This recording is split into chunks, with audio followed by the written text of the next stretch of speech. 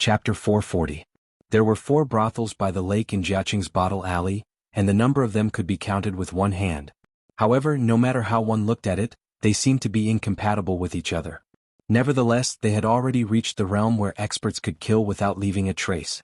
Unlike the previous brothels on the street where one hung a colorful flag that said Feihu City's #1 pretty woman and I hung a banner that said 2 peaks subduing the heroes of the world. From time to time, they would glare at the brothels when they were competing for business, and they would even use their hands and feet. When women fought, they would close their eyes and scratch randomly. On the other hand, a group of pimps would be much more methodical. They would sneak a few kicks to the nether regions like a black tiger digging out the heart or a monkey plucking the peach. Many ruffians who did not have the money to visit the brothels would squat there every now and then to watch the show, which could be considered as learning from the experience. Moreover, when the women made a scene and fought, they would wear revealing clothes and accidentally shake half of their plump white breasts. Wouldn't it be like the scene of spring? It was a feast for the idlers' eyes and they would cry out in joy. Some ill-intentioned men would deliberately ask their unfamiliar companions to enter a brothel and intentionally or unintentionally show the brothels to the procuress to fan the flames, just so that their brothers could watch a good show. This kind of dangerous work required eloquence and acting skills. Otherwise, if they were exposed, they would inevitably be beaten violently. Although the women's fists and feet were weak, they could still kill someone if they stepped on the crotch. The ruffians in the Flying Fox City formed gangs, but they were not very impressive. They were just stragglers. In the neighboring White Frost City, the population was only half of that of the Flying Fox City, but they were united and raised several banners. The members of several gangs could do whatever they wanted in the Flying Fox City. They liked to come to the Flying Fox City to visit women and trample on men when they had nothing to do. If young Master Tantai had not accidentally bumped into them a few years ago, they would not have been able to raise their heads in the Flying Fox City in the past 2 years. However, in the battle with the city magistrate's son, the guards behind him stood by and watched. He single-handedly ravaged more than 40 strong young men.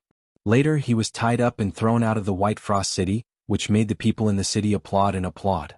It was not that this rich and powerful crown prince had a good reputation and was liked by women ranging from 60 to 6 years old in the city. It was just that the other men in the Flying Fox City were too weak. The gangsters were also convinced by eldest young Master Tantai. After all, he never bullied others. If he were to teach them a lesson, he would teach them a lesson. Besides, if eldest young Master Tantai really became a servant of the emperor without any rank, it would be even more glorious in the city. Since this year, many women had burned incense and prayed to the Buddha everywhere just to make wishes and blessings for eldest young Master Tantai, which made those rich men smile from ear to ear. There were 2 brothels on the left and right sides of Bottle Alley, and there were no women coming out to welcome the guests. Instead, there were only a few youths with rosy lips and white teeth standing outside the brothels. Their figures were delicate, and their looks were not inferior to that of women. According to the unwritten rules, if a rich man with a hobby of cutting sleeves took a fancy to a girl, he could spend a small amount of silver to bring her into the brothels and have sex with her. Most of these youths were scheming, and their observation skills were not inferior to that of the brothels. They were especially good at flattering people, and secretly competed with each other to see who had slept with the most girls in the brothels. This also directly determined their social status. If any of them were to sleep with a courtesan in the brothels, the price they would ask for in the future would be much higher. After all, there were many brothels who couldn't afford to pay, but wanted to know the size of the courtesan's breasts and how many of her buttocks were perked up. Su Fengyan was led by Li Lu to a brothel that had a huge luminous pearl hanging from each corner. From afar he saw this extravagant display. Because of the quality of the pearls, there was a huge difference in price. However, all luminous pearls were at least 30 gold taels, not to mention that the 4 luminous pearls were so dazzling that even Su Fengyan was shocked. He walked closer to take a closer look, and only then did he realize that the pearls were covered with colored glass. However, this brothel's financial resources were strong enough, and the way they were promoting the scene was ingenious. An arrogant and handsome youth slightly raised his chin to Li Lu.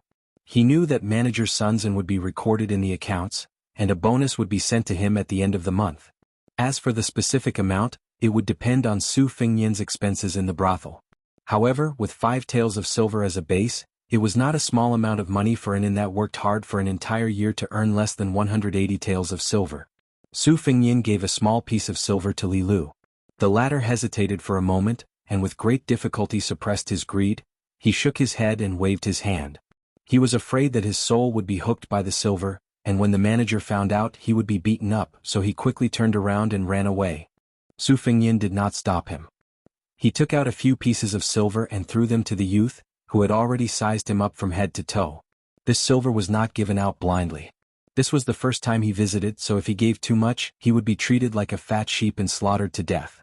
If he gave too little, he would be treated like a spring onion. For someone like Su Fengyin who gave 4 or 5 taels of silver, it was just right. If it was someone who was familiar with him and knew him well, he would give them a reward based on his wallet and temperament. For someone like Li Hanlin, who was used to spending a lot of money, if he was in a good mood, he would stuff a few hundred taels of silver into the chest of the procuress who came out personally. No one would dare to treat him like a fool.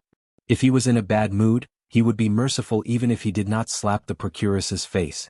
In the past, Li Hanlin always complained that his father's position was too low, and he did not go out in a dignified manner. He was only a tyrant in Feng Province, and was not very effective outside of Feng Province. But now, Li Gongda finally became the second highest official in Beiliang, a powerful minister at the border. This guy, who was already one of the top princes of the dynasty, had nothing better to do and became a soldier of Beiliang. Su Fengyin had a general understanding of the situation in Bottle Alley from Li Lu. He held Tao Manwa's little hand and walked into the courtyard. He paused for a moment and said calmly, "Today I came to your Guanghan house to listen to Miss Anyang play the zither, watch Miss Qingnu dance on the lotus, or watch the newly promoted Miss Wei throw the embroidered ball. In short, I want to see one of them. If I can't do it, I won't spend money here. I believe that among the 4 houses in Bottle Alley, there will be one that I am willing to pay. I don't mind walking a few more steps." His words made the young cashier, who had been a little negligent, immediately withdraw his contempt. It should be known that some country bumpkins who pretended to be rich, dressed in brocade clothes and marten fur with arrogant retinues beside them, had not entered the building and said that they would smash the place if they did not see the top girls tonight. Or they kept saying that they had all the money and all the beautiful girls. Bottle Alley was not afraid of this kind of people, especially in Guanghan House, which was unique in Jiaqing Lake. If they dared to smash the place, they would kick them out. It was not without reason that the young cashier looked down on the young man with a saber beside him. He was well aware of the standard of the inn where Li Lu stayed. Under normal circumstances, the guests who were brought here were not very rich. However, since they could say such words, they must be experienced characters. As long as it was a well-known brothel, the top girls would mostly be favored by the officials or the sons of the rich, or they would have acquaintances who they could not afford to mistreat. This had nothing to do with the status of the top courtesans and how much they put on airs. Everything was based on first come, first served. An outsider, a stranger, wanted to put all the shark's fin and bird's nest into his bowl. Did he think that he was the son of the 8 states governor or the grandson of the 12 great generals of Beimang? This was called being immature and not being particular. Generally speaking, brothels did not like such inconsiderate guests. If it was the Fengbo brothel, which was well known throughout Beimang, they would always chase away such impulsive guests without saying anything. The Fengbo brothel did not care about making less money, but the Guanghan brothel did not have such confidence. The young man weighed his options and said in an uncertain tone, "To be honest with you, young master, Miss Anyang may not be free tonight. Miss Qingnu and Miss Wei are also not sure. I have to help you ask before I can give you a definite answer. I hope you can understand. These 3 are the most outstanding sisters of our Guanghan brothel. Even if I work here, I may not be able to see one of them every day." Su Fengyin knew that there was hope. He nodded with a smile and said, "The 4 luminous pearls of the Guanghan brothel can be sold for 134 gold ingots. Of course, business is not bad. If I can see any of the ladies, I will be satisfied." "Young master, you are reasonable." Chapter 441. The young man pursed his lips and smiled. Intentionally or unintentionally, he moved closer to the young master with the saber. After being gently avoided, the young man felt a bit regretful. It seemed that the young master did not know the pleasure of the bed, but the young man did not care too much about it. As for why the elegant gentleman with a saber would bring a little girl to visit the brothel, he had seen too many unimaginable strange things, so he was too lazy to think about it. In the brothel there were many dirty things and jokes. For example, some young masters did not like beautiful women, but instead fell in love with those old and fat women. Or some frightening burly men who liked to be whipped by the girls and dripped candles on them.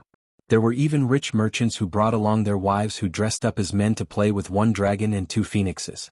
It was a bizarre and variegated life. How could he, a young man who sold his skin at a young age, understand clearly? He was already too busy earning money and building connections, so why would he think about these trivial things? Su Fengyin lowered his head and looked at Tao Manwu. The little girl had the demeanor of a great general. As expected of Tao Qinji's daughter, her face was calm and tranquil. However, Su Fengyin knew that her palms were sweaty, so he said to the young man, "Enter through the side door."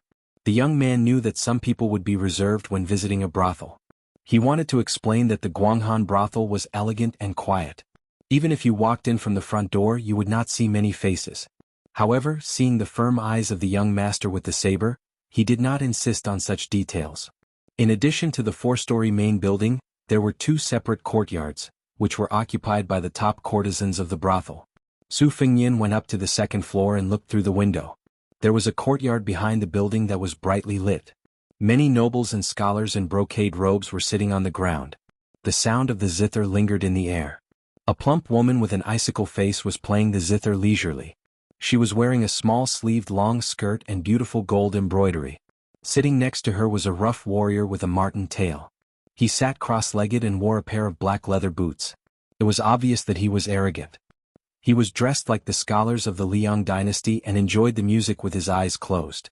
Only the rough warrior's eyes were fixed on the fair chest of the courtesan who was playing the zither. Every time she touched it, it would cause a ripple and the man's eyes would become hotter. When they arrived at an elegant tea room, the young man slightly bowed his head and said goodbye. "I will go and report to the nanny. Please wait a moment." After he left, Tao Manwu asked carefully, "Is it sister?" Su Fengyin smiled and nodded. Not long after, the young man walked into the tea room with a charming woman in light makeup. She carried a jar of yellow wine sealed in mud and said with a smile, "Yunzi left in a hurry just now and didn't pour tea for you. It was out of kindness that I wanted you to meet a girl you like as soon as possible. Please don't take offense. My name is Shi and I brought you a jar of our Flying Fox City's 3 flavors old yellow wine as an apology on behalf of Yunzi. Yunzi warmed the wine for you. I will go and inform Miss Wei.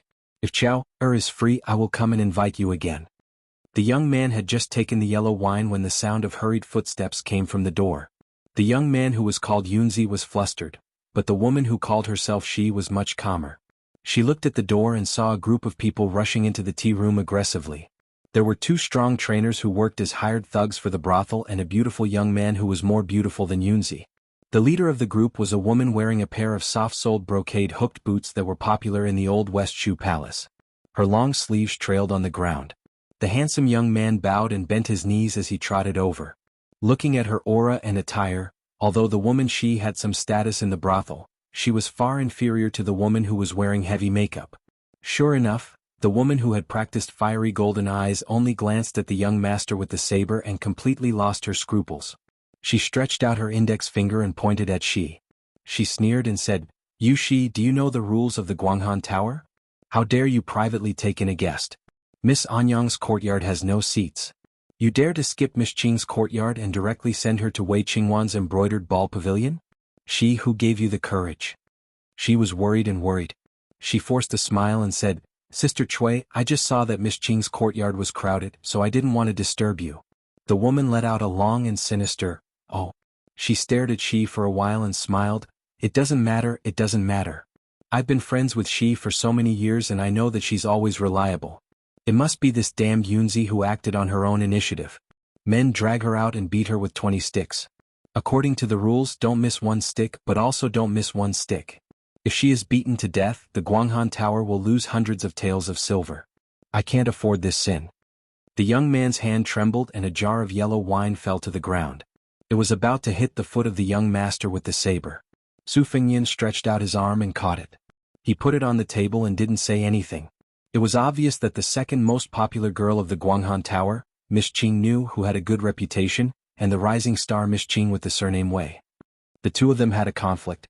Behind them, the nannies who shared the honor and disgrace of their respective courtesans were scheming against each other. Looking at the situation, it was unknown why Qing Nu, who had a good reputation for rolling embroidered balls, lost her popularity. Qing Nu's courtyard was crowded, but her embroidered ball pavilion was deserted. It was probably because the young Yunzi was closer to Qing Nu and the nannies, so she wanted to catch a foreign guest and see if she could solve the urgent problem. She didn't expect that what she was afraid of would happen. She didn't care about the noise behind her. She squeezed out a smile and said, "Sister Cui, don't be angry. Today's matter really has nothing to do with Yunzi. She was blinded by lard and took the job without permission. Sister Chui caught me in the act. I accept the punishment. The woman surnamed Chui made it clear that she didn't care about the owner. She sneered and said, Sister Shi, you are kind, but rules are rules. Why do you want to be punished for a little bitch who doesn't understand? I can't bear to see you humiliate yourself like this. What are you looking at? Drag Yunzi out and beat her 20 times. The young man with the skirt smiled and repeated, drag her out and beat her 20 times. She turned to Su Fengyan for help. She was a woman with some status in the Guanghan Tower, but at this time she was all alone and looked miserable. Yunzi knelt down and whispered, Young master, save me. Su Fengyan was indifferent. She restrained her sadness and turned to the arrogant woman and said coldly, Sister Chui, this young master is a distinguished guest of our Guanghan Tower for the first time. Don't you care about his feelings? Aren't you afraid that the Flying Fox City will laugh at you? Su Fengyan frowned and thought, You still want to drag me down? The woman covered her mouth and smiled. She was very happy. Seeing that the two instructors remembered their old friendship and didn't want to drag the sweet and well-behaved Yunzi away, her face became gloomy.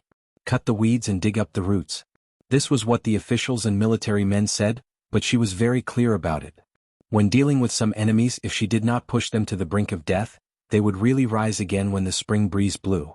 Back then, didn't she make a wrong move and lose to this Shi and almost couldn't get up? Now the tables had turned.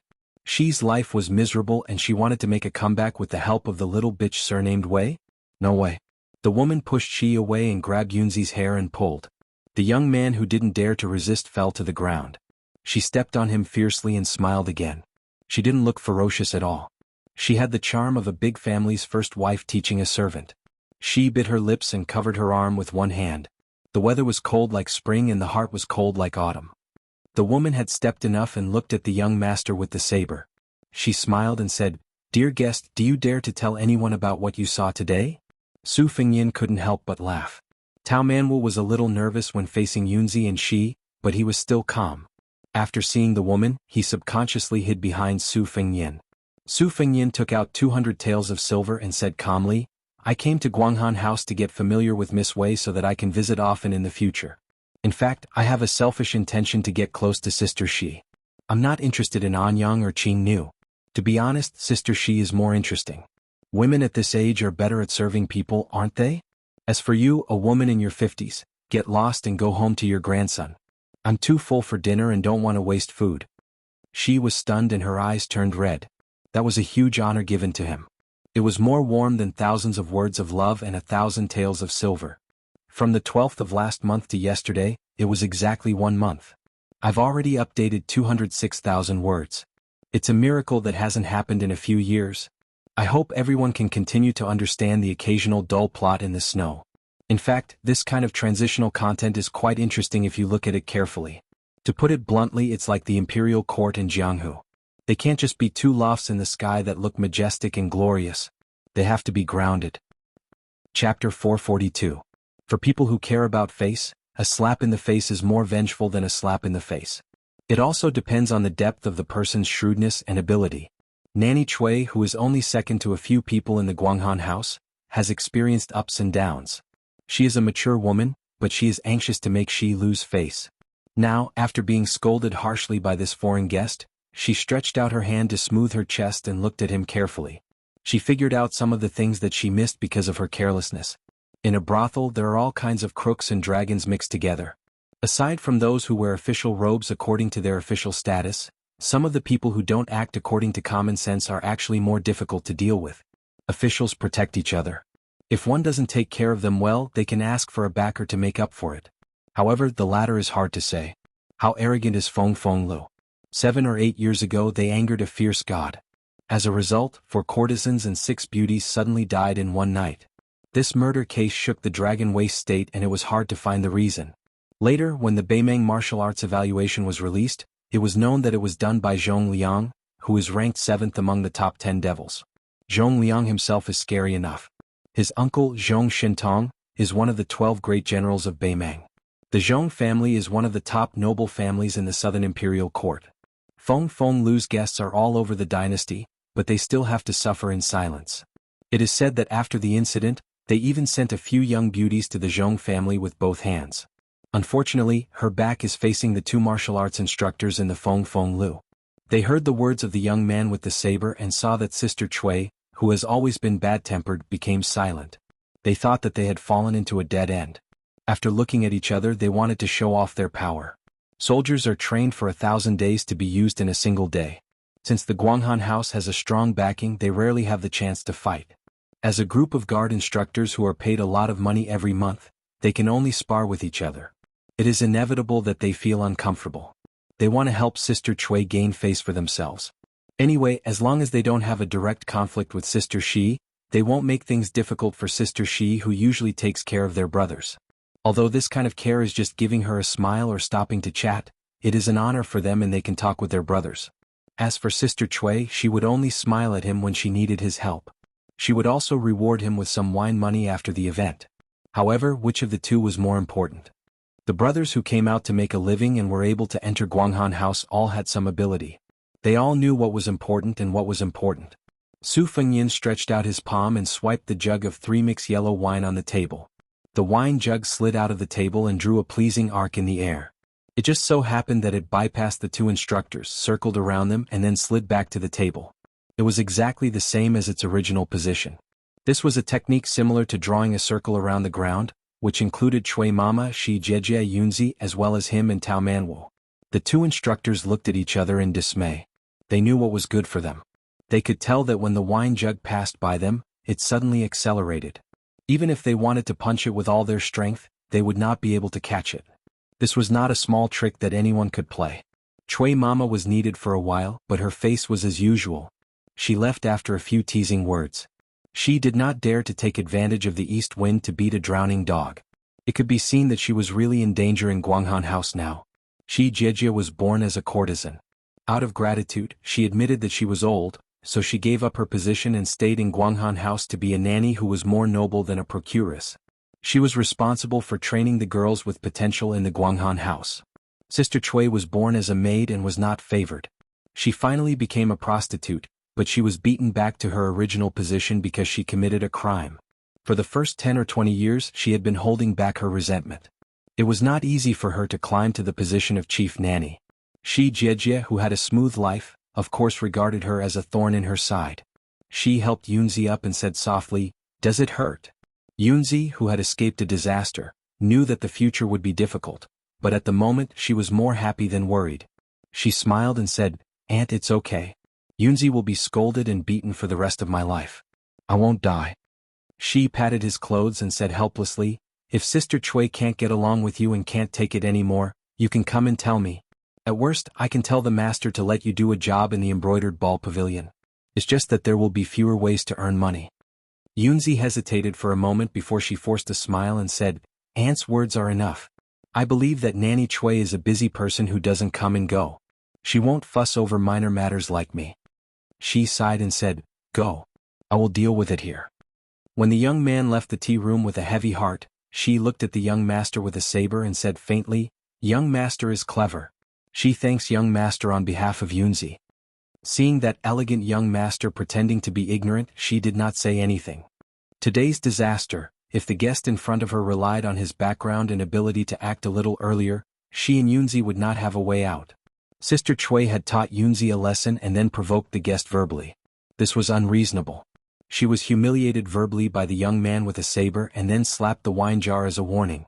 Although it was not watertight, it could be considered a kind method of forgiving. As a result, Shi's situation could not be worse, but Yunzi would feel much better. Otherwise, this young master would finish eating, put on his clothes and leave. Yunzi would be cleaned up to the point that she wished to die. At that time, even if she wanted to save Yunzi, she would not be able to open her mouth. Su Fengyin picked up the wine jar and put away the banknotes. He said with a smile, "Drinking in the tea room is nothing. Let's go to Sister Shi's place." Shi's face showed slight anger. She bit her thin lips and said softly, "Young master, please forgive me. Shi has not received guests for a long time." Su Fengyin laughed involuntarily and said, "It's just a drink. Does Sister Shi really think that I am greedy for your body?" She had casually said those words to Auntie Cui. Sister Shi thought too highly of herself. "I came here from a study tour. In the past, when I went to the brothel with my friends, I was just a hostess. I played the role of the poor person who paid the money. I have not fought with real swords and spears. I want to drink some wine with Sister Shi first to boost my courage. When I see Miss Wei later, I won't be defeated so easily. Although my family has some money, 200 taels of silver will be spent in the blink of an eye. It is really like the saying, a moment of spring night is worth 1,000 gold.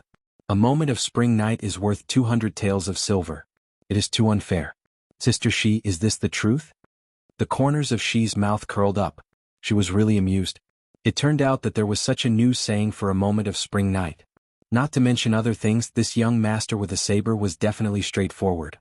He was the same towards Sister Cui and Shi. If it was said that she had to repay him with her body because he helped her once, it would be too absurd. She was not familiar with the affairs of the world. She had long passed the age of naivety.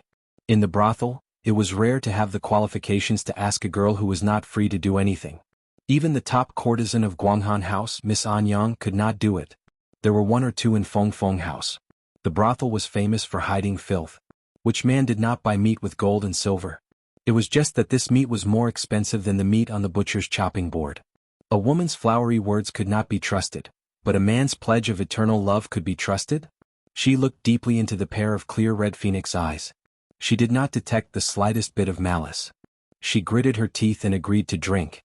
With her tolerance of 2 caddies of soju wine and not getting drunk, she believed that she would not suffer a big loss. It would not be a big deal if he touched her when she poured the wine. After she thought it through, she said softly, "Young master, follow me to the 4th floor. It is not far from Miss Wei's embroidered ball pavilion." Chapter 443. Walking side by side, Su Fengyin noticed that Shi's fragrance was light and her simple yet elegant attire made her look like a pretty girl from a humble family. Sister Cui was much more exaggerated. Her lips were painted with black paste, her face was painted with yellow powder, and her hair was decorated with a golden hairpin. Her long robe was 4 or 5 inches long, which made Su Fengyin sick of her. She was like a big pot of exotic delicacies. No matter how good one's appetite was, they would be intimidated at first sight. On the contrary, Sister Shi, who had lost her power, was like a small bowl of plain porridge that was carefully added with a few lotus seeds. She was the kind of woman who would be pleasantly surprised if tasted carefully. On the corridor of the 4th floor, there were green gallbladder vases and ink paintings hanging on the wall. It was elegant and unique. However, it was not uncommon to see beautiful maids carrying food boxes and fruit bowls. It could be seen that Guanghan House's business was not bad. When these people saw her, they all obediently called her Sister Shi. She was very popular. Sister Shi smiled and greeted them one by one. After passing through 2 corridors, she came to a room facing a window. She sighed in her heart and said, "Young master, we're here." She pushed the door and entered. The floor was covered with a silk lichen that was extremely labor-intensive. There was a 3-fold screen that copied the famous painting Snow Banana Double Crane, that separated the sleeping area from the brocade hall. In the front hall, there was a small bed with a delicate pot door and a small table for warming wine and brewing tea. At the corner of the table, there was an incense burner with onions calcined in the Longquan kiln. On the table, there were bowls and other small utensils, especially the black glazed teacups, which were very eye-catching. If one was not an expert in tea, one would not know the rarity of this set of partridge teacups. The emperor of the southern Tang Empire especially cherished this set of teacups. He once said that the color of the teacups was precious and the color was black. Just these teacups alone could be worth dozens of gold. Su Fengyin sighed in his heart. This Sister Shi was really a particular person who knew how to enjoy life. On the bed, there was a jade porcelain pillow painted with lotus flowers. Su Fengyin was somewhat puzzled. It was only the end of spring, this woman was too afraid of the heat.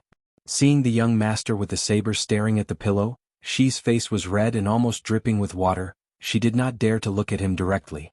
She just sat at the small table and skillfully warmed by hand.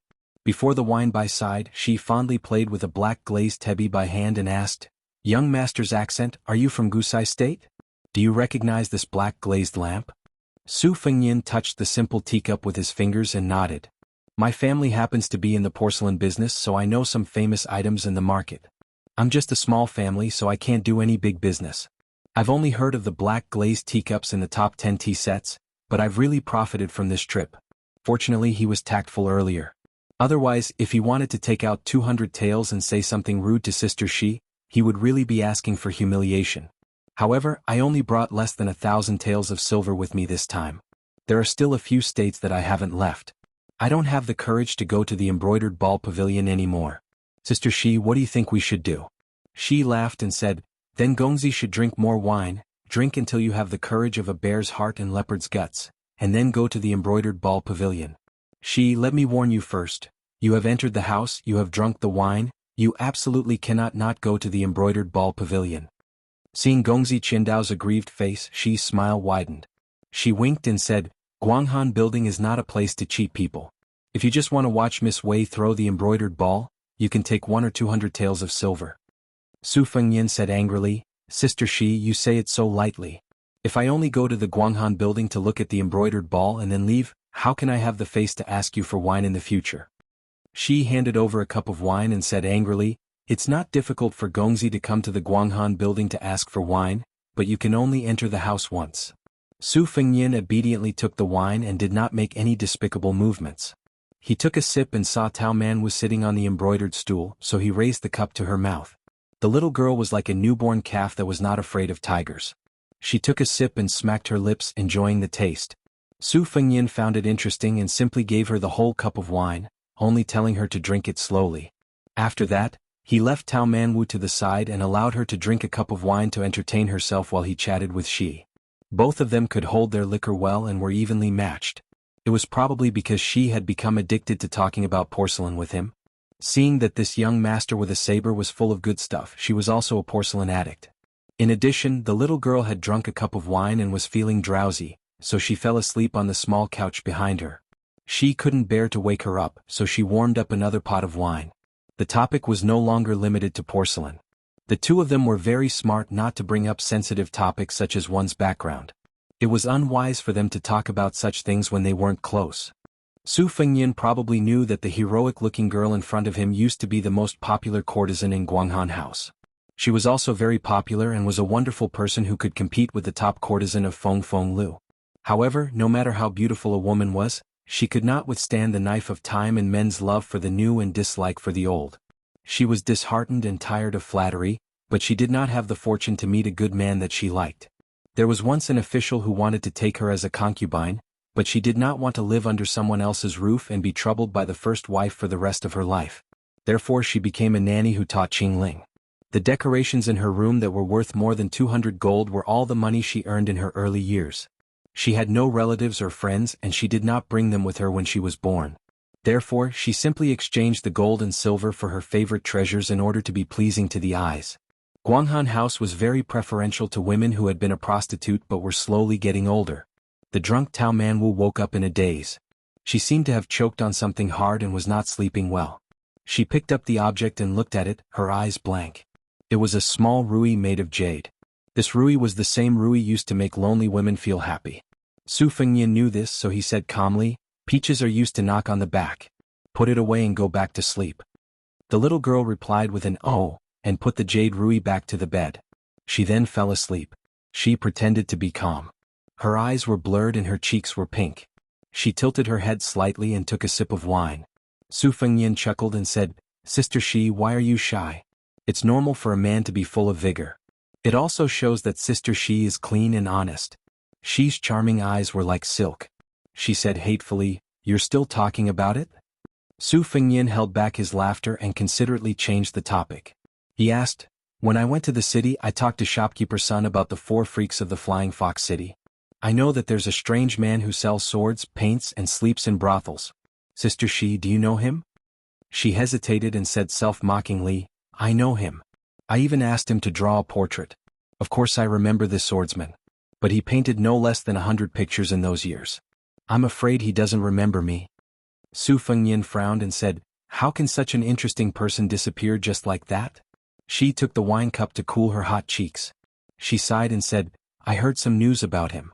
He was dissolute and became a bearded sloppy man. He couldn't sell any more paintings but he still had to live. It seems that he went to the city magistrate's mansion to be a swordsman. Young Master Tantai's swordsmanship should be taught by him. I don't think his life is too shabby. But he's no longer the top scorer of the brothel in the eyes of us prostitutes. That dissolute man who slept on the top of Feng Lu is dead." Su Fengyin smiled and said, "Sister Shi likes this top scorer?" She smiled and shook her head. She said softly, "I just admire his dissolute and affectionate nature. I don't like such a man who is destined to be lonely. Dissolute can't be eaten. Su Fengnian reverted to his old attitude and said harshly, he wants to be both dissolute and stable. In the end he likes dissolute men who can make money. Maybe he has the ability to be more dissolute than that Rui. She was stunned for a moment and then laughed charmingly. So what if he's a young master? Su Fengnian said calmly, he's quite good. Sister Shi didn't believe him. Su Fengnian asked, he's more dissolute than your Rui? Sister Shi, do you like him? Is the Rui dissolute? She spat and scolded with a smile, little rogue. Su Fengnian corrected her, wrong? He's a big rogue. Chapter 444. Dirty talk was probably the best tonic to warm up the relationship between men and women. Of course, the premise was that the man and woman did not dislike each other at the beginning. She invited the young master with a saber into the house largely because of the situation. After drinking 2 pots of wine and a few teasing words, she finally felt some warmth that had nothing to do with the ways of the world. This was attributed to the decent manner of the scholar with a saber in front of her, and the fact that he had a simple child with him. It made him seem more pleasing to the eye compared to the rough brothel patrons who would tear off their faces after entering the brothel.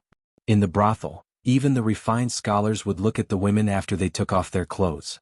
Su Fengnian accidentally got the information he wanted and was ready to get up and leave the house.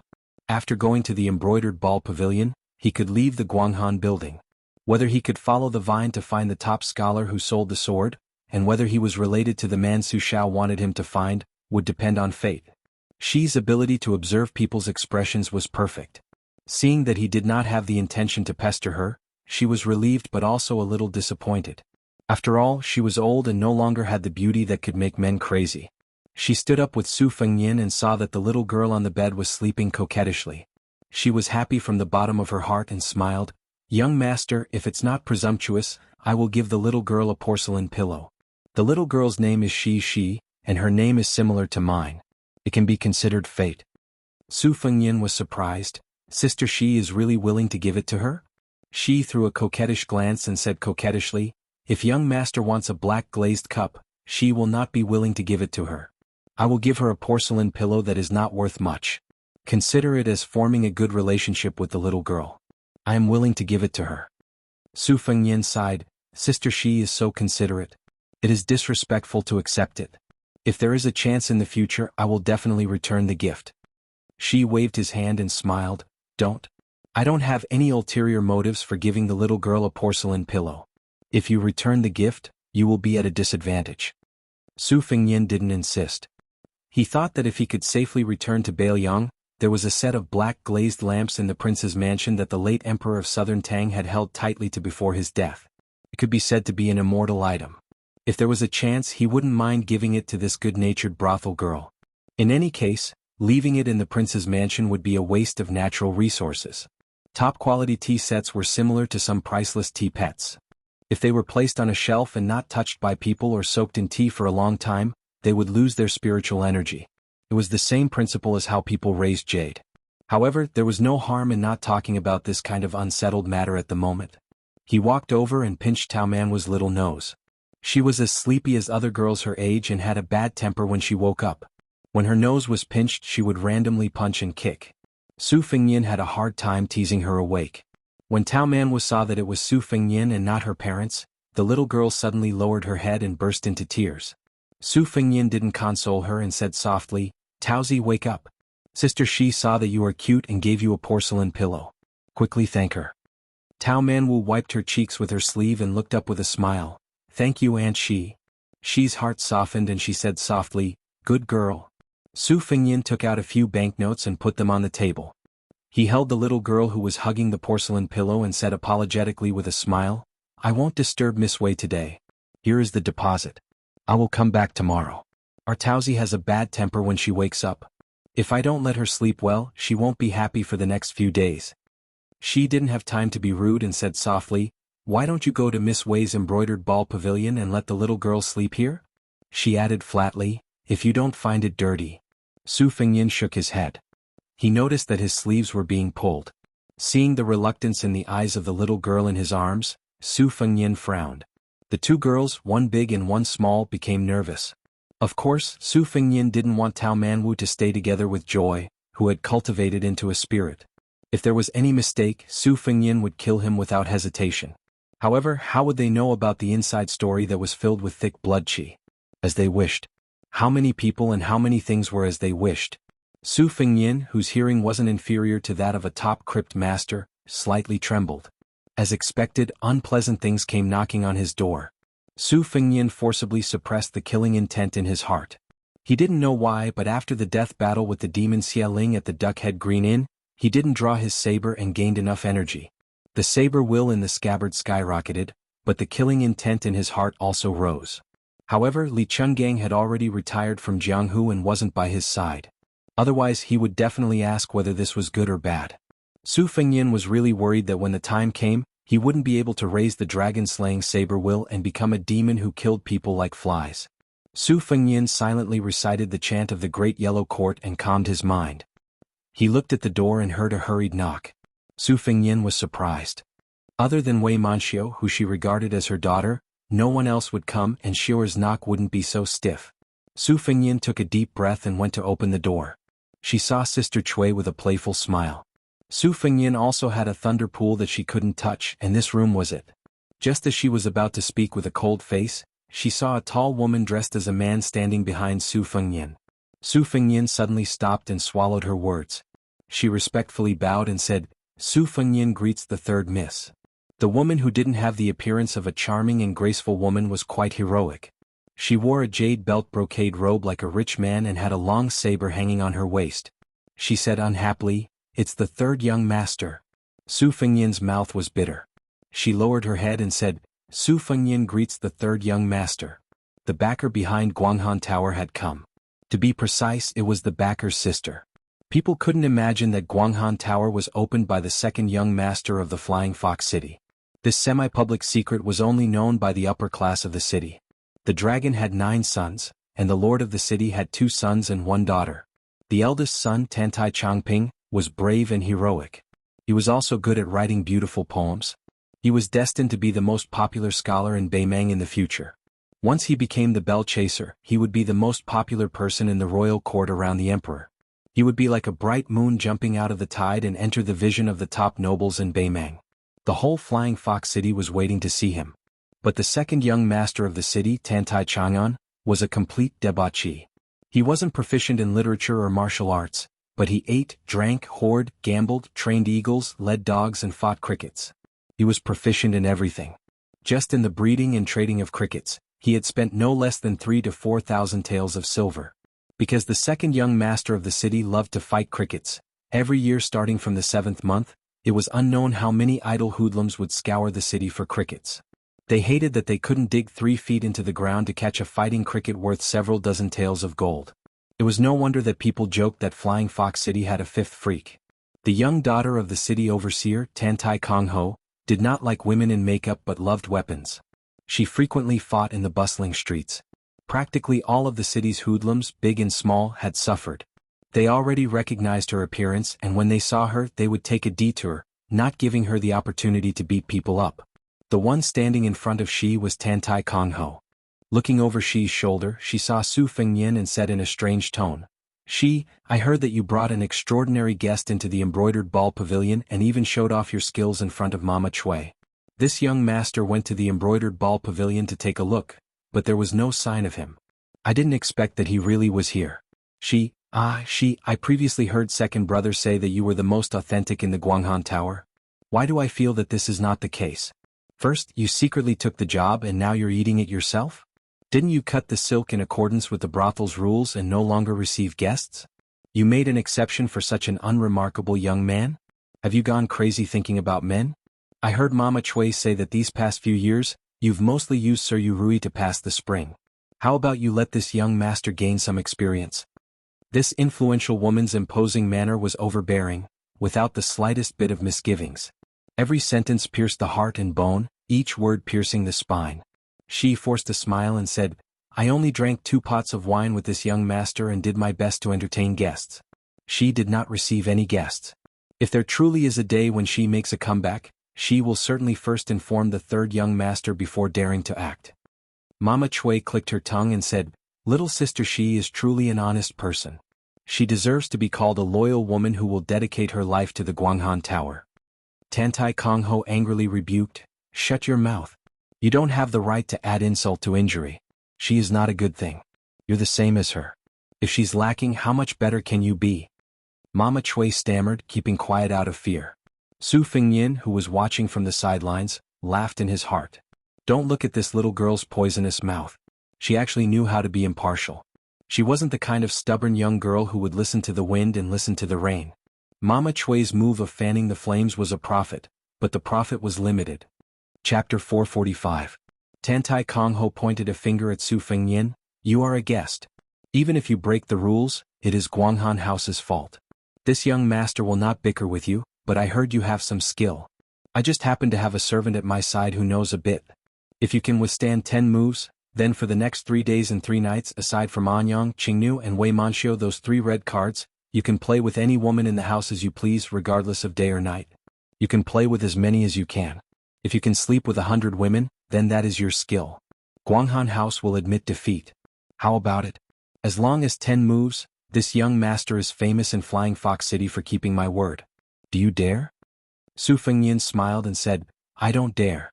Third young master's retainer is an expert at a glance. I am only a poor wanderer who came to Guanghan House to find Miss Xue Ling. If I am beaten down by third young master's people as soon as I make a move, I fear I will dampen third young master's mood." Tantai Kongho was flattered. In fact, she was slightly happy in her heart, but her face was still frosty. She disdainfully said, "Don't dare? Are you a man with a gun?" Su Fengyin remained unmoved, making Mama Chui extremely disappointed. She said without any backbone, "If third young master says yes, then yes. If he says no, then no." Tantai Kongho completely lost interest.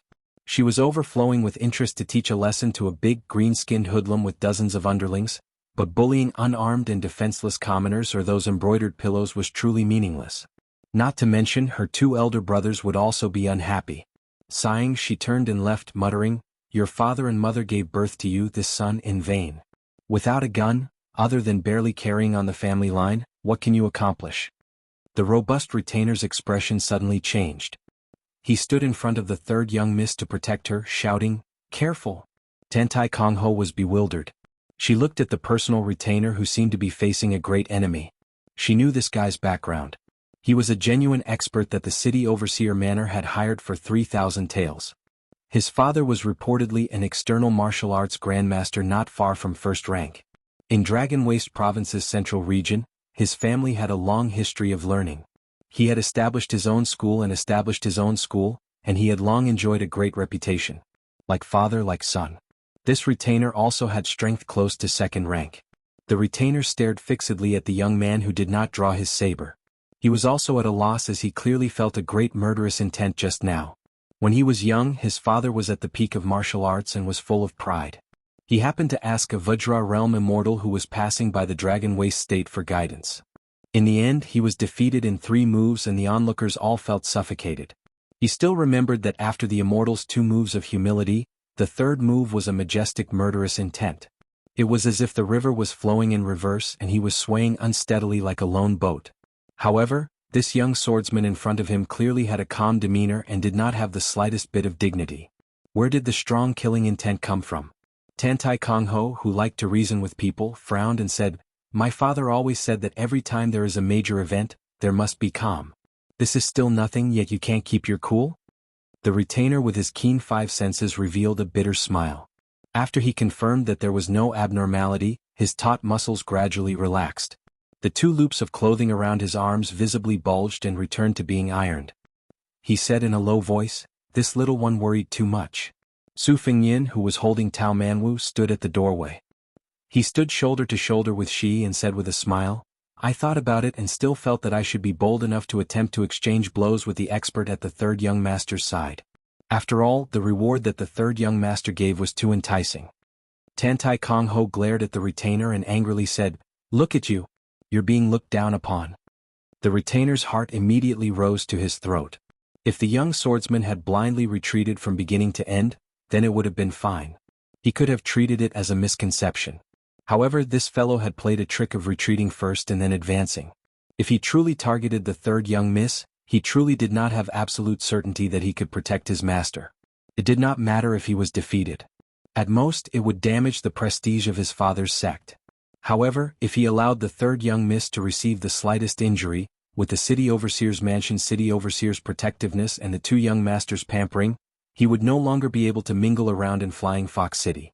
Taking a deep breath, the sturdy retainer narrowed his eyes and said, "Exchanging blows is fine. Young master, please find a spacious courtyard with me.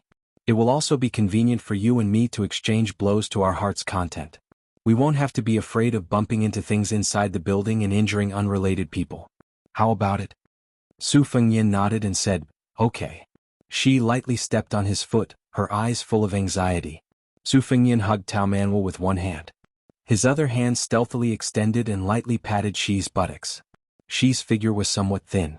In fact, the places that should have been round and perky were not missing a single point.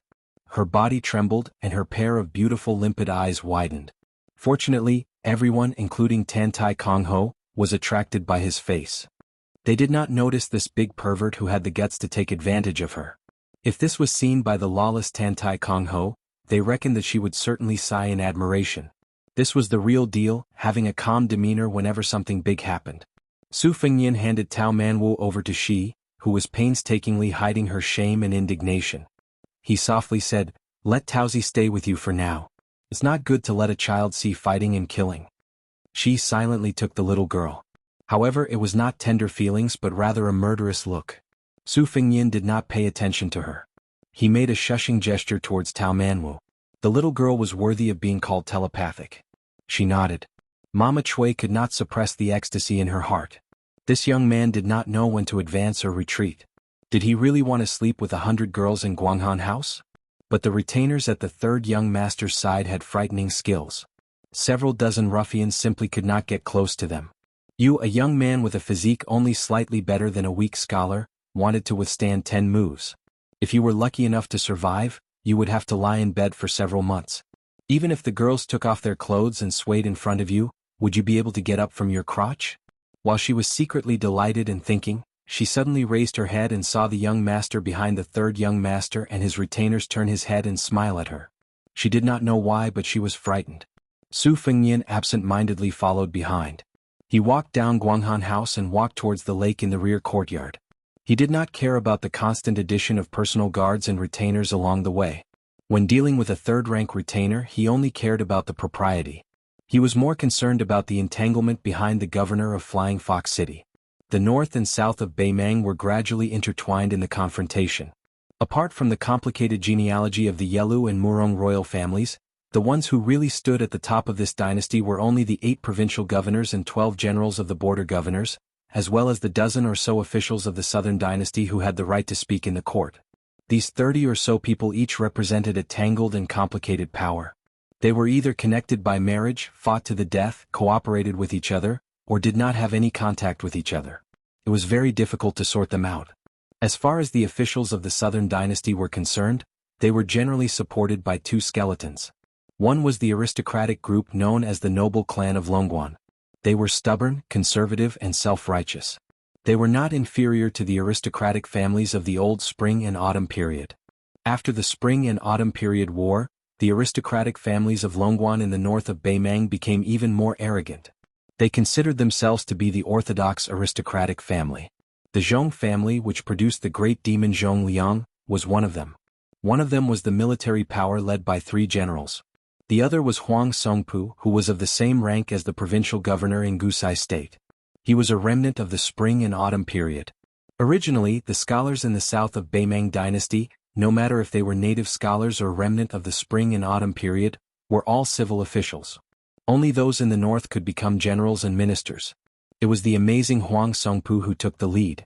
After that, there was General Lu Gui, who was praised as half of Su Shao by the Empress of Beimang, and Yang Yuanzhan, who was born a pariah but rose rapidly in the military world. These 3 generals with outstanding military achievements were almost all piled up in the straight line to the north of Gusai State. It could be seen that Beimang attached great importance to the Western Front. The governor of Flying Fox City, Tantai Jinyu, was the legitimate son of the great aristocratic Tantai family in Longguan. He had a tradition of marriage with another aristocratic family, the Yuan family, which had lasted for 500 years. Everyone in the Liang dynasty knew that there was a saying of scholars migrating north. There were two torrents.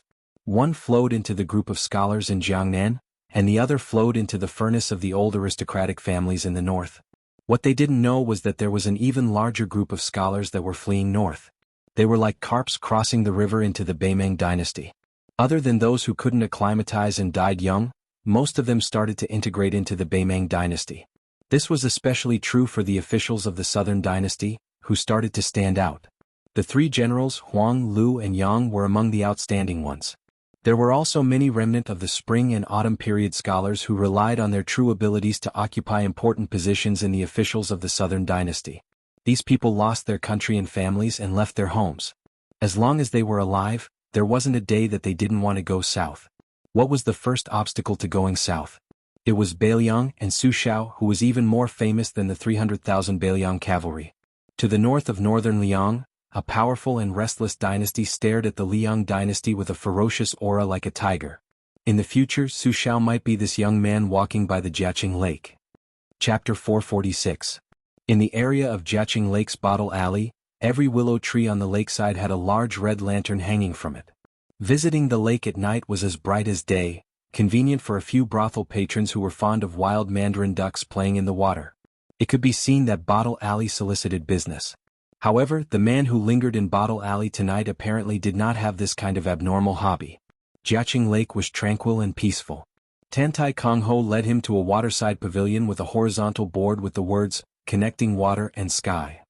She carelessly imitated that boorish martial artist and sat down. She extended a hand, indicating that they could compete in martial arts. She naturally did not favor that pretentious man with a saber. Her family's servants' weight was very sufficient. Don't look at the fact that above third rank there were second rank and fourth rank first rank. Third rank martial artists roamed Jianghu. Although they could not be said to be tyrannical, they rarely met a worthy opponent. After all, second rank and first rank peak experts had the reservedness that peak experts should have. On one hand, they did not easily reveal themselves if they did not have the opportunity. On the other hand, they disdained to take action. The demon lord Xialing had the mentality of a young man watching a child throw a tantrum. He was never willing to interfere, as it did not benefit his martial cultivation at all. The higher the realm, the more it tested his patience and perseverance. He could not afford to slack off for even a moment. Especially when he had stepped into the first grade, it was like the gates of heaven had been opened wide. It was like a long scroll of thousands of miles of mountains and rivers had been unfurled, and everyone was intoxicated by it. The characters outside the scroll were like chickens and dogs, and the scenes outside the scroll were unbearably vulgar. Murong Kongho, who originally thought that she could settle this matter in a few moves, saw her retainer earnestly lift his robe and tie it around his waist. He stepped out and his hand made an inviting gesture.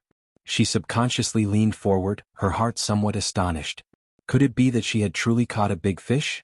Otherwise, how could this normally arrogant personal guard of the city overseer's mansion be so serious? The personal guard who had reached a higher level in external martial arts was not impatient to take action. He said in a low voice, "My family's ancestor Yang Huqing was taught by the Central Plains Xiongyi Fist's 12th generation grandmaster Fu Qiujian. After returning home he created his own dragon-bearing fist. Although it is regarded by the world as an external martial art, it is actually an internal and external dual cultivation. My father once killed the enemy in the army and made some improvements. Therefore he is particularly adept at short fights. His actions are ruthless, and he absolutely does not adhere to the views of the world. If he makes an unreasonable move, young master should not be surprised." Su Fengyan smiled and nodded. Just like him, he stepped forward and stretched out his hand, treating him with respect. The impatient Tantai Kongho rolled her eyes. This Yang Dianqing was truly fussy. Finishing a few moves was enough to finish the job, yet he insisted on being so serious. This young master has made an appointment with second brother to go to Anyang to listen to the zither. She had no choice but to shout, "Hey hey hey, are you two done yet? You're even chatting. It turns out you've met old friends in a foreign land. Hurry and be quick about it for this young master. A loss is a loss and a win is a win. There's no need to be so polite." The city shepherd estate's retainer, Yang Dianqing, took the initiative to attack. He sent a straight punch, his lower body steady and solid. His feet kicked up bursts of dust from the ground, and his entire body was like a twisted rope. It could be seen that he was nurturing an astonishing explosive force. This was the first time Tantai Kongho had seen him use his full strength. Her eyes were wide open and she was brimming with vigor. It was just as she said, the one surnamed Yang had some real skill. She saw that youth with a saber pressed down on the simple and unadorned short saber's scabbard with his left hand, and he used his right arm to meet the enemy. Yang Dianqing was clearly dissatisfied with this youth's conceit. His fists were compact, taut and instantaneous, twisting and drilling. His body and footsteps blended into one and he arrived in a flash. Su Fengnian's right hand lightly patted Yang Dianqing's twisting fist on his chest. His body slid back 2 steps, giving him the opportunity to scatter and gather his fist's energy, and he also gave himself space to maneuver. Yang Dianqing's fist struck empty air. Sure enough, it was as he said. His family's inherited fist technique did not stick to one pattern. He aimed a vicious kick at this young master's crotch. Su Fengnian bent his knee and raised his leg. With a perfect sideways swing, he lightly swept away the swift and fierce offensive. Yang Dianqing could practically be called taking advantage of the situation, twisting his body like a bow. He soared into the air and his leg whipped out swiftly and violently. Tantai Kongho clapped her hands and cheered. Su Fengnian still used his right hand, his palm blocking the whipping leg. His body retreated a step, imperceptibly dispersing the force. However, he did not loosen his grip. After he stuck, his body spun, and he practically carried Yang Dianqing on his shoulder. He spun in a large circle and Yang Dianqing was flung away.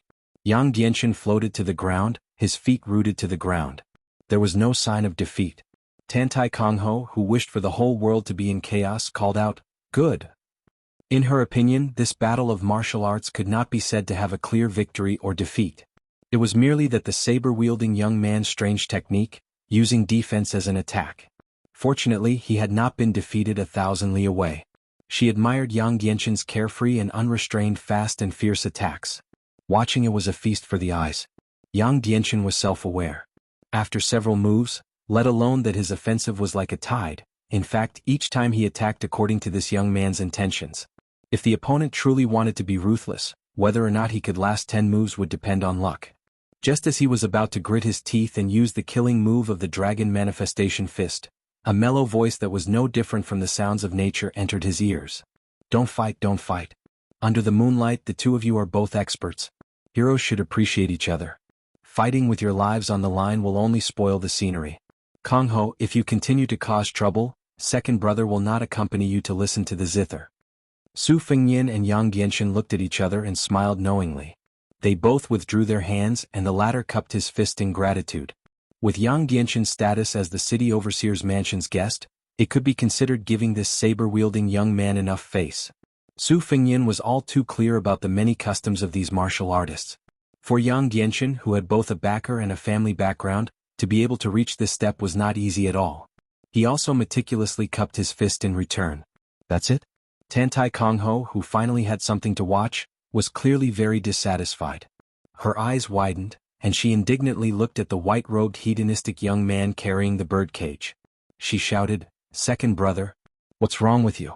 You're helping an outsider and you won't even allow me to find some fun. In the end, are you really my second brother? I was actually picked up by father and mother, so you don't feel sorry for me at all, right?" The white-robed young man wore a smile as he stood by the lakeside. He carried a birdcage woven from purple bamboo and raised a rare dragon-tongued sparrow. He was approximately 25 or 26 years old, and his face was like a crown of jade. He was extremely handsome, and his appearance could make a young lady scream. Compared to His Royal Highness's true appearance, it was somewhat lacking. However, compared to the current Su Fengnian who wore his face, it was much more outstanding. His younger sister's rude and unreasonable behavior truly gave him a headache. He angrily smiled and said, "My little grand, please spare me. Can't you just treat me as if I was picked up?" Tantai Kongho's mouth was unforgiving, but facing this relative, her tone clearly carried a lot of affection and playfulness. There was not the slightest bit of coldness. She trotted out of the waterside pavilion and arrived in front of her second brother. She put her hands on her hips and pouted, feeling wronged. "Nonsense. You and big brother are twin brothers.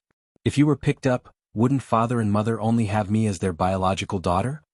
Tantai Chang-in, who was Flying Fox City's #1 debauchee but did not have a bad reputation, had a warm smile in his eyes.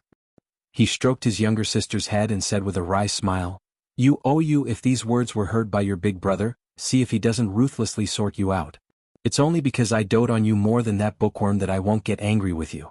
Come, let's see who in the family loves you the most. If you're right, second brother will give you a pleasant surprise. Tantai Kongho's eyes smiled like crescent moons. She pulled on her second brother's arm and giggled, "It's definitely second brother. There's no running away." The handsome young master laughed heartily and tapped her forehead. "I clearly know that you, this girl, don't have a conscience. When you get to that bookworm's side, you'll be a fence-sitter and change your tune." However, hearing this still makes second brother happy. "I had the servants prepare plum blossom porridge for you in the courtyard." The plum blossom stamens were all personally picked by second brother during the late spring.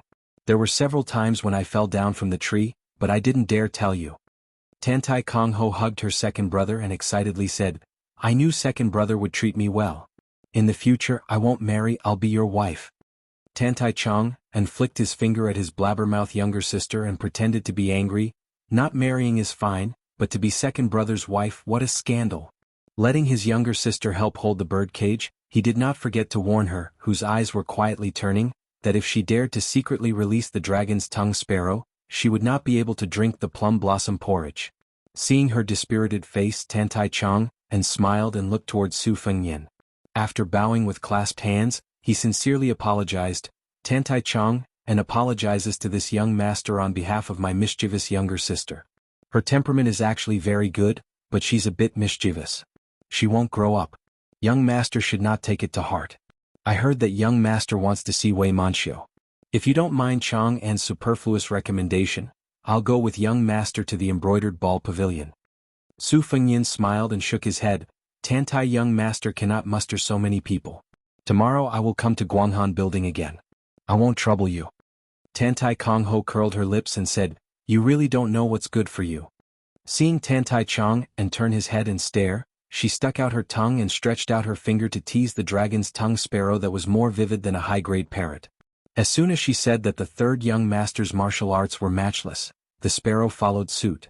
Sure enough, its voice was exactly the same as a real person. The childlike Tantai Kongho could not help but laugh. Su Fengyan softly laughed and said, "Good bird." The sharp-eared Tantai Chong, and unexpectedly shyly looked towards his own crotch. His face was full of emotion as if 1,000 cups of wine were too few to drink with a bosom friend. "Young master has a discerning eye. Let's go. If you don't mind, let's drink a few cups to our heart's content."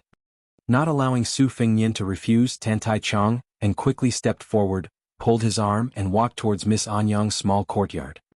He eagerly said, "Young master may not believe it, but Chong, and feels close to you as soon as I see you."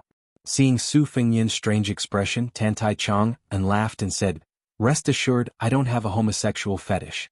Although it's not to the extent that I can't be happy without a woman, I can't wait to be a real man who can sleep with 10 women at night. However, some time ago I made a bet with a family friend's disciple. I gambled on the bellies of women at Fong Fong Lu and hurt my body. During this time, seeing beautiful women is like seeing scourges. However, for the time being, I still have no interest in men. Young master, rest assured." Su Fengyan bluntly said, "I'm not assured." Chapter 447. Tantai Chong, and did not laugh angrily, and his laughter was hearty, without the slightest gloominess. This playboy, who was known for his frivolity, seemed to have a natural intimacy. "It's easy to deal with honest people. Then I'll go with the flow and say things first, saving young master from thinking too much. If Chong, unlike someone, as long as he doesn't have bad intentions, even if he punches me or scolds me, it's a good thing. I may have a bad face at the moment, but I will certainly regret it afterwards. If young master really becomes Tantai Chong and's bosom friend, please forgive me." Su Fengyan followed him into the secluded courtyard where the tea cooled down and changed to hot tea. He bluntly said, "Isn't second young master's bosom friend too worthless? You want to make friends with whoever you see?" Tantai Chong, who had been holding on to Su Fengyan, turned his head with a hurt expression. Tantai Kongho slapped her forehead. Having such an unscrupulous second brother was really a disgrace. However, she did not feel that her second brother, who came from an aristocratic family, associated with a poor and pedantic person, even calling him brother was inappropriate. What's more, this outsider with a saber did not look ugly. In terms of martial arts, he was able to tie with Yang Gienshan at a young age. If he fell into second brother's hands, he would be dragged to drink and chat nonsense. If he was seen by eldest brother, who cherished talent like his own life, he would be invited back to the city overseer's mansion to be enshrined as a bodhisattva. Young Lady Anyang was like what Su Fengyin had seen from the window on the second floor. She was a plump and fair-skinned beauty. She was dressed in brocade, which set her off like a pampered noblewoman. Such a graceful woman could very well arouse the love and desire of influential men. Boys were born with ambition from poverty, and women were born with temperament from wealth. This was a very real truth. The most famous courtesans of the Liang dynasty were the imperial concubine Jianghu of the fallen Spring and Autumn dynasty. However, after 20 years she had already become a swan song. She could not be encountered nor sought. The second type was a woman from an official's family who had been convicted and demoted. The third type was Qing Ling, who entered the brothel from childhood and was carefully cultivated, slowly growing into a courtesan. According to Li Lu, the top courtesan of the Guanghan house, who was holding a zither, was the daughter of a defeated big family in the Orange State. After sitting down as the head of the Guanghan house, Tantai Chang'an did not treat young Lady Anyang condescendingly. He smiled and said, "Sister Anyang, can you play mountain and flowing water? I get along very well with this unknown young master beside me." Miss Anyang pursed her lips and smiled. Apparently, she was familiar with the temperament of this second young master of the Tantai family. She did not exchange any unnecessary greetings and only nodded. Of Guanghans. Chisi Fengyin I guas. Kam Kong Ho. Eh? Guanghan Tantai Chang'an smiled and said, "You probably know my family name. But in order to show my sincerity, I'd like to say that I'm Tantai Chang'an. I'm just a small branch of the Tantai clan of the Dragon Pass. I'm just a small branch on a towering tree. I can't scare the real dignitaries. I think my parents gave me the name Chang, and I don't expect the Flying Fox City to be in peace for a long time. I just want to keep myself safe for a long time. Young Master Su, do I look like a guy with great ambition? I'm just pretending to deceive those ambitious girls who won't marry unless they're officials or generals. However, my foundation is not good enough. I'm much worse than my elder brother. Hey Sister Anyang, play your zither well. Don't bully me even though I don't know zither. I can tell that you're distracted. You're one of the girls I mentioned." Su Fengyin didn't know whether to laugh or cry. He was more sensitive to danger than the little girl Tao Manwu who had telepathy. Unless Tantai Chang'an was an expert above the Vajra realm, he was really an interesting guy who didn't have any evil intentions. However, judging from his appearance and footsteps, he was obviously an ordinary playboy who was hollowed out by wine and women. If he pretended to cover up, Su Fengyin would be in serious trouble no matter whether he entered this yard or not, whether in terms of scheming or cultivation. So, Su Fengyin decided to take things as they came. Observing qi was a necessary skill to travel in Jianghu. As for whether it was wrong, it depended on the level of both sides. A martial arts expert was like a rich man who didn't lack money. How could he be a real rich man if he wore a thumb-thick gold necklace or a string of copper coins on his body? When he was as rich as a country, he mostly hid gold in his sleeves. Once the qi movement was restrained, unless one was 2 realms higher and looked at it from top to bottom, it would be difficult to detect it accurately. For example, the jadeite between Miss Anyang's plump breasts was originally an inconspicuous type of gemstone, but because of the jadeite's unique advantages in stone gambling, it became popular. To a large extent, jadeite collectors were not interested in the jadeite itself, but the gambling process of peeling off the stone's skin, which was very moving. It was the same for masters. When traveling in Jianghu, most of them restrained their qi as if they were gambling with other masters. That was why they were mysterious. Otherwise, as soon as you went out, there would be cheers from onlookers and yelling, "Look, it's a level 2 master." If a level 1 master went out, the passers-by would take their families and yell out to watch. It was too outrageous. This was the essence of Jianghu's attraction. It could make you fail miserably, but it could also make you famous by stepping on others. If one reached the celestial state that resonated with heaven and earth, it was another story. Not to mention the first 3 realms of level 1, even earth immortals of the 4th realm could be identified. However, like the saints of the 3 sects, they hid their strength and bided their time. It was difficult to judge them with common sense. This was also the reason why the old Taoist Zhao Xuansu of Longhu Mountain could successively deceive the 2 sword immortals, Li Chungang and Dong Tai. The rest of the martial artists who proved their Tao with strength couldn't escape the celestial eye. Wang Xianji, who was the strongest in the world, and Tuoba, who was close behind, were said to be able to kill the other 8 people on the list once they joined forces. They didn't need any celestial phenomenon at all.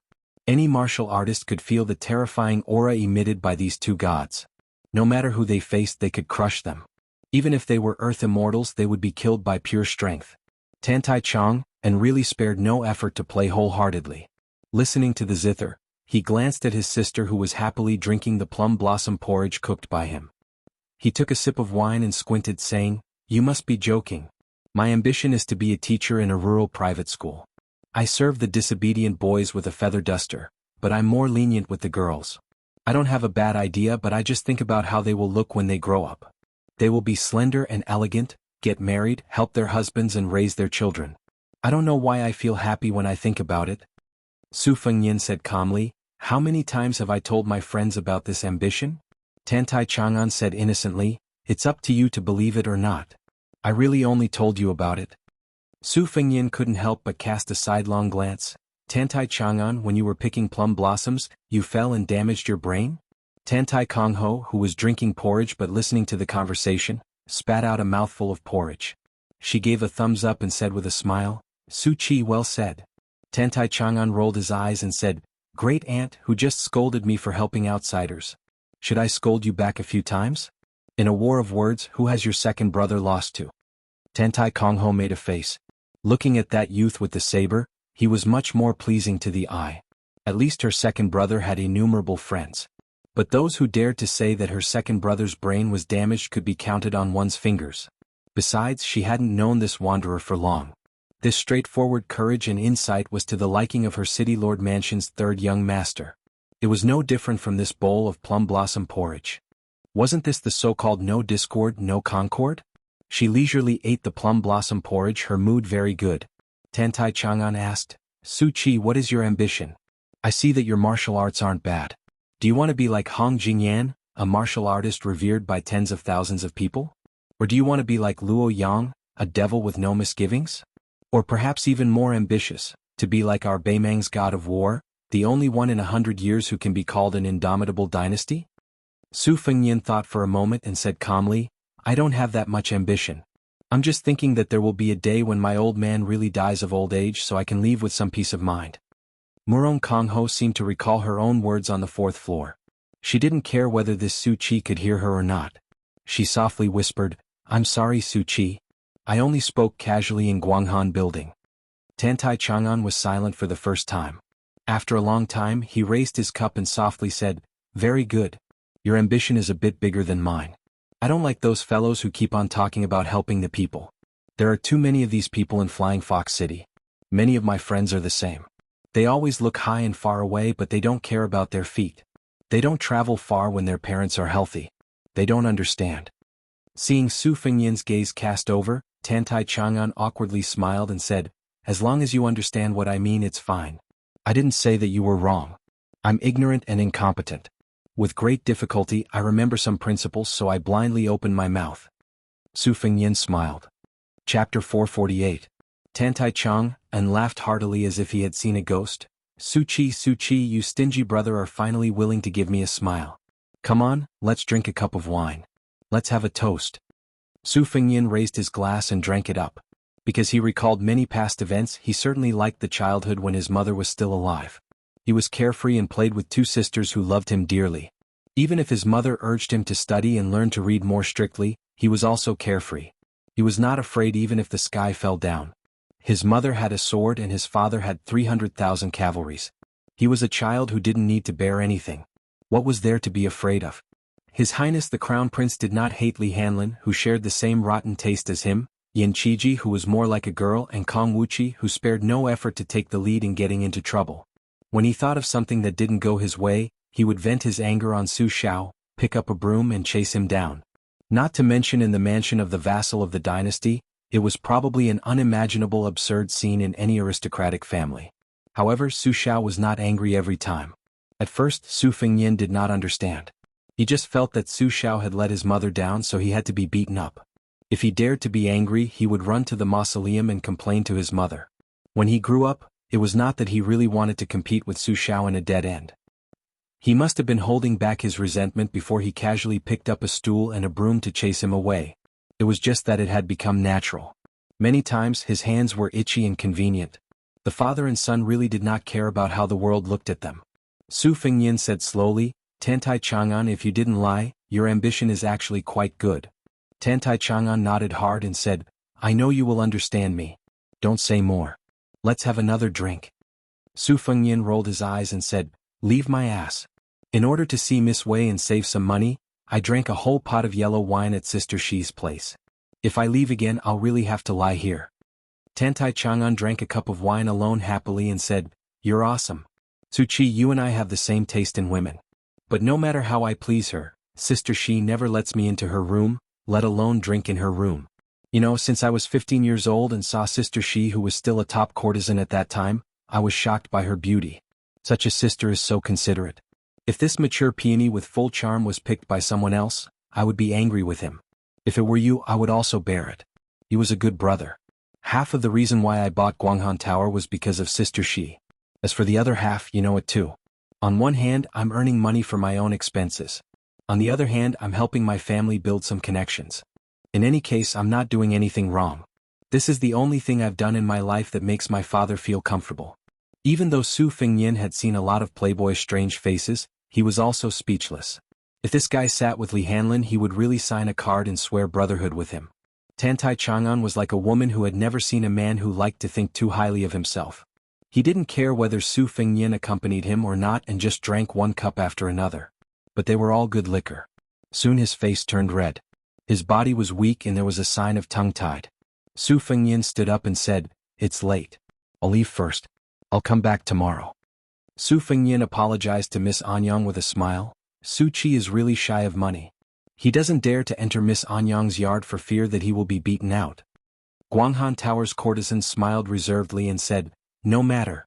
Tomorrow you'll see Sister Xiu first. The day after tomorrow you can come back to this yard to listen to the zither.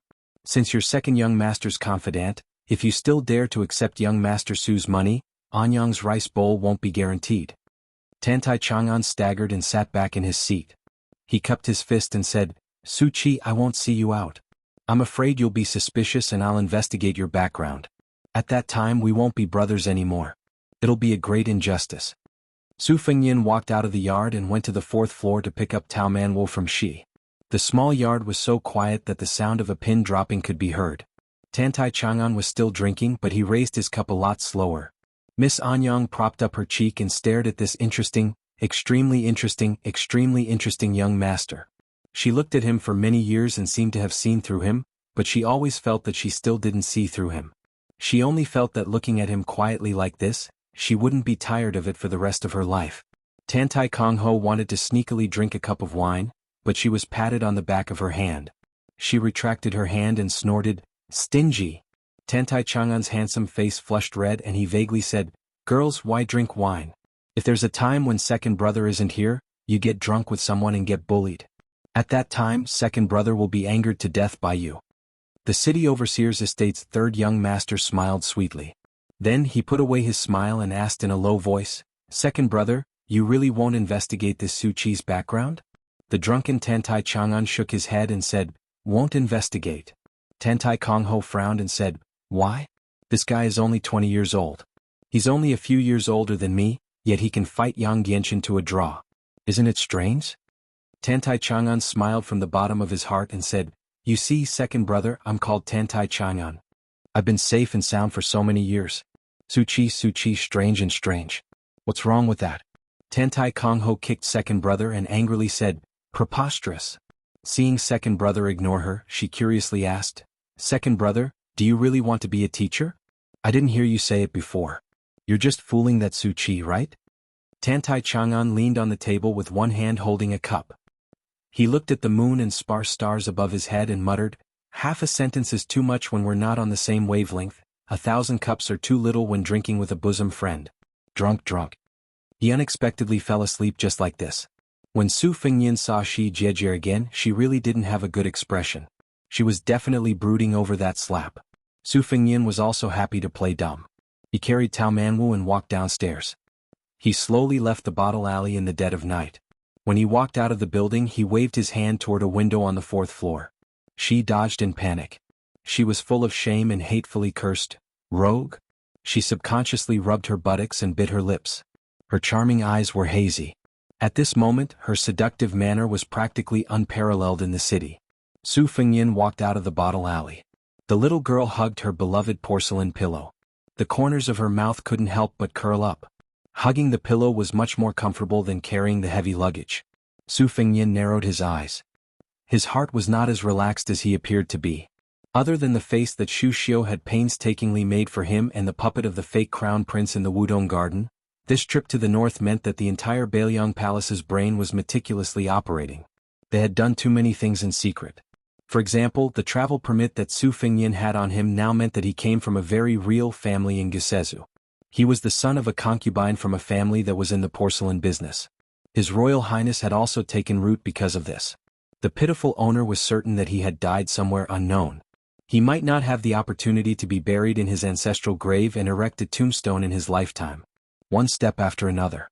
Not a single step could go wrong. Su Xiao made it clear that as long as His Royal Highness left Bailiang, he would not send any more men of sacrifice to protect him.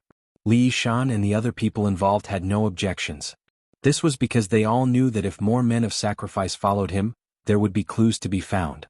Beimeng had a tight spider web that enveloped the entire imperial court. These bloodthirsty spiders were the most sensitive to the slightest movement on the spider web. Spider web was a homonym of Zhu Hua. It was created by Li Mibi, a close official of the Beimeng emperor. He imitated Jianghu of the Liang dynasty, but surpassed his master. He used a pole to catch butterflies and dragonflies. It sounded poetic but was extremely bloody. Once someone was stuck on the pole, their head would fall to the ground. Because this shady organization could act first and report later, it showed the trust that the Empress of Beimeng had in Li Mibi. Therefore, Li Mibi had always been regarded as the ninth shadow edict holder. It was hard to imagine that this powerful executioner had killed several members of the Yelu royal family. Most of the descendants of the Murong family had also died at his hands. 20 years ago he was just a depressed scholar from the eastern Yuehan tribe. Perhaps it was true that some people were destined to live in seclusion and turn into dragons when faced with wind and rain. Li Yishan once said that the death of Li Mibi was equivalent to cutting off one eye and one arm of the Empress of Beimeng. But this old scholar, who was already 60 years old, could be regarded as the ancestor of assassination. Unless he died of old age or was killed by the Empress of Beimeng, there was no possibility for him to be assassinated. Su Fengyin couldn't tell whether Tantai Chang'an was really a playboy or a fake playboy. But after weighing and calculating all the details of entering the Flying Fox City, he was sure that there was no possibility of giving himself away. So he didn't bother about it. After all, he could just kill his way out of the city. Tao Man was suddenly whispered, "After you left, I didn't say a word. But Aunt Shi said that you were a rogue." Su Fengyin nodded and smiled. "What do you know? A woman said that you were a rogue. It's a compliment." Tao Man was said, "Oh. Maybe it was revenge that he was not allowed to talk to Aunt Shi, so he kept repeating, 'Rogue, rogue, rogue.'" Su Fengyin sneered, "Little girl, it's 10 years too early for me to slap your ass." Tao Man would change to a more comfortable position and snuggled in his arms. This time she only said once, "Rogue." Chapter 449. Taking advantage of the fact that there were many brothels in the city, the night ban in Flying Fox City was relaxed. Even at this time, there were still many men carrying trays and stretchers on the streets, shouting and selling. Tao Manwu was a little foodie, so he couldn't sleep well if he didn't fill his stomach. In the end, it was Su Fengyin who had to suffer. Therefore, he took out a small piece of silver and bought 2 bowls of golden rice cooked with purple necklaces, flower petals, and a few pastries. When they arrived at the inn, it was Li Lu who was keeping watch. Usually, he would be dozing off at this time of the night, but he was probably too excited after his trip to Bottle Alley. Su Fengyin asked for a table and asked him to eat with him. The strong and honest young man said okay and didn't act too polite with this young Master Su. When he saw the little girl whose nickname was Peach holding an exquisite porcelain pillow, he didn't know where it came from, so he didn't ask too much. Su Fengyin pointed upstairs and Tao Man was stopped eating. He quickly wiped his mouth and got up. Su Fengyin gave the remaining pastries to Li Lu. In the room, with her back to Tao Manwu, she pulled out the flying sword by N, which was used to assassinate the guards at the gate. She pierced her fingernails into her palm and wiped it on the floating flying sword. It seemed to be an understatement, but it was full of mysteries. The 12 flying sword embryos were different at the time when they came out of the furnace, and their textures were also very different. Drinking blood to become a fetus was a slow and delicate work. If there was more blood, the sword pattern would overflow, and if there was less blood, the sword aura would weaken. The textures were like the mouth of a psychic flying sword, which could not be neglected. Su Fengyin did not hurry to put by and back into his sleeve. He looked at the scenery in front of him, which was like ripples in the clear water when the wind blew, and sighed softly. The joy in Guanghan building was not what he felt the most, but the small decorations in the room that were like the calligraphy and ink used by the famous scholars of the Liang dynasty. Su Fengyin's mood, which had been gloomy since he entered the Dragon's Waste province, finally became a little better. Even the top courtesan of the brothel was so fond of the elegant wares of the Central Plains. Presumably, most of the scholars who fled to Beimang would not change their rich and prosperous status even if they lived in a foreign land. These elegant habits that would revive in times of peace and prosperity would eventually have a subtle influence on the influential class of Beimang. Just like His Royal Highness raised his sword, it slowly penetrated into this barbaric dynasty that worshipped martial arts. The Empress of Beimang accepted the remnants of the spring and autumn period with great generosity and promoted scholars without restraint. The advantages were obvious, but the disadvantages were hidden. Tantai Chang'an, who was as outstanding as any aristocratic family in the south, was an excellent example. How many warhorses and armors could a cage of dragon's tongue sparrows buy? Su Fengyin quietly put away by N and let out a long sigh. He turned his head to look at Tao Manwu, who was lying on the bed and staring at the porcelain pillow. He smiled and teased, "Little money grubber, will you bring a porcelain pillow with you when you leave the city in the future? Won't you be tired?" Tao Manwu said with a firm expression, "I can carry a money bag and hold a porcelain pillow." Su Fengyin nodded. "Very good. If I don't have any money to spend, I can sell the porcelain pillow in exchange for wine." Tao Manwu was extremely nervous. She carefully looked at Su Fengyin and grinned as if a burden had been lifted from her shoulders. Ever since she could remember, the little girl had always felt uneasy about her talent. But at this moment she was complacent for the first time. Su Fengyin asked curiously, "You can see through people's hearts. Do you even know what they're thinking, or do you only know how to differentiate between good and bad thoughts?" Tao Manwu hesitated for a moment and kept her mouth shut. Su Fengyin said with a smile, "I heard that in Flying Fox City, there's the Chow family's peony buns, Granny Shui's meat pies, Jiaqing's bottle alley soup, May's roast goose and duck, and Duan's mutton rice. There's a lot to see. Do you want to eat while watching?" Tao Manwu snorted. Su Fengyin said with a regretful expression, "Okay, then I'll go shopping tomorrow. You can stay in the inn and hold a porcelain pillow and count the money." The little girl, who could not be swayed by force and could not be swayed by poverty, snorted twice. Su Fengyin could not help but laugh. He extinguished the oil lamp on the table and sat cross-legged on the bed against the wall. He said with a smile, "Go to sleep." The little girl rolled over and took the opportunity to kick him lightly. Su Fengyin ignored her and concentrated. In 2 hours he still had to raise the flying sword Huang Tong. Fortunately, the great yellow courtyard could make him half asleep. Raising the sword for 12 hours required him to work hard every 2 hours so he would not be too tired. In fact, even if he did not have to raise the sword, Su Fengyin did not dare to sleep too deeply. After a while, the little girl, who was used to falling asleep in Su Fengyin's arms, let go of the cold porcelain pillow and slipped into his warm embrace. Soon she was snoring lightly and fell asleep. Su Fengyin raised the 3 swords one by one. When the sky turned bright, he wrapped Tao Manwu in the quilt and went to sleep.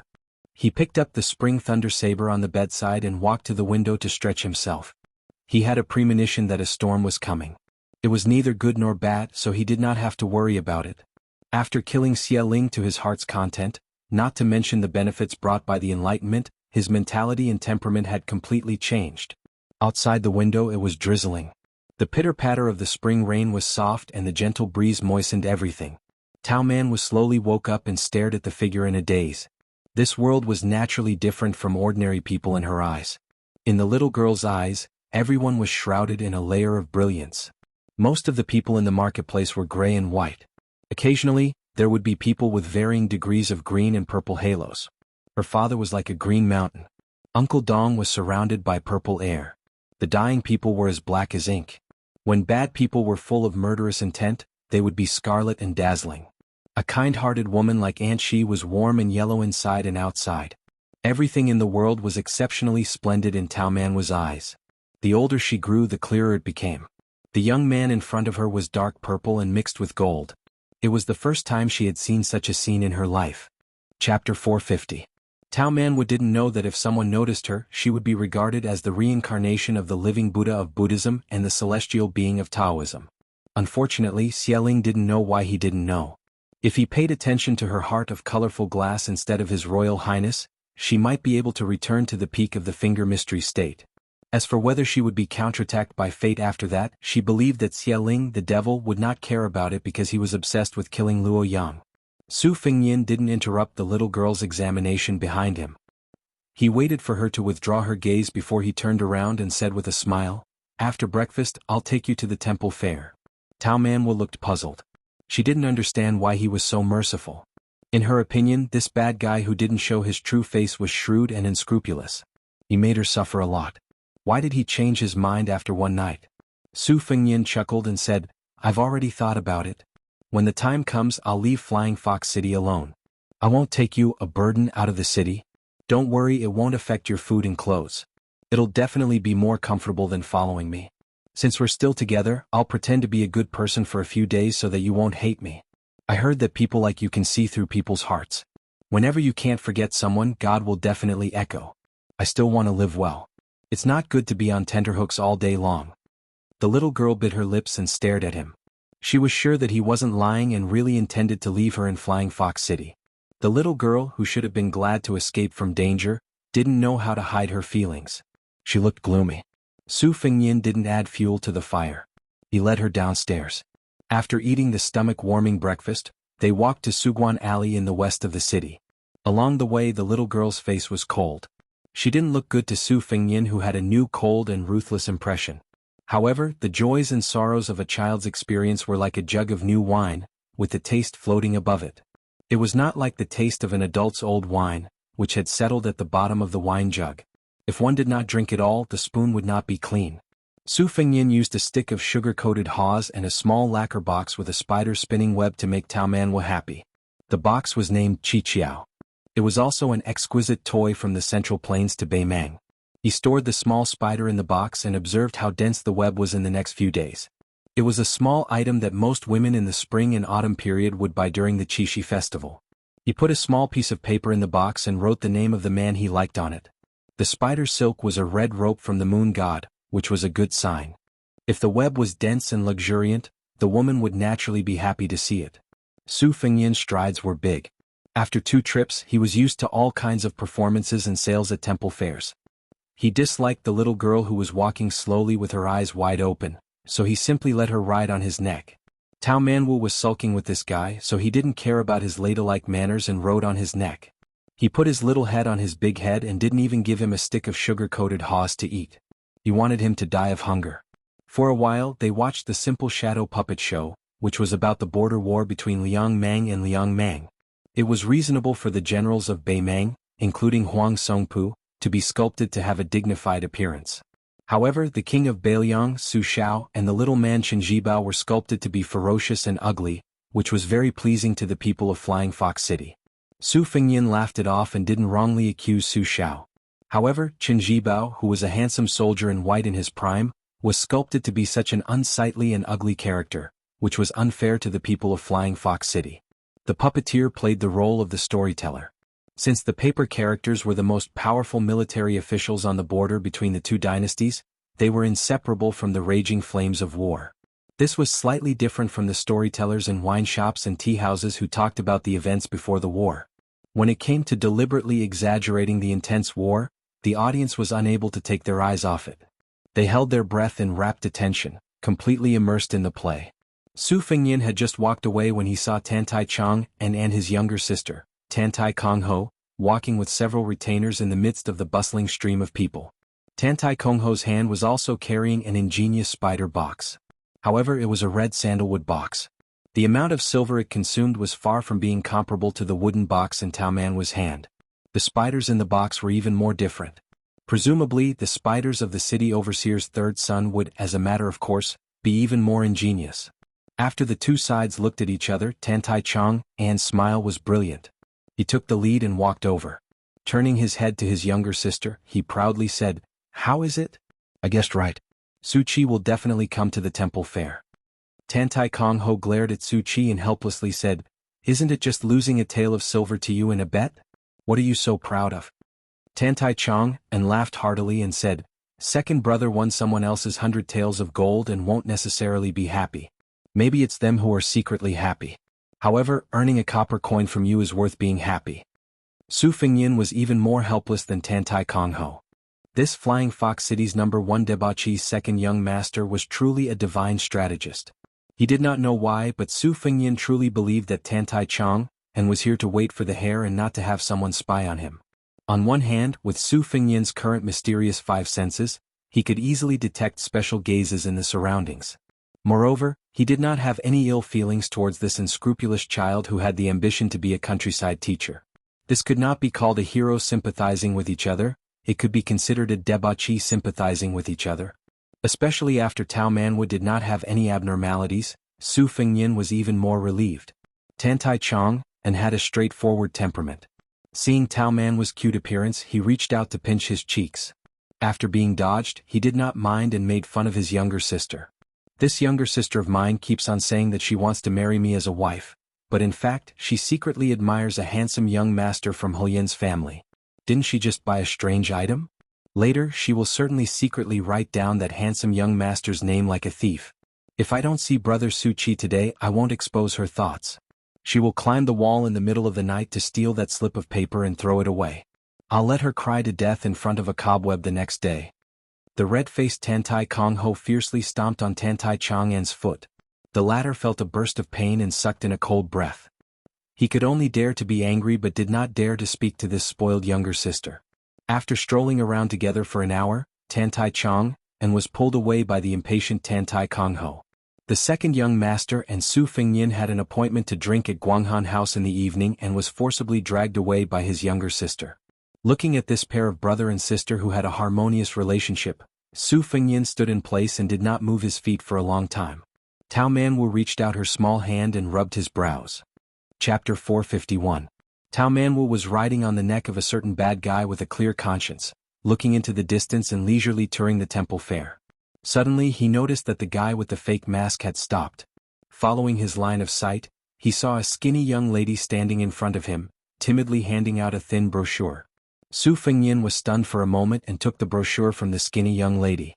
This kind of brochure was a small trick used by storytellers to attract business. It roughly wrote a few sentences about the content of the story, whether it was about the Iron Horseman, the fireworks Fendai, or the ghost period. The fragrance of wine was afraid of the deep alley.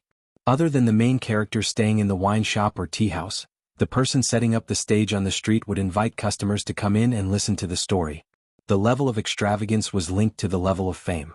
Some famous storytellers could often hang a golden banner outside a downtown restaurant. This one was quite shabby with only a piece of paper at the end of a red post. But what surprised Su Fengyin was that he recognized this young lady. She was the grandfather and granddaughter he saw in a secluded tea house in the city before leaving Bailiang. The old and blind storyteller was talking while drinking wine, and the young lady was holding a low-quality pipa. Su Fengyin was even more shocked when he saw what was written in the brochure. She dared to tell the story of the heir of Bailiang traveling thousands of miles in the city of Baimang? He looked around and quietly watched the young lady hand out more than a dozen brochures before following her into a relatively quiet tea house with Tao Manwu on his back. After sitting down, he ordered a pot of tea. Sure enough, he saw that there was an empty space in the center of the tea house. The blind old man habitually placed a bamboo board and a bowl of turbid wine on a small wooden stool. After his granddaughter handed over the simple brochure, she trotted to the old man, carefully picked up the pipa, and whispered a few words to her grandfather. Probably because the old man's story of His Royal Highness of Bailiang was too fresh and shocking, most of the brochures he handed out attracted real customers who were willing to pay for the tea. The owner of the tea house beamed with joy and was very satisfied with his vision and courage. The blind storyteller picked up the bowl and took a sip of wine to moisten his throat.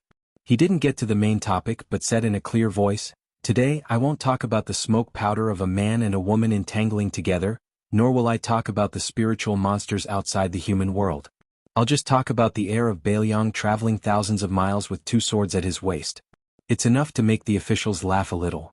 When the old storyteller finished speaking, the young lady took advantage of the opportunity to play the pipa. The old man picked up the bowl and drank another mouthful of the strong wine rewarded by the owner of the tea house. He gently put it down, picked up the bamboo board and recited according to the rules, "Intelligence and cleverness are innate, ignorance and hedonism may not be true. Absurdity is only because the times have risen, war and war horses laugh deeply." The long river of 9 bends is shallower than the heart, 10 heavy armored horses are like thunder. How can wine and women forget the country? Only then do you know that poetry and books mislead the world. The sound of the pipa gradually rose, but it was still like a small bridge in flowing water, not sonorous. Su Fengyin, who was sitting in the corner, smiled knowingly. He didn't look at the grandfather-granddaughter pair, but just looked out the window at the stream of traffic. He somewhat admired this old storyteller, who actually dared to speak well of His Royal Highness in Beimang. Fortunately, Beimang's culture was rough and open-minded. There was no literary prison and very few people were convicted for speaking. Even if one criticized the government, it wasn't a big deal. Of course, what the old man said was based on hearsay, and it was very different from the truth. However, it was quite a gimmick and the audience found it very interesting.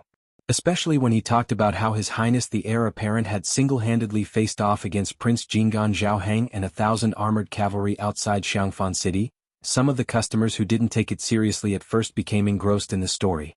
A few of the audience members who originally wanted to leave also returned to their seats and asked for another pot of tea from the waiter. The blind old man also pretended to stop at this moment. The customers knew that he was going to collect money. There were a few tables that threw some copper coins into a large white porcelain bowl. Ding ding dong dong, it was very pleasing to the ear. The elder no longer kept them in suspense and continued to speak tirelessly. When he reached the part where the Prince of Northern Liang used a spear to stab a valiant cavalry general to death, the guests immediately gasped in surprise and clicked their tongues. They first looked at each other in dismay, and then began to discuss spiritedly. Most likely, they didn't believe that this prince had such ability in a horse battle. As for the Prince of Jinggan, Zhaoheng, the northern Mang people had heard about it because the storyteller had told them too much about the Liang dynasty's prince's struggle for the throne. They knew that this vassal king was only unlucky, unable to become the supreme ruler of the 9 and 5. Su Fengyin saw that Tao Manwu was speechless, and his eyes were wide open. He looked like he wanted to rush over and urge the old man to quickly talk.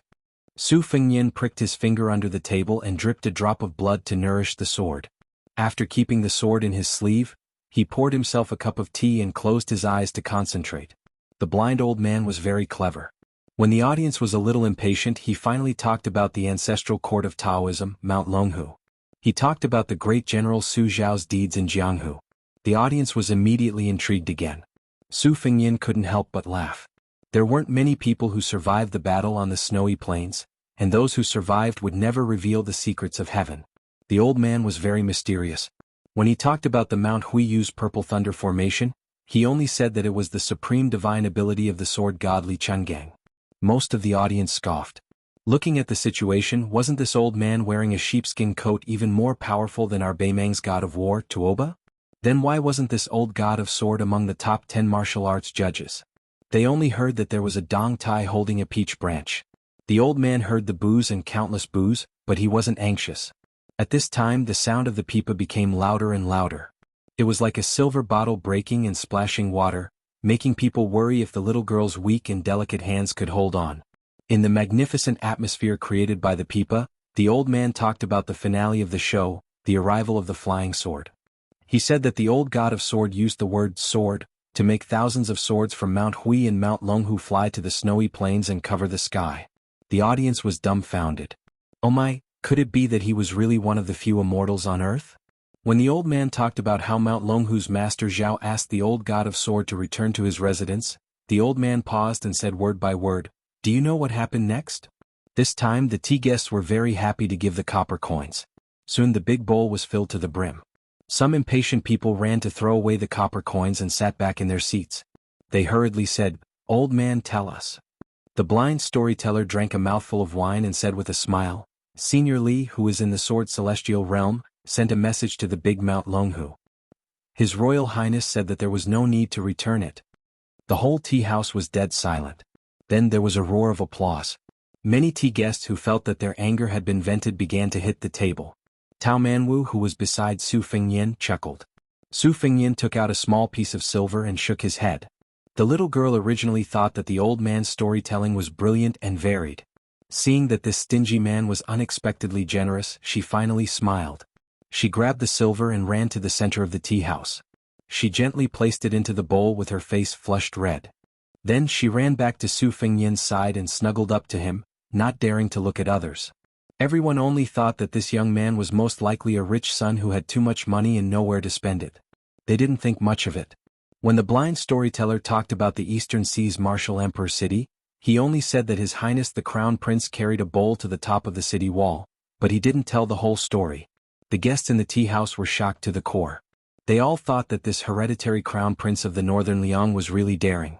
They didn't investigate the details and heard that the storyteller was telling a story. When the old man said that the world's number one Wang Xianji flew to the surface of the East Sea, opened the gate of heaven with sword God's sword, and made the East Sea rise, the tea house suddenly became silent. Beimang's people were valiant. No matter how feminine the Flying Fox city was, it was still in comparison to other cities. After all, the blood of warriors still flowed in their bones. They could look down on the emperors, dukes and marquises of the Liang dynasty and look down on those soft and romantic scholars. However, they definitely wouldn't look down on the famous General Gu Jiantang from the spring and autumn period. They also didn't dare to look down on the city master of martial emperor city who had dominated Jianghu for 60 years. Everyone in Beimang only regretted that this old warrior wasn't from their dynasty. However, they wouldn't doubt that Wang Xinji could be ranked above Tuoba and become the world's number one. It was to the extent that they felt great reverence towards the mortal enemy of northern Mang, the butcher Su Xiao. There was no lack of people in northern Mang who sincerely admired Su Xiao, regardless of whether it was in the marketplace or in the imperial court. When the rumor spread that the emperor was willing to marry Su Xiao, they angrily scolded the arrogant lame Su for not knowing what was good for him. In the end, few people said that Su Xiao didn't deserve to share the world with the empress. In Beimang's view, who else in the world was more worthy of their empress than the butcher? The emperor of the Liang dynasty? Get out of here and F***ck off. In the end, the tide rose on the banks of the Guangling River. His Royal Highness cut off his flesh. Li Chungang cut off 2,600 armor with his sword. The tea house was so quiet that you could hear a pin drop. Only the sound of the pipa could be heard. Even the manager of the tea house was dumbfounded. He slowly took out a few pieces of silver that hadn't even warmed up yet and had the waiter put them in his bowl. He didn't feel the slightest bit of heartache.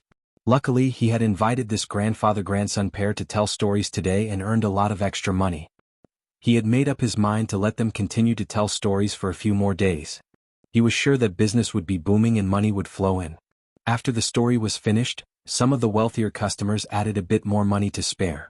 Su Fengyin patted Tao Man's little head and said with a smile, "Go, tell that sister who plays the pipa that I'm inviting them to tea." Chapter 452. Tao Manwu ran over cheerfully. The grandfather and grandson pair usually did not go through these formalities, but perhaps because they saw that the young lady was innocent and looked kind, and that the young master sitting by the window did not seem like a bad person, they agreed. Su Fengyin beckoned for the waiter and ordered a pot of good tea and wine. Tao Manwu sat beside Su Fengyin and looked at her sister with admiration. She had only learned the zither and knew nothing about the pipa. She only felt that this young lady was very impressive. The blind old man drank a mouthful of wine and took a sip, slowly savoring the aftertaste. A knowing smile appeared on his weathered face. "Thank you, young master, for the money and wine. It's a pity that this old man only knows how to tell stories and has no way of repaying you." Su Fengyin smiled. "I just thought that the stories were good to listen to and had some money on me. It wasn't easy for me to pass the time, so it's a pleasant surprise. Old sir, you don't have to take it to heart. Just treat it as meeting an old friend in a foreign land. It's normal for the one who has more money in his pocket to treat you to some wine." The old man laughed heartily. "That's true. Young master is magnanimous, so this old man can't be unreasonable. Come, let's have a toast. Although this wine is not as authentic as the green ant from Beiliang, it's still good wine." The two drank the wine in one gulp. As for the young and young ladies, they drank tea. The shopkeeper also gave them some cakes and fruits that did not cost much. They were also in a relaxed mood. Su Fengyin smiled and asked, "Old sir, aren't you afraid of getting into trouble by saying good things about the heir of Beiliang in Beimang?" The old storyteller shook his head. "What's there to be afraid of? In today's world, if you want to earn more money than your peers, you can't be afraid of trouble." Su Fengyin saw the scars on the back of the old man's hand as he held the bowl. He asked, "Old sir, were you once a soldier of Beiliang? The knife wound on the back of my hand was not light." The old man probably had a fiery temper when he was young. Now that he spoke without any scruples, he laughed straightforwardly. "Isn't that so? At that time, I was in so much pain that I almost cried for my parents. At that time, I had just joined the Northern Liang army and was laughed at by the old sergeant. Later on, I suffered more serious injuries, but I gritted my teeth and endured it. Now that I'm old, I really admire myself. However, young master might not know about the Northern Liang army at that time. Hey, if you didn't have any scars, how could you have the nerve to greet your fellow soldiers who killed people shoulder to shoulder? You would have been treated as a little girl. It's funny to say that after joining the army for a few years, I couldn't wait to be hacked a few more times. Before our old sergeant died, he said, "Whoever wants to usurp my position, take off your clothes. Whoever has more scars than me will be the sergeant. In short, whoever has more heads than me will be the sergeant. In short, whoever has more heads than me will have to be the sergeant." Su Fengnian muttered, "Old sir, why did you say that you were in the Beiliang army back then?" The storyteller drank a mouthful of wine and hesitated for a moment. After taking another big gulp, he slowly smiled bitterly and said, "These words can only be said to an outsider like you, young master. It's not a secret and it's not a family scandal. Back then, our general defeated the Western Wall and destroyed the West Chu dynasty, which was almost as powerful as Liang at that time. Everyone in the Beiliang army was filled with resentment. They thought about how easy it was for those civil officials in the capital to talk. Even the old emperor was suspicious of the general. Why don't we just rebel? Let the great general be the emperor himself. The great general would sit on the dragon throne and wear the dragon robe. Who wouldn't be convinced? It's a pity that the general refused. In fact, it's not a big deal. For us old soldiers in Liaodong, as long as we serve the general, it's fine if we don't want to be the emperor. Later on, I followed him to Beiliang and the atmosphere changed. The general was still the general. No one complained, but the general was not a man with 4 heads and 6 arms. Some of the generals under him probably thought that the world was peaceful and that it was time for them to earn back their money. Later on, many civil officials who had never fought in wars also climbed up the ranks. This old man and some of my old brothers were disheartened, especially me. I was blind and didn't want to occupy the latrine pit and waste the rations of the Beiliang army. Seeing that the young master opposite him did not speak, the storyteller laughed and said, "Young master, don't think that the 300,000 cavalrymen of Beiliang are easy to deal with just because this old man nagged. Some of the officials are unreasonable, but the general is still the general. To tell you the truth, it may sound unpleasant to your ears. As long as the general is the king of Beiliang, you Beimang won't be able to take a single step south. If the general doesn't defeat the Beimang royal court, you should pray to Buddha." Su Fengnian smiled and said, "Drink." The blind storyteller raised his bowl and said, "Drink." The old man drank to his heart's content and muttered to himself, "The reason why I'm not dead yet is because I have to take care of this poor granddaughter of mine. Also, I'm afraid that the people of Beiliang will lose their morale. What if something happens to the general? What will happen to the 300,000 cavalrymen?" 4 or 5 years ago, when this old man heard that His Royal Highness was idle and spent a lot of money in everything he did, he really wanted to go to the Beiliang palace and beat him up. Only later did I find out that this was not the case.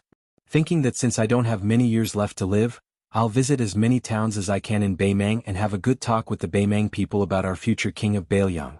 That way you northern barbarians won't be able to sleep well, ha. At most, this old man will be scolded and beaten a few times. I won't die. If I really die in Beimang, it won't be worse than those old brothers who died on the battlefield. The old man came back to his senses and said with a guilty smile, "Young master from Flying Fox City, this old man is babbling nonsense. Please don't take it to heart. I drank too much this time." Su Fengnian shook his head and said with a Beiliang accent, "Old sir, how do you know that I'm not from Beiliang?" The storyteller was stunned and thought quickly. He guessed that this was a descendant of a Beiliang merchant who came to Beimang to do business. However, to be careful, he lowered his voice and said with a smile from the bottom of his heart, "No wonder you said that you met an old friend in a foreign land. Don't worry, this old man knows what's important. Today, I'll just treat it as drinking a pot of good wine with a young master from Flying Fox City." Su Fengnian said with a smile, "In the future, if this storyteller annoys the petty-minded Beimang people, you can scold the king of Beiliang and the crown prince of Beiliang. It doesn't matter. The world is big, but staying alive is the most important thing. Your granddaughter hasn't found a good man and is still relying on you to earn money." The storyteller shook his head and said, "What's there to scold? The great general has never done anything wrong in his life. If I scold the great general, I'll be rolled to death by the old Dekarches in the underworld. His Royal Highness can't bear to scold him. He was blind in the past and scolded him so much. If he scolded him one more time, I won't be able to die in peace. Since my granddaughter was born into the Song family, this is her life. There's nothing to complain about." The young lady holding the pipa smiled gently. She accepted her fate and was calm. Su Fengnian put down his wine cup and said softly, "Old sir, if you trust me, can you lend me your granddaughter's pipa to try playing? My second sister is especially good at martial pipa. I'm not as talented as her, but I've been influenced by her and know a thing or two. Maybe I can give you some simple insights." The old man said with a smile, "What's there to be reluctant about? You pass it to the young master." Su Fengnian smiled, "Miss, please pass me the zither wiping cloth as well." The young lady blushed and stood up. She carefully handed over her beloved pipa. After Su Fengnian carefully wiped the pipa, he sat upright and thought for a while. Then the 4 fingers of his right hand were lined up. From the zither string to the winding string, he quickly flicked it to the right. Then he withdrew 3 fingers and only used his right index finger to wind the string. The 3 strings of the old zither were played one after another. 1 stroke and 1 hook. The eyes of the young lady who had played the pipa for many years lit up. This pipa was only the lowest grade of whitewood pipa. Compared to those high-grade pipas made of red sandalwood, rosewood, and rosewood, it was far from being strong enough to reach 2 or 3 li away. Su Fengnian gently demonstrated the strokes one by one. Then he raised his head and smiled at the young lady standing next to him. For a whitewood pipa, the sound quality is considered good. If money allows, you can add a little glue. Old Sir said that the content of the book is especially critical of the pipa's brittleness. Also, the first string is not far from breaking. But in my opinion, since you're playing the pipa for the audience to enjoy, breaking the strings is also a beautiful thing that everyone will be happy to see. There's no need to rush to change the first string. I'll tell you more about the Chow family's pipa techniques. You can remember as much as you can. One spoke, the other listened. The blind old man sipped his wine slowly and leisurely. After Su Fengnian finished teaching the Chow family's techniques, which were recognized as almost extinct, he stood up and bid farewell. Holding Tao Manwa's small hand, he left the tea house. The young lady took back the pipa and muttered, "Grandfather, who is this young master?" The old man drank the last mouthful of wine. His face was rosy and he smiled. "He's probably a good person I met by chance." The old storyteller might not know in his life that he had once spoken face-to-face with the king of Bailiang about Bailiang. Chapter 453. Tao Manwa's small head rested on top of Su Fengnian's large head as they returned to the inn together. It was better to be happy together than to be happy alone. The little lass was prepared to show the young lady the ingenious spider box in her hands, but she didn't expect that when she arrived at the entrance she would see a ruckus outside. There were many green-skinned scoundrels cursing outside, their mouths full of vulgar words. Shopkeeper's son was standing on the stairs, bowing and smiling apologetically to a burly man. The burly man secretly handed over a pouch of silver to the shopkeeper. His originally cold smile suddenly changed as he threw the pouch of silver onto the ground and punched the old man in the chest. Shopkeeper's son's wife and 2 daughters were hiding in the inn's entrance, crying endlessly. When they saw the pillar of their family being knocked to the ground, they were stunned and didn't dare to support him, fearing that they would provoke these vicious villains. Su Fengnian asked the bystanders around him, and only then did he know the general situation. Shopkeeper's son's wife and eldest daughter were sightseeing in the city's western district when they encountered a scoundrel who wanted to take advantage of women. His eldest daughter's skin was thin and her temper was fierce, so when her bottom was touched, she immediately slapped him. The green-skinned scoundrel was thin and weak, so he didn't expect the young lady to be so fierce. After being slapped to the ground, he lost face. Seeing that she was an unfamiliar face, he didn't dare to act on the spot. He called a few of his idle neighbors and followed her to the Eastern District restaurant. After arguing with the local hoodlums, they found out that shopkeeper's son didn't have any backing. Thus, they called a big brother from the underworld and called over 20 of their friends to kill him. They were determined to cut off a large amount of fat from shopkeeper's son's body. How could 7 or 8 taels of silver enter their eyes? After shopkeeper's son earned some money, he didn't have to worry about food or clothing. He had read a few books, so he had a scholarly air. He wanted to save face, so when he was hit by a single punch, the pain was secondary. In the eyes of his neighbors, he felt even more embarrassed. Especially when the 3 women in his house saw this, he felt even more aggrieved. He crawled up and picked up a wooden stool, wanting to fight the hoodlums to the death. The leader of the group, the green-skinned scoundrel, had practiced martial arts for many years. He had a lot of skills, so why would he care about a wooden stool? He used a kick and the wooden stool was split in half. Shopkeeper's son, who was full of hot-blooded blood, was dumbfounded. Just as he was hesitating whether or not to go to the kitchen and get a kitchen knife, a skinny scoundrel sneaked up behind him and kicked him in the butt, causing him to fall flat on his face. The skinny scoundrel's cheekbones were prominent, and his eyes were small and deep. Usually when the gangs fought they would use their mouths instead of their hands. He felt that this sneak attack was quite heroic, but it was a pity that he stretched his leg too far, causing his leg to cramp. He could only limp to the side, which attracted a lot of ridicule. The skinny scoundrel was about to flip out, but from the corner of his eyes he saw that the leader of the gang who had stolen the limelight was frowning. He immediately shut his mouth and retreated to the side.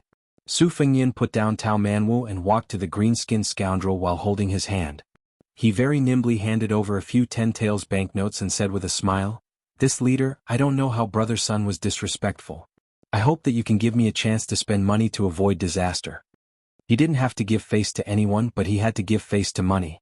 The green-skinned scoundrel, who had a ferocious black tiger tattooed on his arm, coldly asked, "Brat, which gang are you from?"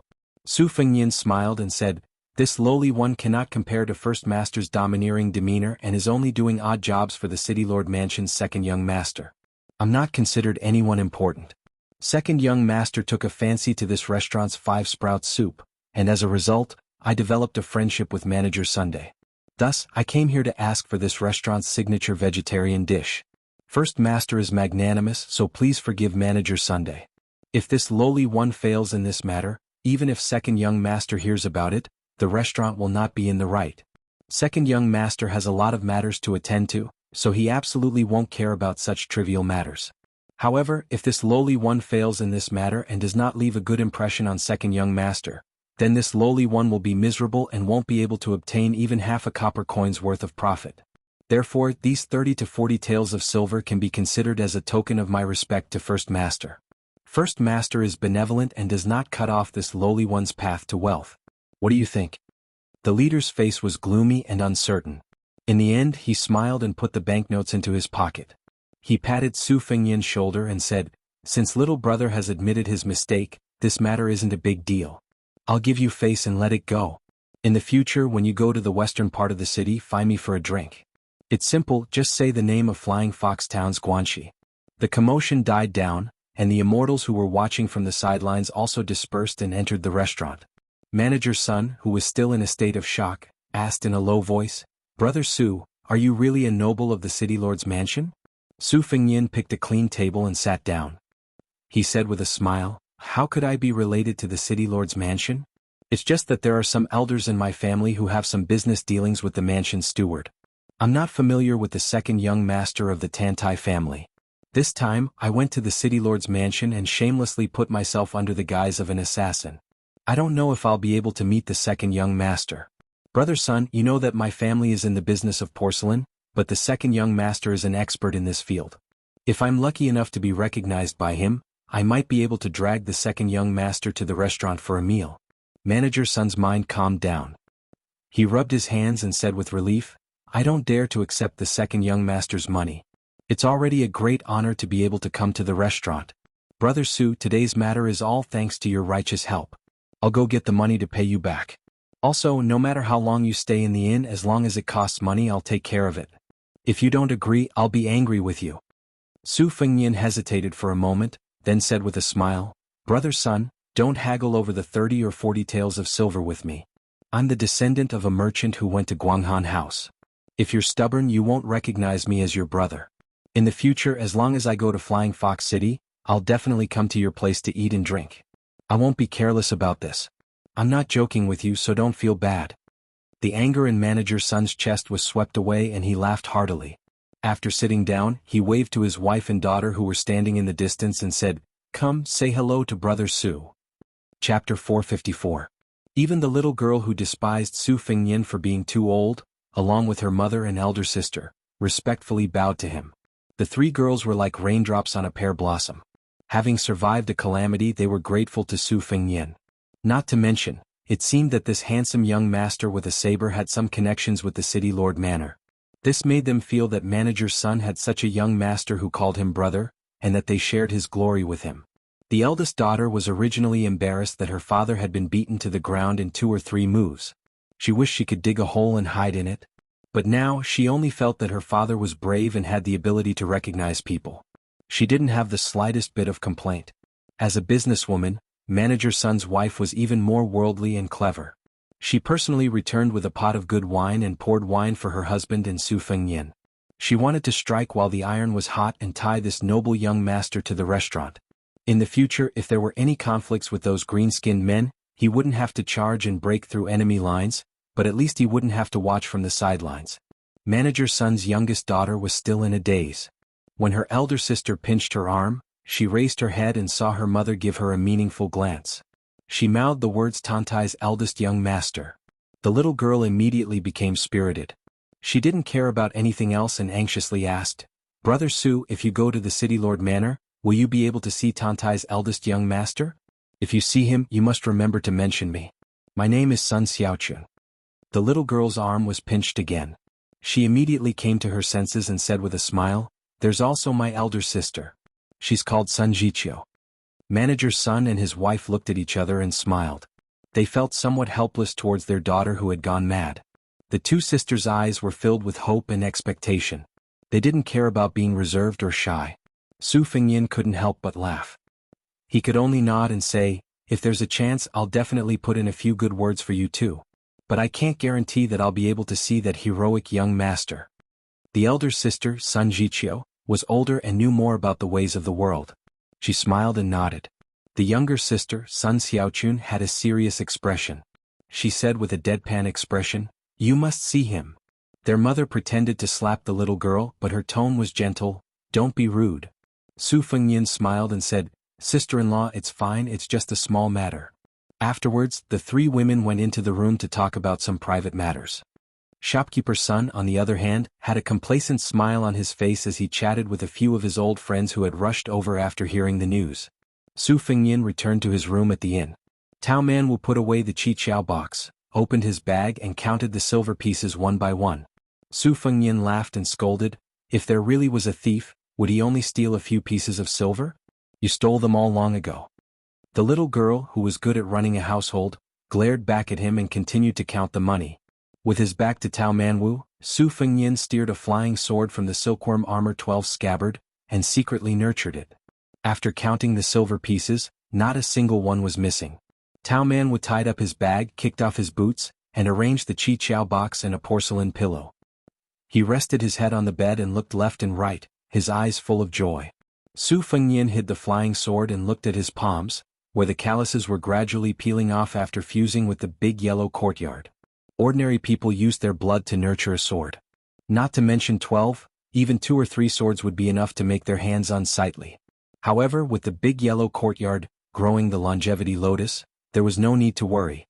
His qi and blood were as vigorous as the tides of Guangling. Su Fengnian sat on the edge of the bed, his body leaning back and his eyes closed in concentration. Tao Manwu was in a dilemma, but in the end he generously stuffed the porcelain pillow under the back of his head. Holding the Qiqiao box with a small spider web inside, he sat up and looked at the guy beside him, wanting to say something but hesitating. Su Fengnian, with his eyes closed, calmly asked, "Do you want to know why I could have taught those scoundrels a lesson, but instead humbly gave them money and settled the matter peacefully?" The little girl nodded and pouted, feeling a little wronged and resentful. She felt that this guy lacked even the slightest bit of chivalry. Su Fengnian's lips curled up and he softly said, "I'm a scoundrel, but I'm a rootless duckweed floating wherever I go. Shopkeeper Sun's family of 4 are ordinary people who have taken root here and can't leave for the rest of their lives. The green-skinned goods of Flying Fox City are clever and cunning. To put it nicely, they judge the situation and size up the situation. To put it bluntly, they bully the weak and fear the strong. Unless I kill them once, they won't let Shopkeeper Sun off easily. But I have a private matter to attend to, and I also have a burden like you who can only help me carry the money. I can't possibly fight over such a small matter. In the end, each family's misfortune and fortune will be their own. Today, I only helped because of the pot of tea and because I was afraid that I would have to go through the trouble of moving to another place. Otherwise, with my fickle personality, I wouldn't have bothered to pretend to be a good person. This is called, each family sweeps the snow in front of their own door, ignoring the frost on the roof of others' roof. If you want to find a hero who can help those in distress to travel the Jianghu with you, then I'm sorry, little girl. I'm sure I'll disappoint you." Tao Manwu weakly snorted. When she saw him teaching the people playing elder sister at the tea house, she felt that he wasn't so bad. Now she felt that he wasn't that good after all. Su Fengnian held the little girl's arm and quietly unblocked her acupuncture points. He sarcastically said, "Good people have good karma. That's just a saying that people are afraid of disaster. In fact, not many people are willing to be good people. Generally speaking, good people don't have good karma. It's just that no one has the opportunity to let you know." Tao Manwu only felt that her arm was hot. It wasn't comfortable or uncomfortable, so she endured it. Su Fengnian calmly said, "Change your arm." She turned around and stretched out her arm. After Su Fengnian succeeded, he teased, "They all say that men and women shouldn't touch each other. You don't have any shame." Tao Manwu ignored this and sighed like an old man. She bit her lip and said, "Uncle Dong said that a country's weapon should not be shown to others. A gentleman hides his weapon and waits for the right moment to move. A villain holds his weapon and clamors non-stop." Su Fengnian opened his eyes and said with a smile, "Your Uncle Dong is a knowledgeable person. Isn't he very similar to me?" The little girl rolled her eyes. She was too lazy to talk to this scoundrel who flattered himself. She just wanted to take back her beloved porcelain pillow. Su Fengnian pressed down on the porcelain pillow and said shamelessly, "I'm not giving it back." The little girl knew that she couldn't compete in strength, so she showed a disdainful expression. After spending so much time with this scoundrel, she seemed to have learned some small skills to make herself more comfortable. Tao Manwu curiously put on his boots and ran to the window, standing on his tiptoes to see what was going on. Flying Fox City was dumbfounded. It was said that the eldest son of Tantai Station was beaten up by a damn fatty. What was even more infuriating was that this damn fatty had a beautiful daughter by his side. Judging from her posture, she was the fatty's little wife. More than 100 valiant iron cavalry rode straight into Flying Fox City. The iron hooves crushed all the women in the city. Later, the well-informed high-ranking officials and dignitaries in Flying Fox City turned from anger to fear. The damn fatty who broke into the city without following the law was not only a real military general, but also a leading figure in the military circle of the southern officials in Beimang. He was the most exceptional second-grade general in Beimang in the past 30 years. He was only one step away from the 3 third-grade generals in the south. Not to mention the governor, no one in Dragon Waste Province, where the border army was weak, would dare to offend this damn fatty except for those who held the provincial edict. Afterwards, shocking news entered their ears one after another, making them even more frightened to the point of pissing their pants. The woman in colorful clothes at the damn fatty's side was the daughter of one of the northern Mang's 5 great sects' weapon-carrying mountain master, as well as the damn fatty's second wife. Meanwhile, this damned fatty's first wife had an even more extraordinary background. No wonder she could suppress the weapon-carrying mountain's precious young miss. The eldest son of Tantai Station only blocked the city gate with his men, but the soldiers and horses were scattered. The eldest son himself was forced off his horse by the fairy who came down from Bing Tea Mountain. For a time the city was in turmoil. There was only a tea house far away from the quarrels. People listened to the stories of the eldest son of Bailiang's travels told by the blind storyteller and paid no attention to the outside world. An old Confucian scholar who had just entered the city sat by the window. He ordered a pot of cheap tea and placed a worn-out bookcase by his feet. Opposite him sat a middle-aged man with a sword on his back with a solemn expression. Sword Chi approached.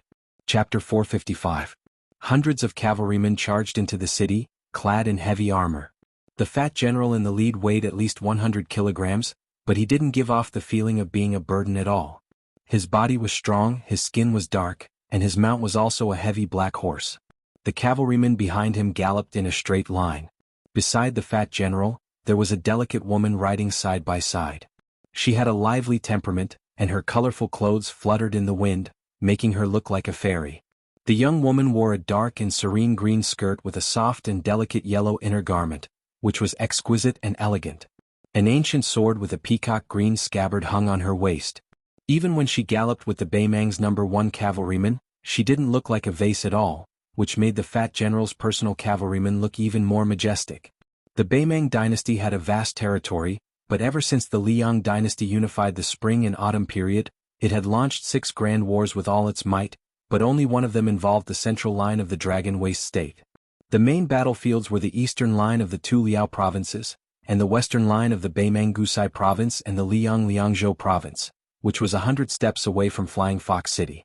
The fat man slowed down his horse and looked up at the hanging sword pavilion. The travel-worn fat man spat out a mouthful of thick phlegm and cursed in a low voice. The cavalrymen behind him moved as if they were one person, and the distance between the horse's legs didn't change because of the slow speed. The fat man's surname was Dong. His father was a scholar left behind by the spring and autumn period, and his mother was a girl from a small family in Beimang. After joining the army for more than 10 years, the fat man Dong had turned his 200 kilograms of fat into muscles. He had become the most dazzling military hero of the Beimang Southern Dynasty. He was even on the same level as the governor of Gusai Province, the 3 great generals, and the important ministers of the Southern Dynasty. According to the laws of Beimang, even if the officials of the Southern Dynasty and the ministers of the Northern Dynasty had the same rank, their ranks would still be lowered by 1 rank. Only the nobles of the Southern Dynasty who had been specially rewarded by the Empress of Beimang could have their ranks increased by half a rank. This fat man was the only person in the Beimang dynasty who had been specially rewarded by the Empress of Beimang. Therefore, even though he was supposed to be a rank 4 general, his military power had risen to rank 2. The 3 great generals of the Western Front, Huang Songpu, Lu Gue Yang Yuanzan, and Gusai Jinsi, who could make the border tremble with just a sneeze, had all been cursed by this fat man. Among them, he had even slammed the table with Huang Songpu, who had been specially rewarded by the Empress of Beimang. It was even rumored that he had rolled up his sleeves and had a fight with Yang Yuanzan. It was a miracle that the fat man was still alive today. Fatty Dong gnashed his teeth in anger. How did that old turtle Murong Baoding manage the little bastards in his clan? Murong Zhangtai had already given him a secret letter, but he still dared to lead his private army to rob his brother, sister-in-law, and niece. Did he really think that he could sit back and relax just because he was ranked 9th on the martial roll? Putting aside the murder of his sister-in-law, if anything happened to his niece, who he regarded as his own daughter, then this old man would fight with Murong Baoding to death for the rest of his life. If any of the descendants of Murong Baoding's branch came to Gusai Province to steal military merits in the future, then I'll make sure to beat them up so badly that even their parents wouldn't be able to recognize them when they crawled back home. Along the way as they approached Flying Fox City, there were already several groups of scouts roaming around and spying on them from half a li away. Fatty Dong did not pay any attention to them at all. With these guys' horsemanship and combat strength, any one of the cavalrymen behind him could easily shoot them down. In terms of the killing ability of the horse bars and the scouts, only the white horse wandering crossbows trained by Qin Jibao could compare with his crowbars. Politeness demands reciprocity. After so many years of fighting to the death with real swords and spears, the odds of victory and defeat were always 50-50. Fatty Dong grinned, which made him look even more sinister. He knew that he wasn't a romantic, elegant, and kind person. Before he joined the army, the children in the neighborhood would be scared and cry when they saw him. Other than men who had similar interests, he hadn't been liked by many women or children in his life. Therefore, whenever he met a woman, Fatty Dong would cherish her very much. There were only 2 women, and both of them had become his wives. The outside world said that Fatty Dong treated both the first and second wives equally. Anyway, the one who became the official daughter-in-law of the Dong family first would be the first daughter-in-law, and the one who married into the family later would be the second daughter-in-law. This was called first come, first served. Anyway, this old man didn't like to be reasonable. The one beside me was the sweetheart of that old man, Bu Bang Shan. Wasn't she also taken home by me? Every 2 or 3 days, that old fellow disdained my martial prowess as unsightly. Motherf asterisk her, what the hell do you know about the art of war? The pinnacle of martial prowess is no more than fighting 1,000 men. This old man is a match for 10,000 men. I've long disliked you, old man. Don't rely on your father-in-law's status as a martial grandmaster to make a ruckus. This old man respects the old and loves the young. I won't bicker with you. At most, I'll just pat your butt and turn around to tidy up your daughter in the middle of the night. This is called everything has its vanquisher. When the woman beside Fatty Dong saw that all too familiar smiling face, she helplessly said, "Husband, are you up to no good again? Who's going to suffer this time?" The damned Fatty laughed and said, "Your husband has always won people over with virtue and has always been kind to others." The beautiful woman with wide sleeves that fluttered like an immortal from the heavens wrinkled her brows. "You like that Tao man was so much? In the future you probably won't be so nervous about the children of me and that person, right?" Fatty Dong chuckled and said, "You're treating me like an outsider. Tao Manwu is the only child that your husband truly likes in this life. He's also eldest brother's orphan. What's wrong with feeling a little heartache? It's fine if you don't get along with the princess of Great Yong. It's normal for women to be jealous. But it's not good for you to be blindly jealous of a child. If there's no one around, your husband will have to serve you according to the family rules and spank your butt." The woman whose father was the mountain chieftain of Mount Banbing originally wanted to snort coldly to express her slight dissatisfaction. However, she saw that he had been rushing day and night, resting every day only because he was exhausted and had no choice but to take a nap. Wiping his face with a wet cloth could wipe away several layers of dust, and his lips had long since become chapped and dripping with blood. In order to find that young niece of his who had gone missing from the Duckhead Green Inn, he had mobilized almost all of his connections and resources to rely on the bits and pieces of information that he had found, desperately chasing after clues. This was the first time she had seen him muster such an unscrupulous force other than fighting wars and abducting wives. Seeing his thin and sunken cheeks, her heart softened, and she couldn't bear to use words to oppose him. She changed the topic. Seeing the soldiers in armor outside the city gates, she narrowed her eyes and softly asked, "Isn't Tantai Zhangping your good brother in private? Why did he obstruct you?" Chapter 456. Fatty Dong yawned. He was very familiar with digging holes for the border generals and not burying them. Maybe it would take a few years for them to realize what had happened. If they wanted to scold this sinister and cunning Fatty again, they would not have the heart to do so. However, Fatty Dong had always been honest with his wife. He explained, "If Changping was an official in the Southern Dynasty, it would be a good thing to be close to me. But if he went to the imperial tent and flirted with me again, His Majesty the Emperor wouldn't mind, but the Yelu and Murong families would gossip. It would not be a good thing after all. I might as well use a trick that could not fool the old fox but could fool many idiots. At least everyone's face would be okay. At the same time, I would let the North know that there was a young man in Flying Fox City who dared to compete with Fatty Dong. The position of Prince Chuan would be set in stone. You've been spoiled by your father. You don't like to use your brain and are much more stupid than her. Wife, don't glare at me. I know that your eyes are beautiful. Back then I was mesmerized by your gaze and lost my soul. Besides, it's good to be stupid. Everyone is as smart as her. As her husband, I am tired. It's better to be stupid. Let me give you an example. Let me say this first. It's just a big example. My husband and his brothers went to a brothel to drink wine. When he returned home, she smelled the wine and wanted him to kneel on a washboard. You, on the other hand, were happy with the rouge your husband bought. Tell me, which one do you think I like more?" The woman smiled sweetly, but there was a murderous intent in her smile. Fatty Dong slapped his own mouth. Therefore, the good show that was originally planned to fight dozens of rounds with Tantai Zhangping turned into the future Prince Chuan of the Bell being knocked off his horse by the flower stuck in cow dung. When Fatty Dong entered the city, he sighed and said, "I'm sorry, brother Changping. It's all your sister-in-law's fault for being in a bad mood." The woman's expression did not change at all. She asked softly, "Husband, how do we find your niece next?"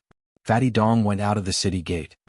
He used his hand to block the sunlight and said calmly, "Seal the city. Then scour the city. When you find me, you will leave the city."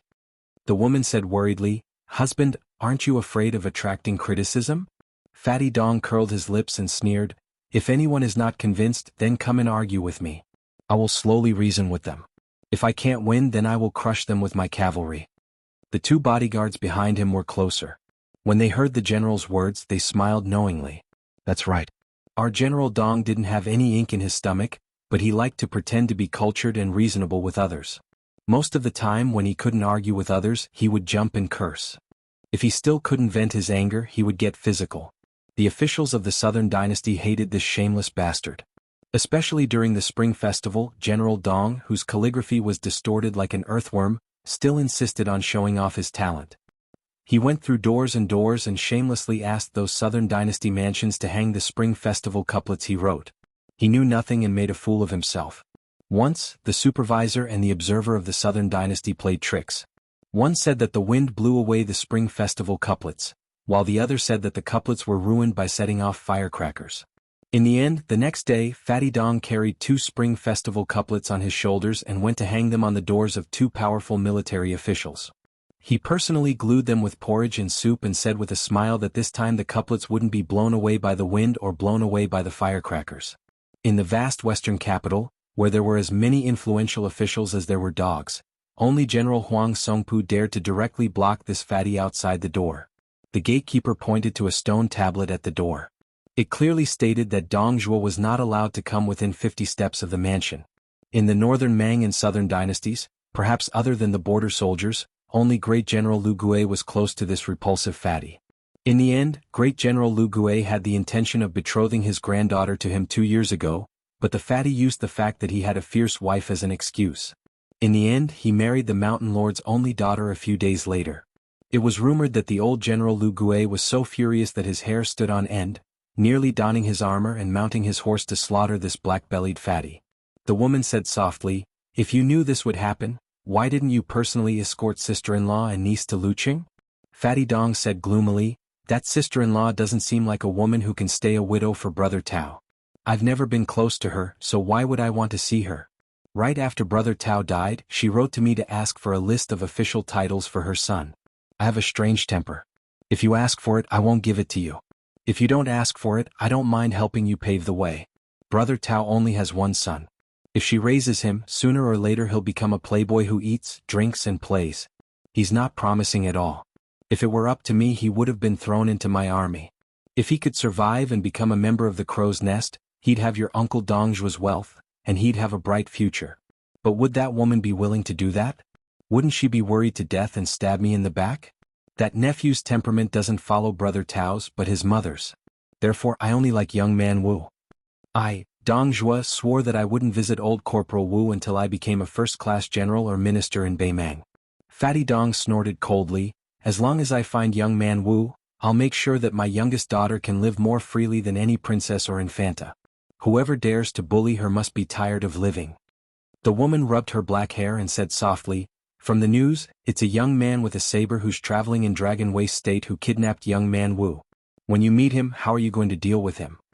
Fatty Dong's expression eased a little and he said with a smile, "I don't care who he is or what his identity is.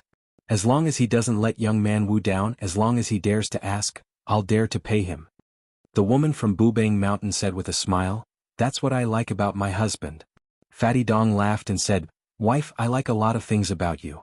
The woman, who was born to live at the top of Jianghu and enjoyed the scenery, was born to be indifferent to the world. Only to Fatty Dong, who was her nemesis, she threw a coquettish glance that only showed her true love. Fatty Dong squinted his eyes and looked at the city. He didn't like this flying fox city. It was too effeminate and annoying.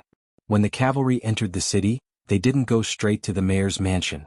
Instead, they symbolically circled the city and passed by a restaurant in the northeast corner. The woman suddenly turned her head and looked at the window upstairs. Fatty Dong wondered, "What's the matter?" The woman thought for a while and shook her head. Fatty Dong thought that there was a playboy who coveted his wife and didn't take it seriously. If it was a normal day, he could beat him to death. But now he really didn't have the mood to do so.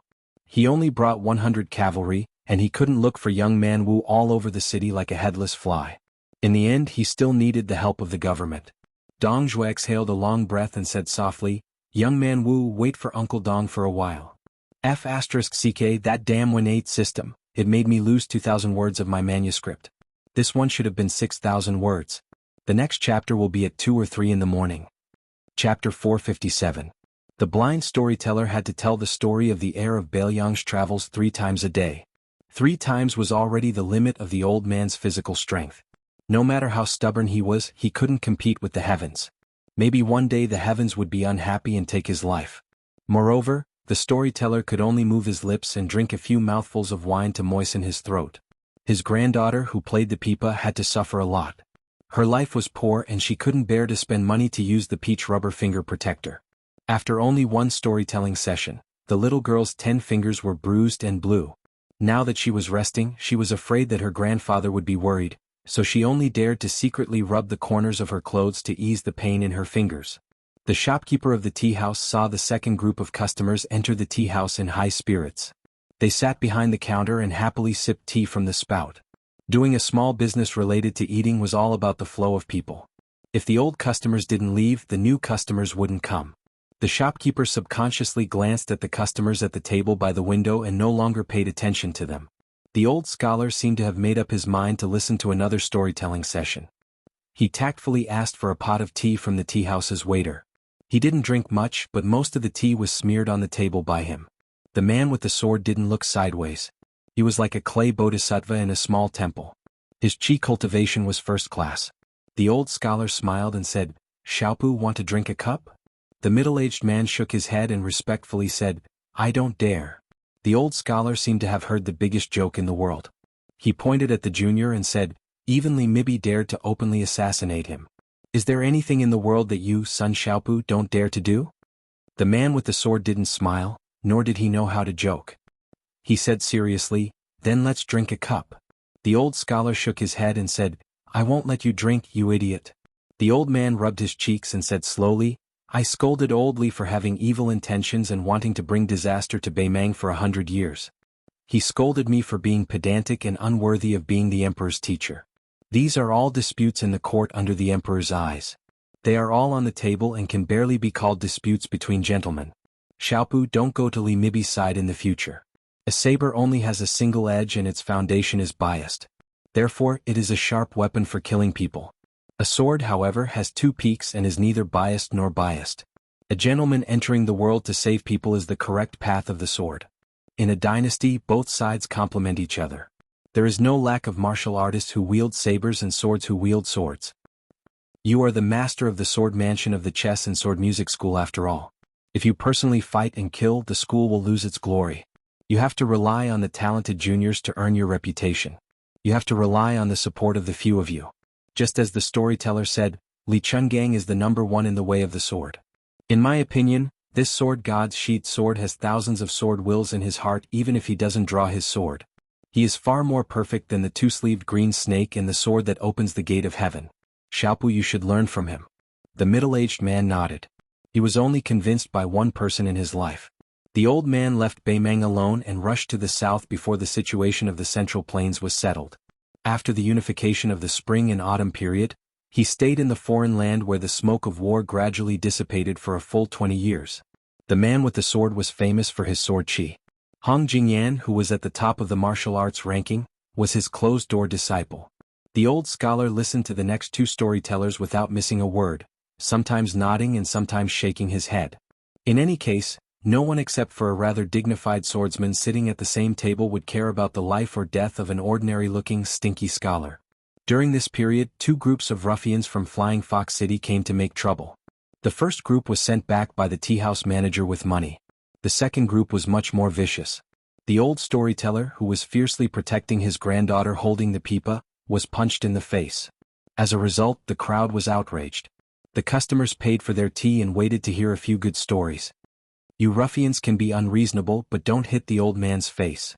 If you hurt him, wouldn't you have wasted your copper coins to buy tea and listen to the storyteller? The ruffian said harshly. If they dared to boast about how heroic the heir of Bailiang was again, they would come back and give them a good beating. Then they swaggered away. At the end of the third storytelling session, a few handsome horses came to the outside of the tea house. A few disciples of the Flying Fox town jumped off the horses and rushed at the blind old man with 6 or 7 evil servants. A disciple of an official's family even pulled the little girl's hair with a ferocious smile and threatened to throw the little young barbarian into the lowest brothel to be a whore. The old scholar's face was as usual. People fight with people and each depends on his own ability. Life and death are predestined. This old man wants to make a fuss about the fight between officials and people. Xiaopu. In an instant, the man with a sword on his back who heard the order did not unsheath his sword, but the sword chi was close. The old scholar did not look at the bloody scene. He stretched out his sleeve to wipe off the map of the border between the two dynasties that was densely covered like an ant's nest on the table.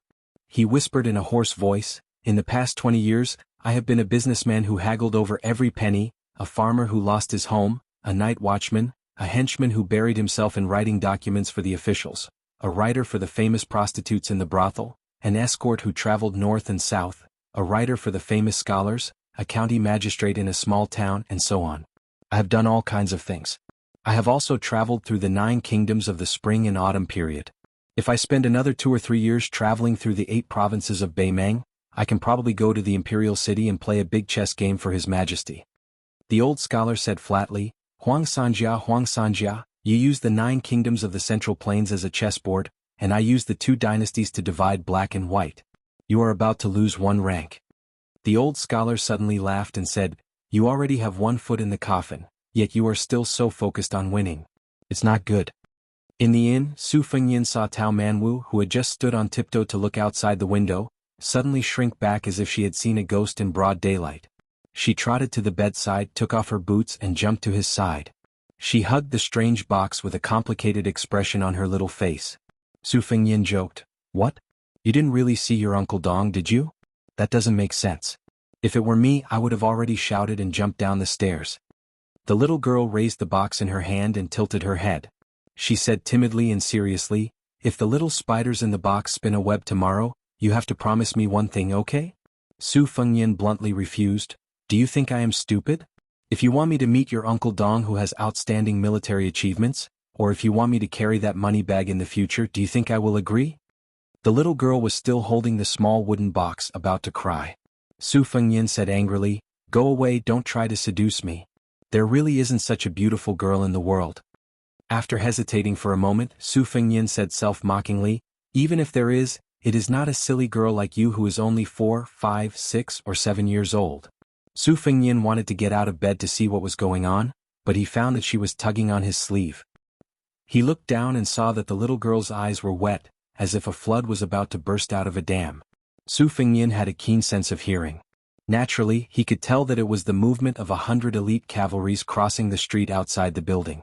There were very few people in the Flying Fox City who were qualified to make such a big move. Tentai Zhangping was one of them. However, the eldest son of the city's official had always been reserved, so he would not bring an army to the northeast corner of the city to show off. Connecting this to Tao Manwu's strange expression, the truth was revealed. She was just an ignorant little girl who had only known each other for less than a month, so what kind of unforgettable feelings could there be? Su Fengyan felt like she would just suffer a bit of pain for a while. Once she saw that Uncle Dong who had a meteoric rise in northern Mang's political arena, it wouldn't take long for her to forget about him. Just how many odes of undying love and undying love were nothing more than this. In reality, the two of them were entangled in gratitude and grudges, one big and one small. This kind of affection couldn't withstand a few blows of wind and rain. Chapter 458. Su Fengyan did not expose the truth that was close to the truth. He said softly, "I intend to entrust you to Tantai Chang'an. Later, I will ask shopkeeper's son to take you to the bottle alley. Stay in Shi first. After that, you can tell the second son of the city overseer to come to the restaurant for a meal." It was hard to tell whether the second son of the city overseer was a loser or not. However, according to Tantai Chang'an's temperament, he would probably treat a little girl who could not cause any trouble well. Of course, this was not a foolproof plan. However, Su Fengyan could only do this because of the situation. As for whether Tao Manwu would reveal his identity or give Tantai Chang'an to Fatty Dong after getting along for a period of time, it would be a good thing for the city overseer's mansion and the little girl. Su Fengyan was destined to go deep into the hinterland of Beimang alone and even to the distant northern region. It was impossible for him to take a little girl to the end of the world. It was not a fun thing to do. Maybe one day she would become a burden and be abandoned as an abandoned child. Finally, she would die under unknown weapons. No matter how Su Fengyan agreed with the hypocrisy of the world and how cruel and ruthless he was, he did not think it was a trivial matter to watch her die an unnatural death. The little girl turned her head and said angrily, "No. I won't tell you if I go. I'll be a mute." Su Fengyan smiled and said, "It's up to you whether you go or not." The little girl nodded heavily. Su Fengyan flicked her forehead and said, "You will hate me one day. Then you will know how hard it is to part peacefully now." Tao Manwu picked up the porcelain pillow and wanted to hit the big bad guy. However, when he saw his eyes, he did not dare to do so. He was afraid that he would cry out loud. The little girl turned over and threw herself on the bed. First, she hugged the porcelain pillow and Chi Chiao under her body. Then, she hurriedly covered her body with the quilt and hid to sob secretly. "I hate you right now," she said in a soft and indistinct voice. She wanted to cry and scold him, and she was also sulking under the quilt. The little girl must be very tired. Su Fengyan waited for a while. Seeing that she did not stop, he sighed, took the quilt and threw it aside. Then he held her in his arms and put his chin on her head. He said softly, "Don't you want to see your Uncle Dong every day and want him to teach me a lesson? Why are you so shy when you see him?" "No." The little girl covered her face and her slender shoulders gently twitched. She said intermittently, "Uncle Dong is a good man. I won't let him beat you." Su Fengyan shook his head and said, "Fighting or not is a small matter." He did not continue. Since the fatty Dong Zhuo had entered Flying Fox City with 100 cavalrymen, Su Fengyan would not only be afraid of him but also want to kill him. Killing Dong Zhuo would have a more far-reaching impact than killing Ten Tao Qianji. However, since the fatty was an important minister of the Southern Dynasty, Su Fengyan was not interested in whether the little spider in the little girl's Chi Chiao box spun a web. However, the Beimang spider web behind the fatty was very likely to slowly spread out inside and outside Flying Fox City. Su Fengnian wanted to kill a popular military official who must be protected by men of sacrifice and retreat successfully. Without the Finger Mystery Realm, it was impossible for him to succeed. Thinking of this, Su Fengnian felt a little guilty. What did the little girl do in her last life to meet him in this life? Tao Manwu said softly, "My father said that if a deserter on the battlefield, he would be beheaded." Su Fengnian pinched her cheek and spat, "Don't say such unlucky things." After a long silence, Tao Manwu cried until she had no strength left. She clutched the sleeves of the big bad guy, afraid that he would leave. Su Fengnian looked at the bag of money on the table and said while rubbing his forehead, Okay. I owe you this. Our Taozi is so beautiful. Maybe she will be kidnapped by a scoundrel and become his wife. I don't feel at ease. Let's make a deal first. I will send you to Uncle Dong's place." Outside the courier station in Flying Fox City, Dong Zhuo, who had just rested for a short time, ran out with his eyes wide open. He was surprised and stunned. He had searched high and low for something but found it without any effort. This general, who had been sealed by the city overseer, saw a funny scene. A young man holding his little niece's hand with one hand and an inferior horse with the other hand appeared in front of him unexpectedly and unreasonably. Young Man Wu was carrying a heavy bag and holding a porcelain pillow with one hand. She bit her lips and looked very wronged. Dong Zhuo's heart and liver were broken. Fortunately, young Man Wu was safe. Dong Zhuo looked at him carefully. This fat fox who had been dealing with the old foxes in the military and political circles all year round had already cultivated a good sense of human nature. His eyes were like torches. He immediately felt jealous like a father who saw his daughter bring a damned son-in-law to his house. Damn it, his little daughter was not even 10 years old. How could this bastard kill her? The fairy who came out of the Bing Mountains squinted at the young man who she could not see clearly. He was empty-handed and had nothing on him. There was a long cloth bag tied near the saddle of the inferior horse, which should be a weapon similar to a broadsword. The more she could not figure out, the more she dared not take it lightly. Her family was well learned, her martial arts were good, and her eyesight was superb. She was not sure whether this calm young man was at level 3 or level 2. But when she saw her husband's embarrassed look, she felt relieved. She had seen her husband bully others many times, but this was the first time. Since this uninvited guest dared to bring young Man Wu here, unless he was a reckless and lousy assassin like a moth darting into the flame, he was most likely a guest and not an enemy. She could not keep a straight face. After marrying into the Dong family, she had always kept in mind her mother's advice on the mountain. In addition to knowing how to turn a blind eye, she must make her husband proud. This was a smart woman. Tao Manwu looked back 3 times with every step. Su Fengyin turned over and mounted the horse. Fatty Dong laughed and said, "This hero who did a good deed without leaving his name, is he going out of the city?" Su Fengyin smiled and nodded. Fatty Dong rubbed his hands and said, "If there is something that is hard to say, it is not Dong Zhuo who is boasting. As long as it is not a big crime of rebellion, I can help you to intercede. If you don't like Dong Zhuo's reputation, it is not a problem. Dong Zhuo will remember today's kindness for the rest of his life." Seeing this young man slowly turn the horse's head, it seemed that he was determined to go out of the city. Dong Zhuo did not bother to be polite and said loudly, "Go to the city gate and pass a message. Open the city gate and let them go."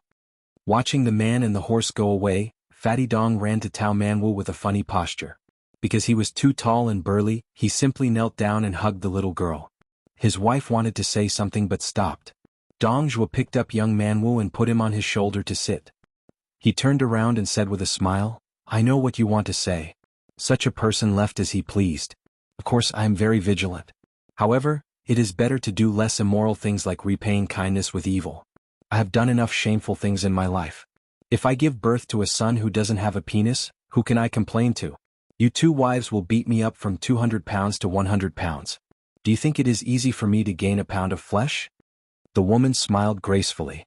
The young man was generous, but compared to her, a narrow-minded man, he was still thousands of miles away. Dong Zhuo looked around and his eyes suddenly turned cold. He said gloomily, "Everyone, I have said that I will let them go, so I will let them go. You are watching me. I am in the wrong to bring my private army out of Gusai State. Moreover, I have my wife to comfort me along the way. I will bear with it. If you dare to trip that person up and do something unnecessary, don't blame me, Dong Zhuo, for being narrow-minded. I will even dig up the graves of your ancestors." After he finished speaking, Fat Man Dong asked in a soft voice, Wife, is it appropriate to use superfluous words like drawing legs on a snake here? The woman was used to it. She nodded and said, it's okay. Almost at the same time, Su Fengnian and Dong Zhuo, these two men, turned their heads and looked at each other from a distance. If they met again, they did not know what kind of status they would have when they looked at each other. Announcing the first VIP subscription group in Snow, 16871655 group subscription screenshot. Chapter 459. When the people of Flying Fox City first heard that Dong Zhangping was going to seal the city, they wanted to cut off the fat man's flesh. However, the thunder was loud but the rain was small. Soon the city was reopened. The people thought that the eldest son of Tantai Zhangping must have gained the upper hand in the secret competition with Dong Zhangping. They didn't believe that Tantai Zhangping would be pushed back by a woman at the gate. Su Fengnian was not in a hurry to leave the city. Instead, he climbed the city wall and looked at the hanging sword pavilion from a distance. Because Tao Manwu was involved with Dong Zhuo, his plan had been disrupted. It was not appropriate to leave the city in a hurry. However, if he stayed in the city, it would be easier for him to be caught. Su Shao wanted to find the old general of the Bailiang army by himself, so he had to put it aside for the time being. It was the lesser of two evils. He was mocking himself, but he still had some regrets. When Su Fengnian was about to turn around and walk down the city wall, a sloppy man who was sleeping soundly on the battlement murmured a few words. He then rolled sideways and was about to fall off the city wall. Fortunately, he fell into the wall, so Su Fengnian did not help him. The drunkard was not happy that he survived. Instead, he carefully stroked the wine gourd hanging on his waist. Only then did he raise his head and look around. When he saw Su Fengnian, he was indifferent. The drunkard with a full beard leaned against the wall and drank a mouthful of strong wine. He hummed a Bailiang song, "Take off his armor," leisurely. A tall but hunchbacked man in a servant's uniform trotted up the city wall with a flask of wine in his hand. When he saw Su Fengnian, he paused and silently filled his old half-empty flask with new wine. The servant was a pitiful cross-eyed man. The half-drunk man took out a dagger inlaid with pearls and shaved his face. As he was busy, he glanced sideways at Su Fengnian. He pointed at the hanging sword pavilion and scolded, "Young man, what are you looking at? I brought 2 swords to Flying Fox City. One is hung in the pavilion, and the other is sold to the city lord's mansion for 1,000 taels of gold. What right do you have to look at me like I'm a drunkard?" The servant was a mute. Seeing his master's lips, he knew that he was about to get into trouble again. He hurriedly turned to Su Fengnian to apologize. Su Fengnian smiled and waited for the drunkard to shave off his beard. He narrowed his eyes. No wonder he could sleep on the top of Feng Feng Lu for so many years when he was selling swords and painting. If his clothes were clean and tidy, he must have been a romantic and elegant man. There must be something wrong. Su Fengnian's expression was the same as usual. He leisurely looked at the top scorer of the brothel who could make such a beautiful girl unable to forget him. The drunkard took back his dagger and sighed. "I didn't let down the painting, but the painting misled me." He drank another mouthful of wine. Su Fengnian was not in the mood to beat around the bush. He asked directly, "Are you waiting for me?" The drunkard glanced at the servant as if he had heard a joke. He laughed and said, "Kid, you're talking big. I'm sleeping here comfortably. It's more like you're looking for me." Su Fengnian was desperate. He said calmly, "Someone asked me to pass a message. If you can understand it, then forget it. If you don't, then take it as a drunkard's words. They can go in one ear and out the other. Since he's a pawn you brought out, you have to go back and clean up his mess." The man who was still handsome after shaving rolled his eyes and said, "Is there something wrong with your head? When did I not clean up my mess after taking a dump? Get lost, get lost. If you don't get lost, I still have my swordsmanship. I'll take out the torch dragon hanging in the sword pavilion and send you to hell." Su Fengnian had checked the flow of qi. Neither the master nor the servant could be called a hermit master. The drunkard was barely above ordinary people. As for the cross-eyed servant, he was slightly inferior to ordinary people. Su Fengnian walked down the city wall with a smile. He took the inferior horse and left Flying Fox City. He looked back. There was no drunkard. There was only the cross-eyed servant standing there with a hunched back. The drunkard, who had been sitting on the ground and leaning against the wall, wiped the stubble on his cheeks and muttered to himself. Seeing that there was no response, he looked up and saw the servant standing there silently. The drunkard said self-deprecatingly, "I forgot that you're deaf and mute.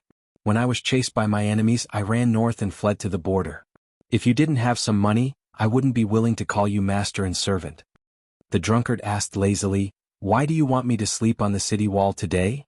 A hoarse voice sounded, "Even a cripple like me can sense the sword energy approaching. There's a swordsman in Beimang who has such a sword realm.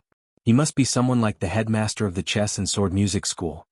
The drunkard was so scared that his hands and feet trembled. He asked dumbfoundedly, "You can talk?" The hunched servant was still looking into the distance. He reached out to touch his face and said calmly, "It's just a self-sealing acupoint. It's the best withered sword technique of the Wu family. Years ago I had a sword competition with Li Chenggang. Then I was disheartened that the general didn't want to be the emperor. So I practiced the withered sword in peace. My ancestor once defeated 10,000 cavalry with 9 swords. 4 broken swords were left in Beimang. So I thought of coming here to take a look. Otherwise, with your mediocre swordsmanship, how could you pick up a fish spear and a torch dragon? Do you think famous swords are copper coins? You can pick up a few in the downtown area?" The drunkard asked in a trembling voice, "Who are you?" The servant's fingernails drew blood on his face. He seemed to hate this face and said slowly, "The withered sword is emotionless." Wuxia was tainted by love. Even if she pretended to enter the secular world, her sword intent was not pure. She was an immortal on earth in the palace back then, but it was only a fake realm. It was just an illusion. Otherwise, how could she fall ill? Consort of the king of Beiliang? My sister. My biological sister. However, I have never been close to her since I was young. Our relationship is even worse than her relationship with Dong Tai, who lived on Sword Mountain. Just like Qin Jibao and me, His Royal Highness is much better than that nephew of mine. However, no matter how close we are, our blood relationship cannot be denied. All these years I have been waiting for the general. I never thought that my nephew would come to Flying Fox City. General, you moved me with emotion and reason. But don't you know that I, Wu Qi, am the most emotionless and unreasonable person in my life? How do you know that Qin Jibao has never come to find me? It's too late. You don't kill me. I won't say anything. There are so many romantic people, but they all die because of romantic people. On this day the top scholar died drunk in Sword Pavilion. All the brothels in the city mourned and paid for the burial of this legendary man who made countless girls fall in love with him. Those middle-aged women whose children had already grown up were secretly grieving. To the north of Beiliang was Beimang. Beiliang was desolate, but its heart was not cold. In the past few years the battles in Liangmang had not been as grand. Most of the battles were between small groups of roaming cavalry. Beiliang's crossbowmen had become the most coveted type of soldier. To be able to cut off a few heads and hang them on the side of the saddle, even the old soldiers would be envious. Not to mention the hot-blooded new soldiers. This was a real meritorious service and could not be faked. Those rich playboys on the Eastern Front might even kill civilians and pass them off as Beimang barbarians. Beiliang's military law was strict, so they would not dare to do such a thing. One day, a group of Beiliang's crossbowmen went deep into the Beimang's territory and met with more than 20 strong and healthy Beimang barbarians on a narrow path. After a fierce battle, both sides suffered losses. After checking the corpses, they found out that they were Crow barbarians under Dong Zhuo's command. This made the ordinary crossbowman Li Hanlin, whose face was covered in blood, cry out in joy, but he also felt some lingering fear. Beiliang's military system consisted of 10 to 50 men. To be able to be a crossbowman's commander was more qualified than a general in the military. Li Hanlin's commander was an old and steady burly man. He wore light armor and his horsemanship was superb. Not only did he have extraordinary strength, he could also draw a bow with both hands and shoot. However, no matter how calm he was, whenever he saw a Beimang person, his eyes would turn red. He had broken many military rules and had been demoted several times. Otherwise he would have become a general long ago. He was a man of few words, but every time his subordinates mentioned the incident where he was personally whipped by the general, the middle-aged man would grin. Li Hanlin and the other crossbowmen all knew that this was the commander's weakness. If they made a mistake, as long as they repeated this, the commander would be happy and soft-hearted. Li Hanlin rode on a horse with a deep wound on his arm. A Beimang barbarian's head was tied to his buttocks. Blood flowed down the side of the horse's back. In this small-scale battle they had lost 3 men and completely wiped out the enemy. The 3 corpses of their comrades were hung on the backs of the marksmen and 2 deputy marksmen's horses. This was an unshakable rule in the army. On the battlefield of Beiliang, the most important thing was to return the corpses of the dead. As long as there was still a breath left in them, they had to return with their fallen comrades as long as it didn't affect the important military affairs. Li Hanlin glanced at the new recruit beside him and had a whole new level of respect for him. This guy was called Lu Do, a weird-looking man with double pupils. Not long after he joined their ranks, he had 3 Baimang barbarians' heads hanging from his horse's back. One could imagine how powerful he was. Originally, the crossbowmen led by Li Hanlin didn't like this bad-tempered new recruit. However, after fighting side by side with him, even the one behind him who had beaten and scolded Lu Do Li October had to admit that he was wrong. This old man with the surname Li was a third-rank general in Bailiang. In the whole of Bailiang, he could be considered to be someone who could do whatever he wanted. His parents and uncles were all illiterate. When he was born, his parents made a big fuss over his name. They invited countless famous scholars, but none of them were satisfied with his name. Later, the old man slapped his thigh and said that he should be called Lu Do since he was born in Bailiang. As a result, the entire illiterate family didn't have any objections. The scholars who helped him with the name were all silent. Chapter 460. Most of the crossbowmen in Li Hanlin's team were young masters like October Li, although most of them were not as prominent as October Li, but they were not willing to talk about the glory of their father's family, so October Li became an isolated outlier and was very unlikable. When Lu Do, a commoner from a concubine family, entered the team, he had a conflict with October Li on the same day. At that time, Li Hanlin and the others were indifferent and did not take sides with either side. When they saw Lu Do's cowardly attitude, they rolled their eyes and thought that no matter how useless he was to become a crossbowman, he should at least have some backbone. Unexpectedly, when he fought with the crows who had long been famous for their fierceness, with real swords and spears, Lu Do, a taciturn man, killed 3 crows without saying a word and even blocked a tricky arrow for October Li. Li Hanlin also had a higher opinion of October Li. Although October Li still had some of his foppish habits, it was not too much.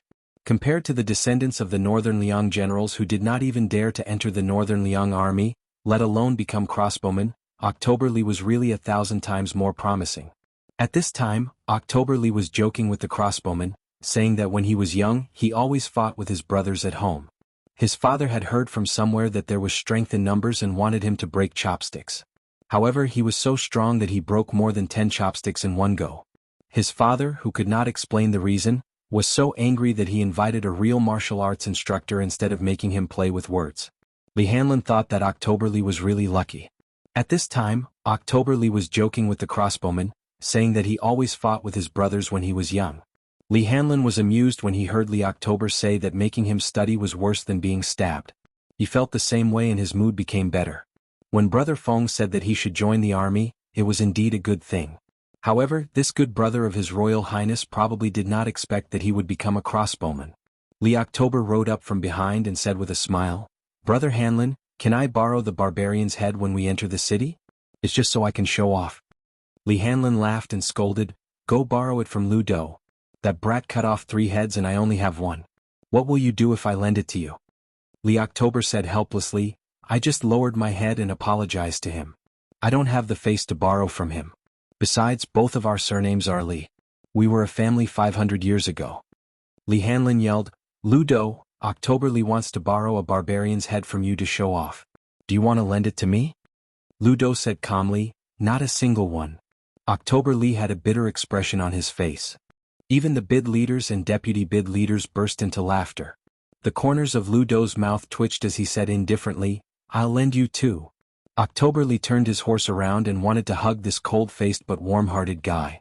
"Lu Do, you'll be my brother after this. When we reach Lingzhou, I'll take you to visit all the brothels." Li Hanlin teased, "What's the big deal about visiting a brothel? Don't you have a younger sister who's always praised as a captivating beauty? Why don't you just acknowledge him as your brother-in-law? In the future you can even borrow 200 barbarian heads, let alone 2. October Li said heroically, "Sure Lu Do. Why don't we agree on this?" Lu Do rolled his eyes and said, "Get lost. With your shabby appearance, how good can your sister be?" October Li, who didn't look ugly at all, was instantly annoyed and caused another round of hearty laughter. The bid leader said, "A bunch of brats. You still have the energy to talk nonsense here. Don't you know how to vent your energy on the bellies of your women later? I see that your trip this time wasn't bad. When we return to the city, I'll shamelessly ask for a leave from General Zhao and let you guys enjoy yourselves. However, it'll only be for a day or 2 at most.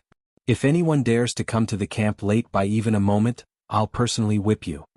Li Hanlin came to the bid leader's side and said softly, "Bid leader, I've already discussed with Hong Jin and the others. We'll each give a barbarian's head to the 3 brothers. As for the reward, it'll all be given to their families. The bid leader frowned and said, "It's a serious crime to give away military merits without authorization. Li Hanlin, I know your background isn't ordinary and isn't inferior to Octoberly and the others.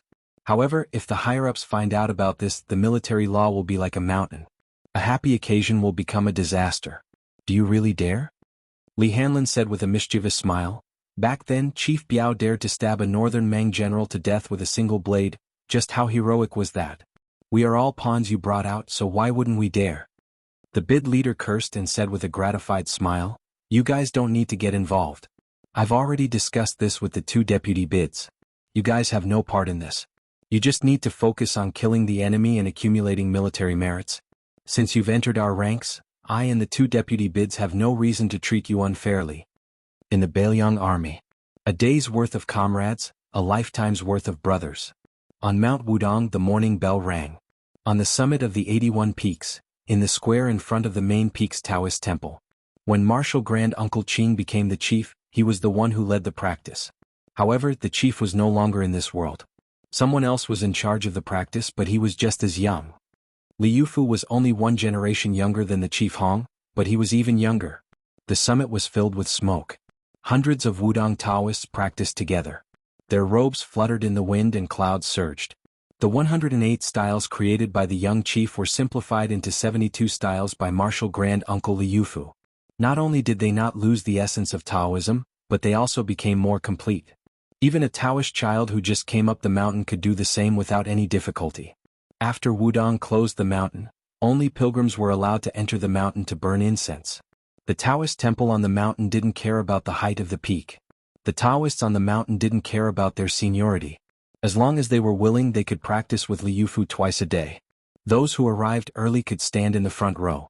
Senior Marshal Grand Uncle Song Jiming and Yu Xingrui could casually stand in the back row if they arrived later. Regardless of wind and rain, they practiced on the summit for a day without rest. After the practice, Li Yufu and some young Taoists patiently explained their doubts. Master Yu Xingrui, who had been quietly waiting, walked to the little lotus peak and came to the tortoise camel tablet. The old Taoist, whose inner strength was only inferior to big senior martial brother Wang Zhonglo, said with emotion, "Yufu, do you blame your martial grand uncle Hong for not leaving ancestor Lu's sword to you but giving it to the outsider Qi Xianxia? And this person is a Taoist from the Taoist mansion of Dragon Tiger Mountain." Li Yufu put his hands in the cuffs of his Taoist robe and smiled. "When Martial Grand Uncle taught me this set of boxing, he had already made it clear that he would give ancestor Lu's sword to Dragon Tiger Mountain's Qi Xianxia. He also asked me if I had any worries. Yufu didn't dare to lie, so I told him the truth. Martial Grand Uncle said that if you were not convinced, then you could go to Qi Xianxia and ask for it back if you were to surpass Martial Grand Uncle Wang. But I'll tell you in advance that I'll practice swordsmanship halfway, but if I don't have any achievements in the future, you can't laugh at me."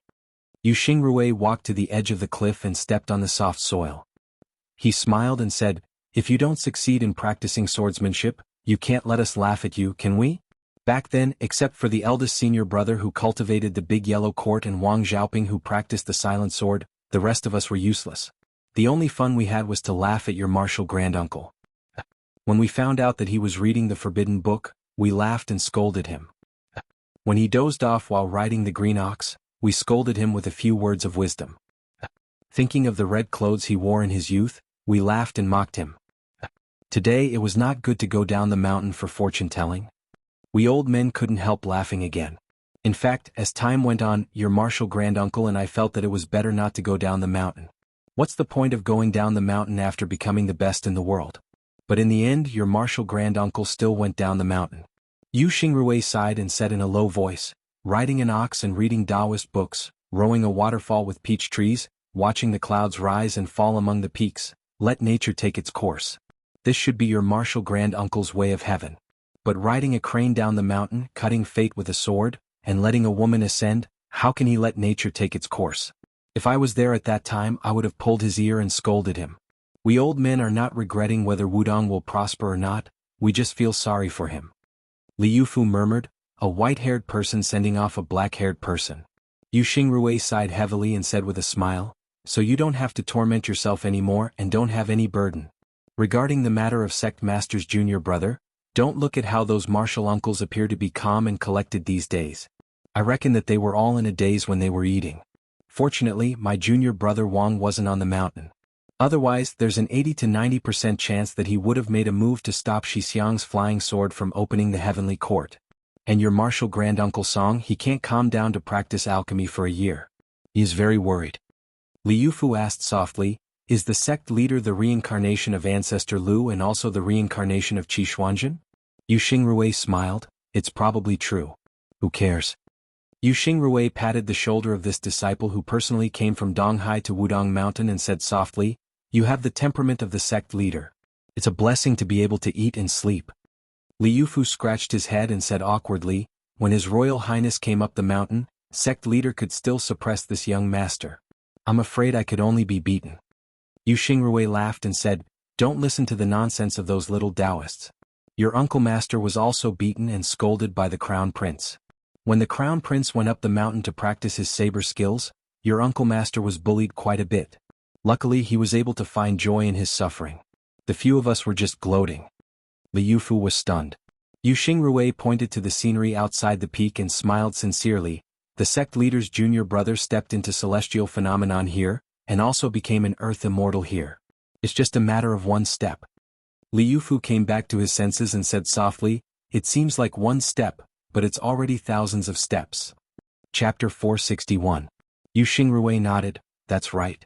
When you are wholeheartedly seeking Tao, you don't know how many steps you've taken.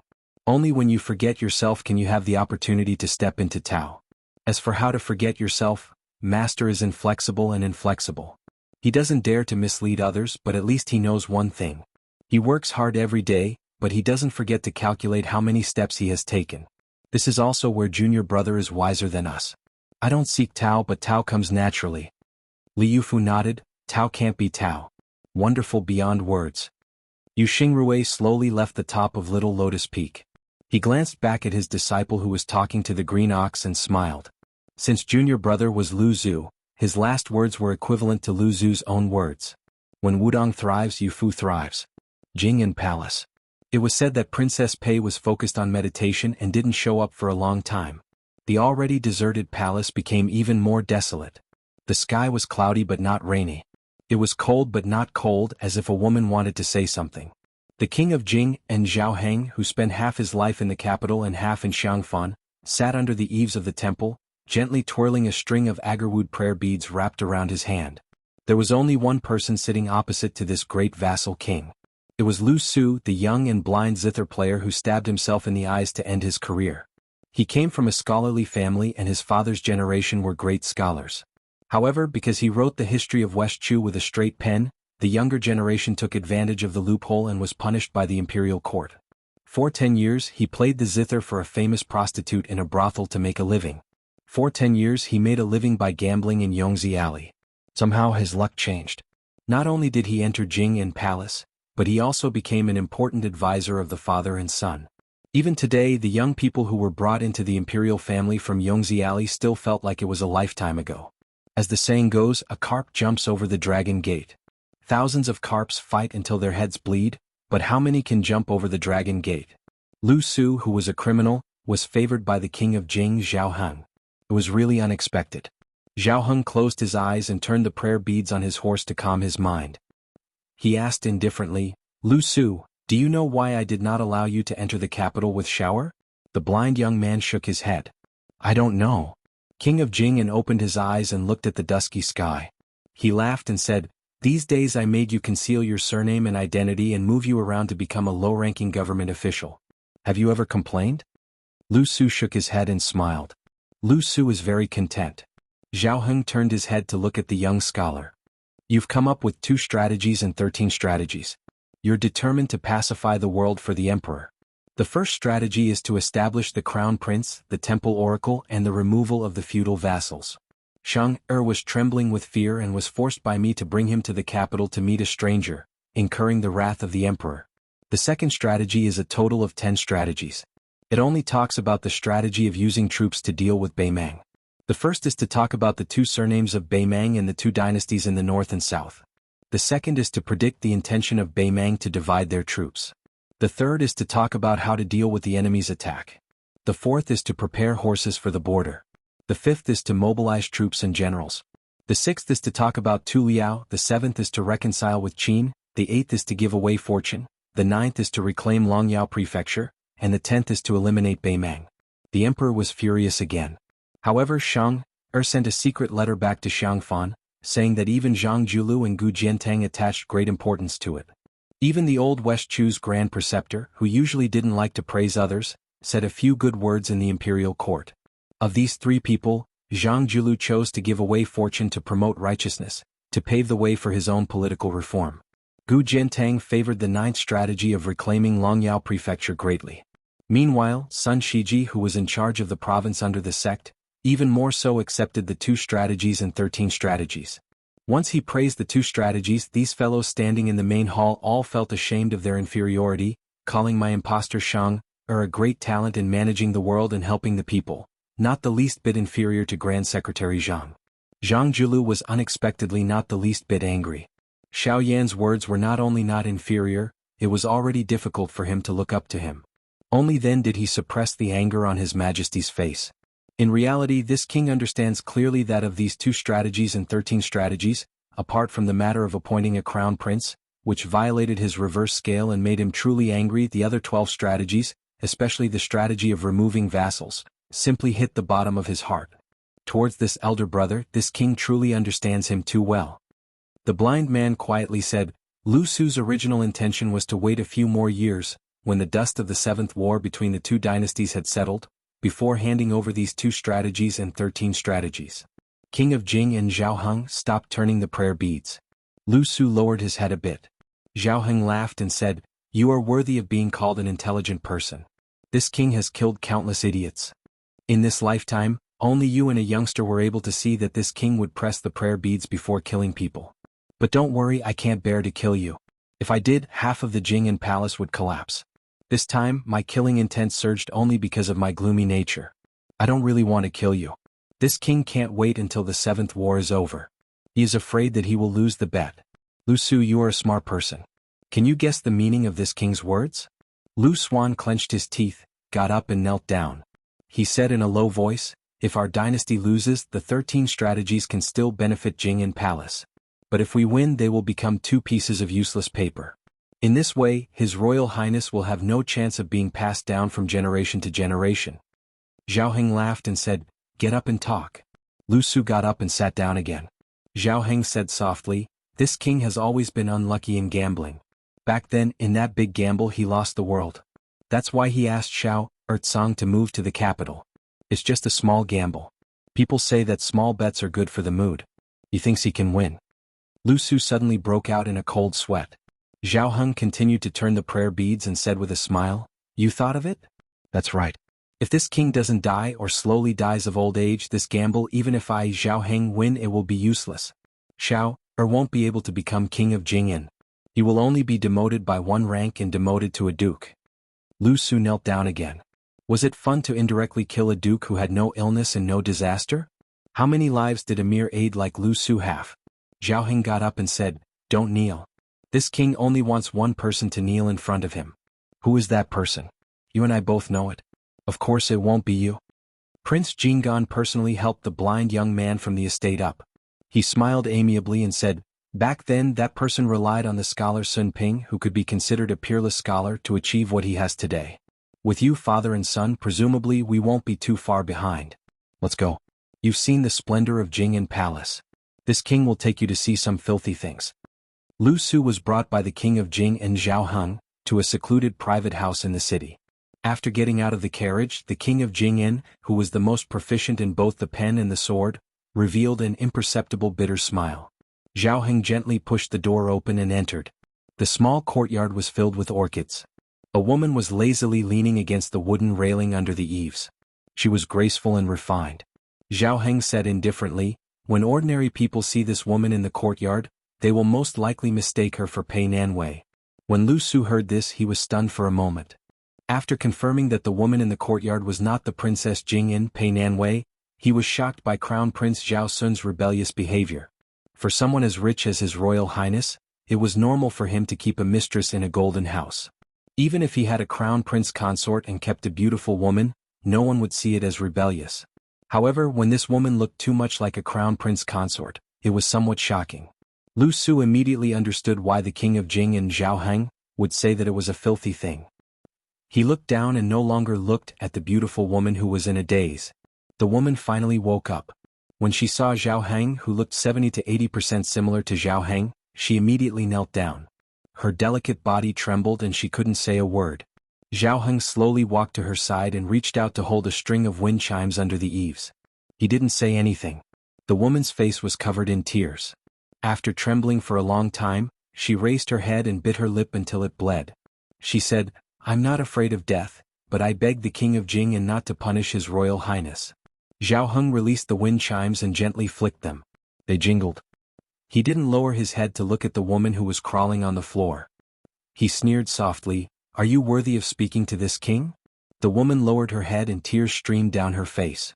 The king of Jing listened to the sound of the wind chimes and slowly said, "This king already knew from the first day you stepped into the courtyard. However, this scandal is nothing to this king. Su didn't cross the line." The woman was still trembling like a delicate orchid in the wind and rain. Zhao Heng continued, "Now for Su you have to die. Are you willing?" The king of Jing and Lu Su walked out of the courtyard. Before Zhao Heng boarded the carriage, he paused and laughed softly, "This king treats you like a scholar." Lu Su, who didn't speak, bowed deeply. The woman waited until the sound of the door closing. She wiped away her tears and went to the jewelry box to choose a pearl hairpin that Zhao Sun had given her.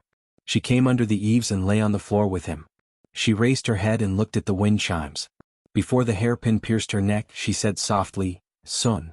When the king of Jing'an's crown prince, Zhao Sun, was in the capital, there was a piece of news that shook the world. The king of Jing and Zhao Heng died of a chronic illness. Princess Jing'an Pei Nanwei committed suicide. The news spread to the capital. It was rumored that the crown prince, Zhao Sun, vomited blood and fainted. That day the emperor's grace was vast and mighty. The emperor decreed that Zhao Sun was to be the king of Jing'an. Among the 7 vassal kings, he was the second to be granted a hereditary title. However, he was the first to become a vassal king, His Royal Highness. After Zhao Sun thanked the emperor in the palace, he quickly returned to Xiangfan City. After meeting Lu Su, he put on mourning clothes. In the dead of night, Zhao Sun, who was about to become the new vassal king of the dynasty, sat alone in the morning hall. He expressionlessly threw a handful of yellow paper into the brazier. After the mourning period was over, Zhao Jie, who was now Prince Jing'an, had his maidservants wait on him and put on his official robe. He dismissed the servants and stood in the room with his hands clutching his face. His expression was twisted and sinister, as if he was crying but not crying, as well as smiling but not smiling. He covered his face and lowered his head in tears. If there was someone watching, His Royal Highness would have an incomprehensible expression at this moment. It was a pity that the new noble Lu Su could only stand outside the door. Moreover, he was blind. Inside the room was the king of Jing and Zhao Sun. He covered his face and the corners of his mouth curled up. The capital. When a woman marries into the imperial family, no matter what her previous status was, she would have no choice. Chapter 462. When Yan Dongwu saw her younger brother Yan Qiji and Kong Wuqi visiting together, no matter how bad her mood was, it still improved. Moreover, she was married to the refined and introverted fourth prince. Although this husband of the emperor's son was a bit too playful and was obsessed with poetry, painting and musical instruments for a woman, it was already a heavenly wealth that she could not complain about. After the two became husband and wife, they treated each other with respect. Yan Dongwu didn't know what reason he had to be unhappy. Therefore, every time the stewards and maids of the Fu saw the imperial concubine, they always felt close and kind. They secretly praised her for being a daughter of a noble family. The bit of misgivings they had about their mistress being born in Bailiang was swept away. Yan Dongwu was knowledgeable, and it was clear that the fourth prince was very satisfied with this marriage. In the past, he did not socialize much with those disreputable friends of second and third rank officials. Today, together with Yan Dongwu, he received his brother-in-law Yan Qiji and Kong Wuqi, who was a little famous in the capital. The fourth prince had always been known for not putting on airs. Today, when he received two people of the same age, he gave them enough face. He personally served tea and water, and laughed and joked with his bookish brother-in-law. What was even more rare was that after the pleasantries, he took the initiative to find an excuse to leave, leaving the imperial concubine to chat privately with the two. In the past, Yan Dongwu loved the house and its crow and hated the house and its crow. His impression of Kong Wuqi was not very good. After the family moved to the capital, he talked a few times with the sturdy but simple-minded Kong Wuxi and found it difficult to dislike him. Especially his younger brother, who was not on good terms with the group of young masters in the capital and often suffered losses. It was always Kong Wuxi who had a good relationship with the second prince, who led people to get back at him. In addition, the Yan and Kong families were rare scholarly families in Beiyang. In the capital, which was very xenophobic, they inevitably helped each other. Yan Dongwu and his younger brother talked about some personal things, and some simple principles that one had to be clever when working in the capital's yamen. Kong Wuxi did not speak much and only sat upright and still on the side, foolishly happy. From beginning to end, the three did not mention that name. Leaving the luxurious and grand mansion, the fourth prince still politely escorted him to the door. Yan Qiji and Kong Wuxi sat in the carriage together. Kong Wuxi asked innocently, "Yan eating chicken, your sister seems to hate His Royal Highness.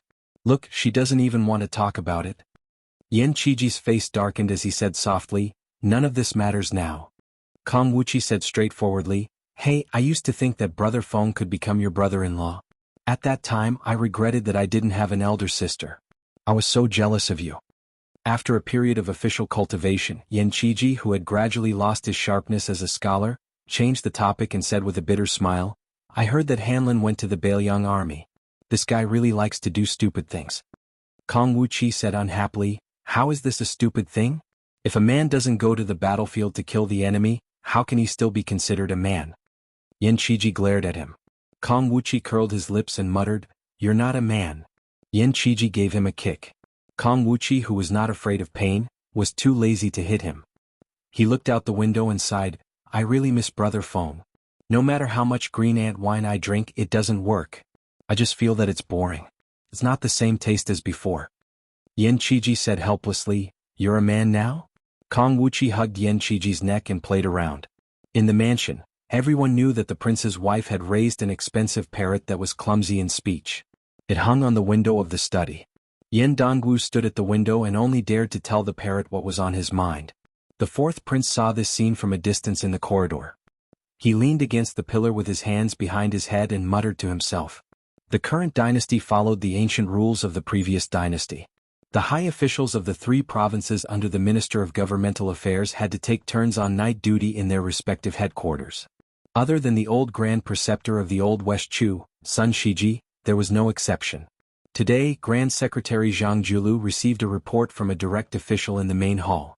He signed on it and took it away, returning it the next morning. The direct official was also used to this and did not flatter. Before this powerful blue-eyed man became the Grand Secretary, the central government officials took night duty as a hardship. Very few second-rank officials really followed this rule, especially those with noble status.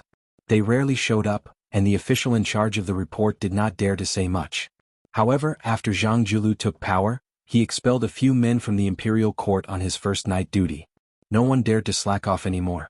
Following the dynasty's peace in the Four Seas, there was a reputation for the forbidden night to settle the world. Tonight on duty, after Zhang Julu dealt with a few urgent affairs, he and an old friend of the same master, the left chancellor of the Imperial College Huanwen, were on duty. Zhang Julu did not drink. In the hearts of all the scholars, Huanwen, who was as respected as the chancellor of the Shangyin Academy, was not happy without wine. Even the emperor made an exception and allowed Huanwen to drink at night, but explicitly said that he was not allowed to get drunk. The left chancellor of the Imperial College was a thin and elegant old man. He joked, "Old blue-eyed man, your complexion is not bad." What, the 2 sketches and 13 strategies King of Jing'an and His Royal Highness Zhao Sun invited an expert to write on their behalf? Are you really treating them as a world-saving medicine?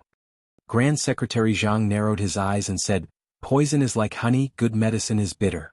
These 13 strategies, once implemented, will at least make most of the imperial court's officials complain incessantly. Even the military will suffer great losses. Tell me, how can I not be happy? Huanwen reached out his hand and pointed at his old friend who was only under him, cursing. "The first sketches is a strategy in the temple. Even the Imperial College is insinuating that we are a bunch of useless scholars who don't know the hardships of the common people and only know how to study to death for scholarly achievements. I'm still fine, since my skin is thick, not scared of being spat on by others, but the newly appointed Chancellor Song, you will definitely be angered badly." Zhang Julu sneered and said, "That literary giant with good handwriting, fortunately, only went to your Imperial College. Now that I've met him, he can still be considered a smiling face. If he went to the Secretariat or the Minxiao province, I would still have a headache, unable to escape from becoming a political enemy of his. Huan Wen chuckled and said, "This Song family father and son pair is a great literary giant who is going to dominate the literary world for 100 years. Old blue-eyed man, you should take it easy. If they hold a grudge against you, just wait for them to splash dirty water on you after you die." The blue-eyed purple-bearded Grand Secretary Jiang stooped down and reached out to warm himself by the fire, calmly saying, "Pen knife, pen knife, pen knife, a pen is a knife, killing people without spilling blood. In my opinion, he isn't inferior to Great General Gu Jiantang." Huan Wen drank a small mouthful of wine, narrowing his eyes and lowering his voice, saying, "The Green Party has already fallen apart, but the Gangnam-do Lu family brothers, one has become the Minister of Rights, the other has become the Assistant Minister of War. The atmosphere is gradually rising. Aren't you nervous?" Grand Secretary Jiang said indifferently, "What's the point of being nervous about these things? I am only worried about things like drought, floods, locusts and other things." Huan Wen shook his head, not saying anything. He only feared natural disasters, not man-made disasters. With the officials in power, what more could he ask for? Insignia Mountain's Great Bull Mound, the two great guest elders Huang Fangfua and Hong Yu personally watched as that mountain lord woman placed a single hand on the head of a guest elder kneeling on the ground whose inner force wasn't ordinary, absorbing the aura of this man who was still a powerful martial artist a moment ago, not leaving a single drop behind.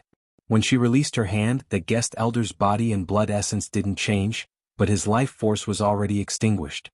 The two guest elders who secretly captured this person to help the tyrants smiled at each other, their faces full of bitterness and horror. Even though they had already seen this scene many times, each time her absorption speed became faster and faster. The faster the mountain guest elder died, the more terrified they became. The woman who became Xinyuan family's master asked with a smile, Uncle Huang, what number is this?" Huang Fangfua steadied his mind, doing his best to remain calm as he said, 39th. It was precisely Xinyuan Qingfeng who had brazenly ascended to this position during the Great Snow Plains upheaval. She bent down her slender waist, looking at that corpse that died with remaining grievances, her smile as innocent as a young girl's, saying with a smile, "Two uncles, please be at ease. No matter how vicious Qingfeng's heart is, I still won't act against you two, my father's good friends." Huang Fangfua said softly, "My only wish is for Miss to reach the pinnacle of martial arts as soon as possible." Xinyuan Qingfeng retracted her gaze and stretched her body. Not only was her face glowing, but there were also wisps of purple qi lingering around her body. She said faintly, "If my father were still alive, he would never say such words. Perhaps he would regard me, his own daughter, as a devil that could be killed, and would no longer be willing to release a jar of red osmanthus wine for me every year." Huang Fangfua didn't dare to say anything else. Hong Yu crossed his arms and began to close his eyes to rest. Xinyuan Qingfeng frowned and asked, "If I'm not mistaken, Yuan Tingshan must have somehow obtained Xinyuan Pan's martial arts experience, and his blade technique realm skyrocketed. Otherwise, with his temperament, he would never compete with Gu Jiantang. On the other hand, our neighbor of Mount Hui, a young Taoist from the Taoist master residence with the surname Ning, on Mount Longhu was able to block the sword of the peach blossom sword god Dong Tai. Compared to these two men, who's better?" Also, during the Buddhist debate on the Golden Lotus Peak, a man with the surname Zhao brought a bald woman. Not only did she discuss Zen with Li Dongxin, she was also said to be the second person in the Vajra realm other than the white-robed monk. When can I be compared to her? Huang Fangfua didn't dare to speak nonsense, so he shook his head and said, "It's hard to say." Xinyuan Qingfeng suddenly smiled and said, "Let's not bother about these troublesome matters. Alright, there's an old saying that rabbits don't eat the grass near their burrows. It's not appropriate to always act against the guest elders on the mountain. I'll have to trouble the two uncles to go to the Jianghu and catch some martial artists. What do you think?" Without waiting for Huang Fangfua to speak, Hong Piao opened his eyes and bowed, saying, "I'm going down the mountain today." Xinyuan Qingfeng waved his hand, and the barefoot woman walked to the left side of the spacious main hall by the cliff. The mountain wind whistled and her sleeves fluttered. She slowly walked back to her boudoir and put on yellow flowers in front of the mirror. After drawing her eyebrows and putting on makeup, she held the bronze mirror with one hand and pointed at the person in the mirror with the other. She laughed inexplicably and said, "What an ugly woman." The northern Liang mansion had silently lost a man and a woman, who seemed to be dispensable.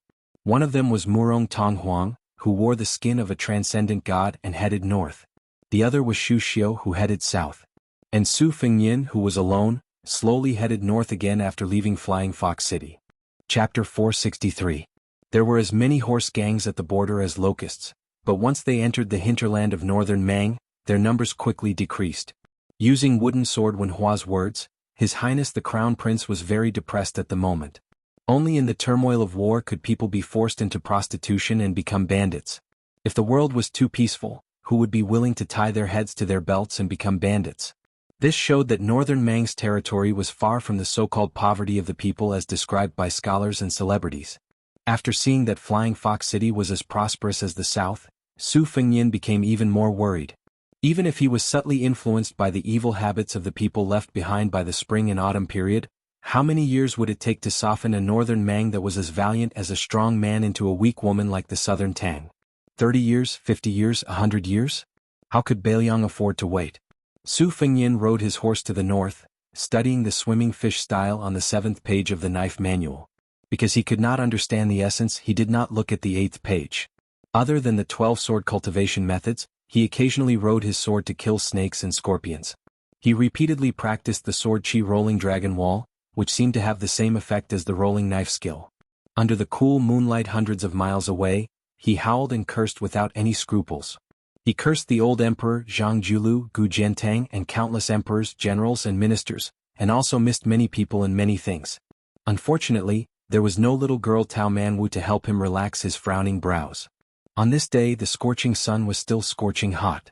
If not for the great yellow court, even breathing would be like drinking scalding hot tea. Walking in the desert, the water sac would dry up. This seemed to be a type of ascetic cultivation. Su Fengyin was reluctant to ride an inferior horse that was not suitable for the hot weather, so he followed old Huang's example and led the horse. His ears twitching, Su Fengyin walked to the top of a yellow sand slope and looked into the distance. He could vaguely see blurry figures under the scorching sun. 2 people were galloping over. Probably because they saw Su Fengyin, they suddenly changed their course and galloped over. Su Fengyin smiled. He finally bumped into horse thieves. This had nothing to do with his eyesight. It was just that these 2 young horse thieves were too obvious. Their upper bodies were bare, and they wore hemp breeches, revealing their lame dragon and tiger tattoos. They were only short of tattooing the word bandit on their faces. When they saw Su Fengyin, their eyes lit up. These 2 did not seem to be in a hurry to kill him and rob him. They whispered to each other. Su Fengyin's ears were sharp. After he heard what they said, he laughed involuntarily.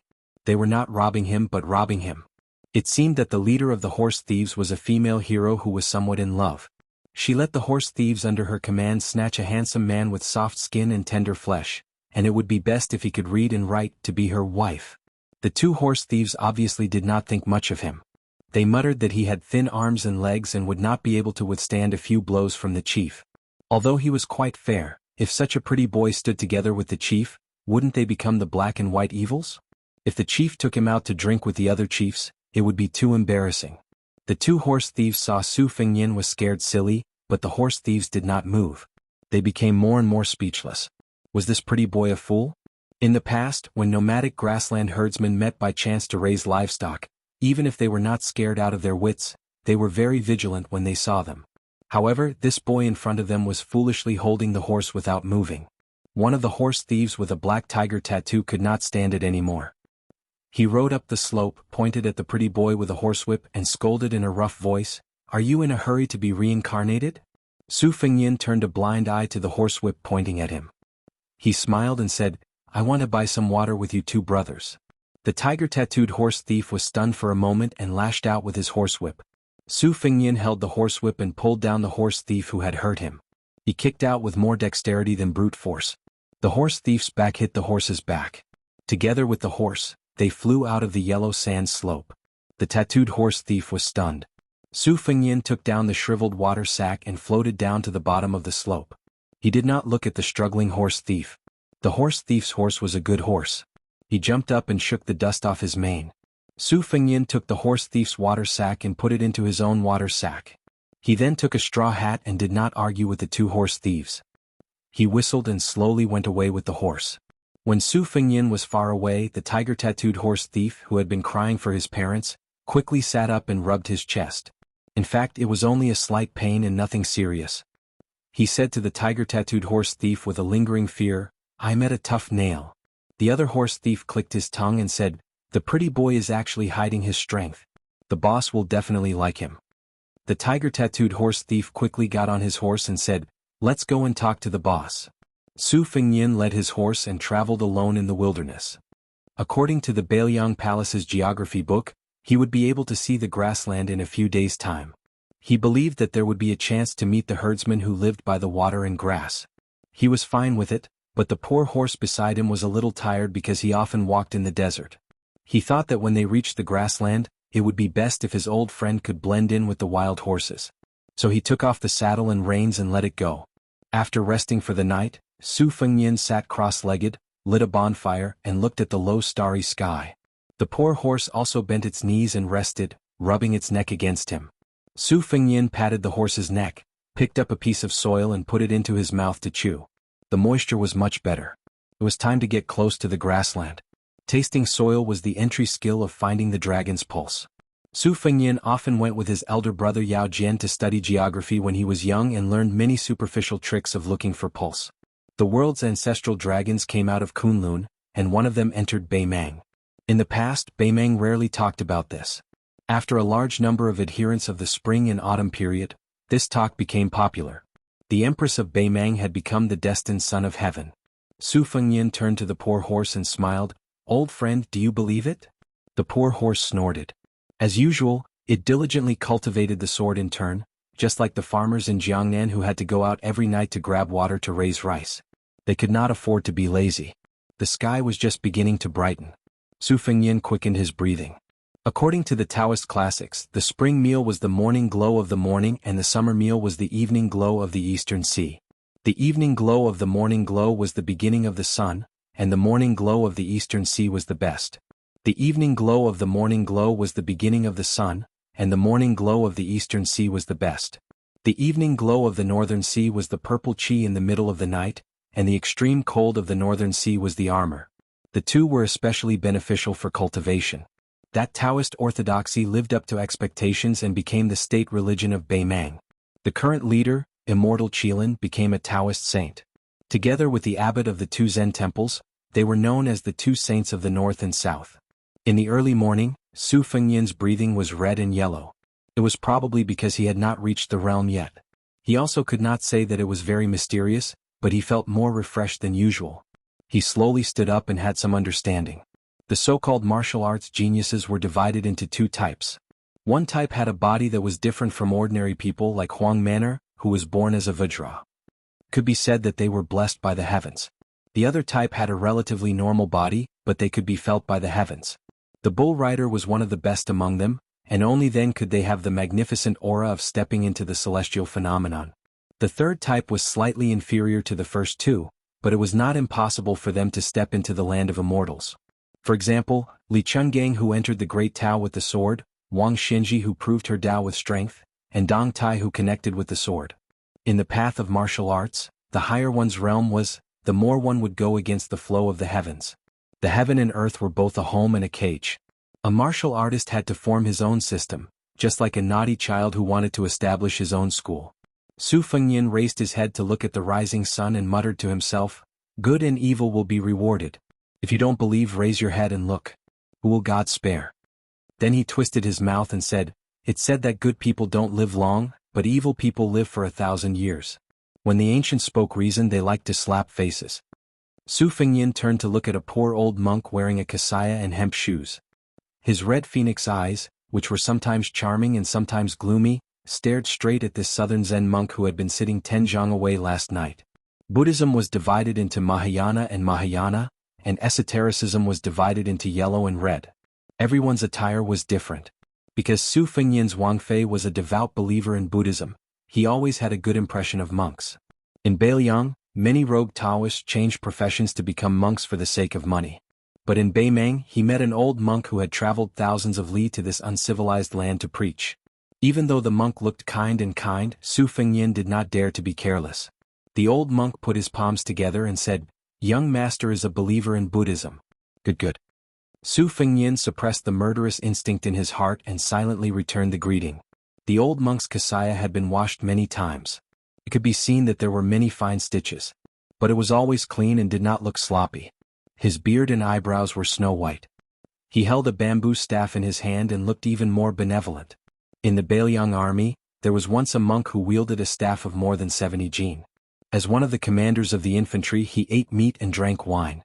He killed people like flies. On the battlefield, he glared fiercely and was very bloodthirsty. He was highly regarded by Su Xiao. Unfortunately, because the Bailiang cavalry entered Jianghu, the monk retreated into the mountains. It was said that he passed away in a small mountain temple. At this time the old monk smiled and said, "This old monk came north from the two Zen temples to the two Zen temples. I wanted to discuss Zen with an old friend from the Taoist school. Although most likely it would be like a chicken talking to a duck, but at least it would be a load off my mind.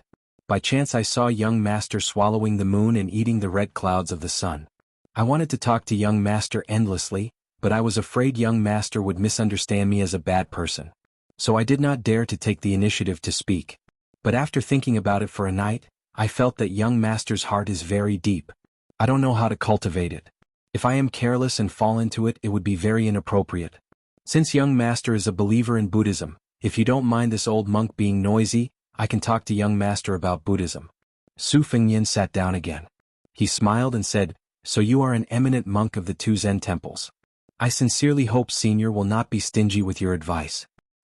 Chapter 464. The old monk did not approach and sat on the ground, facing Su Fengyin from a distance. After meeting, the old monk introduced himself to Meng Qi, showing his sincerity. The old monk placed his bamboo staff horizontally across his knees. Su Fengyin listened attentively. The old monk said slowly, "Young master used the great yellow palace as a golden chamber, practiced the double rolling blade technique, nurtured the Wu family's flying sword outside, and nurtured the number 1 swordsman, Li Chuangong's green snake sword will inside. Your talent is great, your talent is high, and your perseverance is hard to come by." Su Fengyin, whose secrets had been seen through by the old monk, was shocked. His expression was normal as he smiled and said, "Senior, you don't have to restrain yourself first. Just say it." The old monk smiled and said, "In ancient times when the wise men tried to control the flood, it was better to dredge it than to block it. Regardless of whether it is the sword or the saber, Buddhism's silent meditation, Taoism's golden chamber, or martial artists' closed scabbard meditation, they all go against the flow and accumulate the spirit. However, to me, going against the flow is not derogatory. Young master, please don't take it to heart. It's just that when you block the flow, it becomes a flood. When you dredge it up, you have to pay attention to it. Do you block it to the end, or do you occasionally make small mistakes?" Su Fengyin said sincerely, "I don't dare to play dumb with you. In my opinion, it's better to block it to the end. Because the Bao has the principle of slackness, I understand that. However, if closed scabbard meditation is like a woman taking a stroll, walking and stopping, bashful and resting, I don't think it's a big deal." The old monk was not like those famous scholars who argued about the flow of the river. If there was a slight difference in opinion, they would be as aggressive as if they had killed their father. They would want to take all the principles of the world into their own hands. The old monk was not arrogant because he was from the two Zen temples. He still carefully pondered over Su Fengyin's words, which were suspiciously stubborn. He said calmly, "This old monk is not good at talking about big and small principles outside of Buddhism. I would like to shamelessly ask for some water from you first. Allow this old monk to slowly think it through before speaking to you." Su Fengyin smiled. He was in a good mood. He stood up, took out his water pouch and leisurely tossed it over. After the old monk caught it, he took out a white bowl from his traveling bag. He poured half a bowl of water and drank a mouthful with relish. In the old monk's opinion, a bowl of very plain water was better than any delicacy. If it was his favorite porridge, it would be even better. Su Fengyin took a step back and stopped arguing. He asked, "What if I'm willing to drain the accumulated water?" The old monk raised his head and said, "It's enough to make love with a woman. Actually, your great yellow courtyard has already reached the realm of consummation. The reason why it's lacking is not because there are a few major acupoints that have yet to be opened, but because it's lacking yin and yang." The corner of Su Fengyin's mouth twitched a few times. The old monk laughed heartily and said, "Don't think that this old monk is a perverted monk. It's just that it's normal for men and women to make love. Although this old monk is an outsider, I don't see it as a scourge. Moreover, when I was young, I often couldn't sleep well at night. I was often beaten and scolded by my master." The old monk restrained his smile and said solemnly, "It's a good thing that you use the world's injustices to nourish your will. There's righteousness in the world. Although it doesn't repel murderous aura, it's mixed with evil aura and resentment. It's strong but not pure. You have to know that if you go astray, every step you take, every bit of strength you exert, it may seem like you're going far away from home, but it's actually going astray. Have you ever asked yourself this question? Moreover, in this old monk's humble opinion, when people say that they have a clear conscience, most of them are guilty. Even if they have a clear conscience, they are guilty of the truth. Allow this old monk to pour a bowl of water. The old monk poured a second bowl of water, leveled it, tilted it again, and shook it again until the water in the bowl calmed down. Young master, when we conduct ourselves in the world, we all use this bowl. The righteousness of the world is the water in the bowl. It's just that the depth is different. No matter how the bowl is tilted, this bowl of water is always as flat as a mirror. Su Fengnian frowned and said, "If that's the case, how can you say that a bowl of water is equal? Isn't this just making trouble for nothing?" The old monk drank a mouthful of water and shook his head with a smile. This old monk doesn't dare to make a judgment. Haha, this bowl of water was swindled from your hands. I'm ashamed. Su Fengnian didn't know whether to laugh or cry. His gaze became much gentler and he smiled. Senior is indeed an old immortal of the two Zen temples. With just a few words, you're able to talk about big principles on small matters. Compared to those Buddhist teachings that are scattered by heavenly maidens, it's much more pleasing to the ear. The old monk held the bowl of water in one hand and hurriedly shook it with the other. What old immortal? Young master, you flatter me. I am old, but I'm still far from being an immortal. Other than reading scriptures all year round in the temple, I'm not good at preaching scriptures. In fact, I only know how to do some farm work. Principles and whatnot are all figured out from farming. Su Fengnian asked curiously, the monks of the two Zen temples have been conferred the title of imperial preceptor countless times. Has Senior not been conferred the title of imperial preceptor by the imperial court? The old monk smiled lightly and drank a mouthful of water. He smiled and said, clothes can warm up 10%, rice can fill 7 or 8 stomachs, and tea can be drunk up to 5 or 6 flavors. That's enough. Su Fengnian smiled. Then you have. The old monk laughed. Reserved. Even if you're not an old immortal, you have to have the demeanor of an old immortal. I have a disciple who passes on my mantle. He also has a daughter. When he found out that I was going down the mountain, he advised me to have the demeanor of an immortal. Seeing that I wasn't willing to dress up properly, he sent me down the mountain and was lectured by her all the way. The corner of Su Fengnian's mouth twitched violently. With a gentle gaze he asked, is it a young lady with the surname Li? She has a little monk by her side who is her childhood sweetheart? The old monk was like a Buddha who had opened his eyes. He immediately understood, so it's His Royal Highness. I've long heard that His Royal Highness sincerely worships Buddha. No wonder. I've been rude. Su Fengnian stood up and bowed respectfully. He said in a deep voice, Su Fengnian greets the abbot. The old monk stood up and returned the greeting before sitting down again. He slowly drank his water and smiled, Your Highness, you don't have to be so courteous. After Su Fengnian sat down he asked, Old abbot, are you going to Beimang to destroy Buddha? The old monk nodded and sighed, I'm not going to Beimang to be arrogant and try to influence the Beimang emperor who is bent on destroying Buddha. I just want to talk to the monks about the Diamond Sutra. I don't know the fate of heaven, but I'm doing my best. The Confucian saints have 300 poems. In a word, they are pure and innocent. The old lord rides a green ox and has 3,000 Taoist scriptures to seek peace. Buddha doesn't write words, but this makes us confused. The Beimang royal court wants to destroy Buddha. Without temples, without incense, without Buddha statues, without Buddhist scriptures, in my opinion it's fine. But if there are hundreds of thousands of monks and everyone loses their Buddhist heart, this won't do. The old monk carefully put the water bowl back into his bag. After standing up, he smiled and returned the water bag to Su Fengnian. Old monk, thanks His Royal Highness for giving me 2 bowls of water. It's a good karma. If you're not in a hurry, Your Highness can head northwest for 40 miles. There's a canyon and you can stop there for a while. It might be another good karma. Su Fengnian took the water bag and smiled. Old abbot, I have a favor to ask. Can you take this horse with you? I'm going north alone and I don't need to ride it anymore. I don't dare to give it to anyone as I'm afraid it'll be a disaster. If I leave it alone, I won't be at ease. The old monk, who was worthy of being called the Buddha head saint of Buddhism, smiled kindly. Of course. It's no trouble to have a companion to talk to on the road. Su Fengnian put his palms together. I'll bid farewell to old abbot here. The old monk put his palms together and said with a lowered eyebrow, Old monk's parting words, Your Highness can teach Bodhisattva to grow black hair. Su Fengnian was stunned. He watched the old monk holding the bamboo staff lead the horse away until his figure disappeared from his sight. Exhaling a long breath, Su Fengnian followed the old immortal's instructions and hung his short knife, springtime thunder, and rushed northwest. Now he had nothing to worry about. Sure enough, he saw a deep canyon that stretched without an end. Su Fengnian climbed to the top and walked slowly along the cliff of the canyon. He didn't know where the so-called good karma was. After walking slowly for half an hour, he finished cultivating his sword. His feet trembled. It was as if there was thunder between heaven and earth.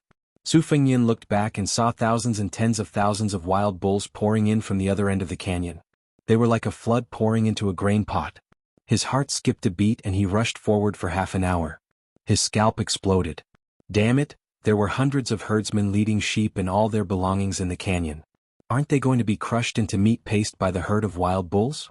This is not a sunny road, but a road to the underworld. You guys have lived in the grassland desert for generations. Don't you know how dangerous this situation is? Su Fengnian looked down from above. He could tell that some of the herdsmen already knew what an earthquake that came out of nowhere meant. They were in a complete mess, the elders' faces ashen, many women and children even more so crying incessantly. Su Fengnian looked over again, his expression gloomy and cold. Behind the herdsmen were several dozen northern Mang cavalry with weapons in hand. They had already urged their horses to turn around and leave. As it turned out, this was a plan of driving a sheep into a tiger's den, yet not shedding a drop of blood. If the old monk had not bemoaned the state of the universe and pitied the fate of mankind, the crown prince would have only watched coldly from the sidelines. After all, it was no different from committing suicide to stop tens of thousands of wild bulls alone. Su Fengnian gritted his teeth and floated down to the bottom of the canyon. Hundreds of herdsmen were dumbfounded. Some of the cold-hearted young herdsmen had already climbed up the cliff. However, the cliff was steep and they couldn't climb very high. Su Fengnian stepped out, drew a semicircle and raised his hands. His feet sank 3 inches into the ground. He left the herdsman with an unfamiliar back. At the same time as the herd of wild bulls poured into the canyon, an old monk rode on a horse with one hand. His eyes were merciful. He put his palms together and said, "This boy is very kind." Su Fengnian focused on condensing his qi, shaking Kunlun with a single move. Chapter 465. Su Fengnian abruptly slapped his forehead and stopped using the grand momentum shaking Kunlun that he had stolen from Mount Hui's Great Snow Plateau. Then he swept backward, not caring whether the herdsmen understood the Gusaizhou language or not, telling them to retreat first. Su Fengnian took the lead and carried a nomadic child under his armpit. Then he picked up another youth and bent his knees slightly. Like an arrow he shot off the cliff. After bouncing several times he landed on the mountaintop. After landing on the mountaintop he leaped down to the bottom of the canyon. Su Fengnian did not take a break. After more than 10 jumps he finally brought more than 20 children to the mountaintop first. The sound of the cow hooves was like the explosion of spring thunder. The canyon's cliffs were shaken and dust filled the air. Around the corner, a herd of strong bison had already arrived like a tide. Su Fengnian did not pay attention to the young herdsmen who were pretending to stop. After a rise and a fall, he discovered a delicate figure bending down to support a child who had fallen down. Su Fengnian ran to her side and saw the side of her face from the corner of his eye. He was slightly startled, but he did not care about anything else. He casually picked up the 2 children and rushed to the mountaintop. After putting them down, he jumped down to the bottom of the canyon again. There were still more than 80 herdsmen who were desperately trying to escape in the canyon. He saw the young girl who could make His Royal Highness startled, pursed her lips and stood in place. Her face was filled with gratitude from the bottom of her heart. Her eyes were filled with the relief of life and death. Su Fengnian did not have the leisure to be unafraid of death like her. Facing the vast and mighty herd of bison, they descended to the bottom of the Kunlun Mountains together. The ground shook violently. The herdsmen were so scared that their legs went weak. The canyon's ground was originally uneven. The ground shook, making it harder to walk. A few elderly people staggered and fell to the ground. They struggled to get up and run again. Su Fengnian's momentum was majestic. It was like a sudden clap of thunder rising from the ground. Thunder against thunder. Qi flowed all over his body, leaking out like a flood. Su Fengnian exhaled again and suddenly opened his eyes. Both of his hands slid outwards in a gentle arc. The dust was unable to come within 1 zhang of his body. The girl behind him was dumbfounded. She only saw the young man with a saber and his long robe fluttering in the wind. When the frenzied bulls with red eyes were 10 steps away from him, it was as if they had hit an invisible iron wall. The front hooves of the first line of bulls that were running side by side with him were twisted and pressed backward. Then, countless wild bulls behind them piled on top of each other until the bodies of the first line of bulls exploded. Blood splashed everywhere. But even so, the dense black mass of bulls was blocked and could not move forward at all. One by one, the wild bulls in the back, weighing 2,000 to 3,000 jin, hit the wall one after another. Their corpses and bones piled up. In an instant, a scarlet wall was erected. The thick and blurred blood was shocking. The strong wild bulls had 2 thick, long and sharp horns that curved into 2 shocking arcs. Their 4 legs were white below the knees and their shoulders and backs were like lumps. Any one of them alone would make people tremble with fear. There were many scenes of lions and wolves being overturned by the horns of adult wild bulls on the grassland. Not to mention this flood of oxen that could topple mountains. In the narrow space of the canyon where there was no way to hide, it was like meeting enemies on a narrow road. There was no other way but to charge forward. The wild bulls were docile by nature. They just rushed into the canyon and ran wildly, gradually arousing their ferocious blood. Especially when they were blocked and stagnated by people, the saying of people going into a dead end really came true. Su Fengyin pressed down with his hands. More than 40 wild bull corpses suddenly fell down. His feet also slid back 2 steps on the ground. Without any obstruction, the herd of wild bulls stepped on the corpses and leaped over, continuing to run wildly. Su Fengyin's sleeves billowed. His left foot slid out a step. He spread out his arms and suddenly pushed forward. The wind and sand in front of him were blown up. Especially the 2 cliffs on both sides were pulled by the momentum. Many large flying stones were forcefully pulled out and shot toward the herd of bulls. Su Fengyin did not care about the blood that seeped out of the corner of his mouth. He knew that the flying stone was just a solution to the urgent situation and could not escape from a drop in the bucket. The previous block and the next block only reduced and compressed the gap between the bulls and their tails. It seemed to be effective now, but when the momentum contained in the torrent completely rebounded and exploded, it would be the real pain.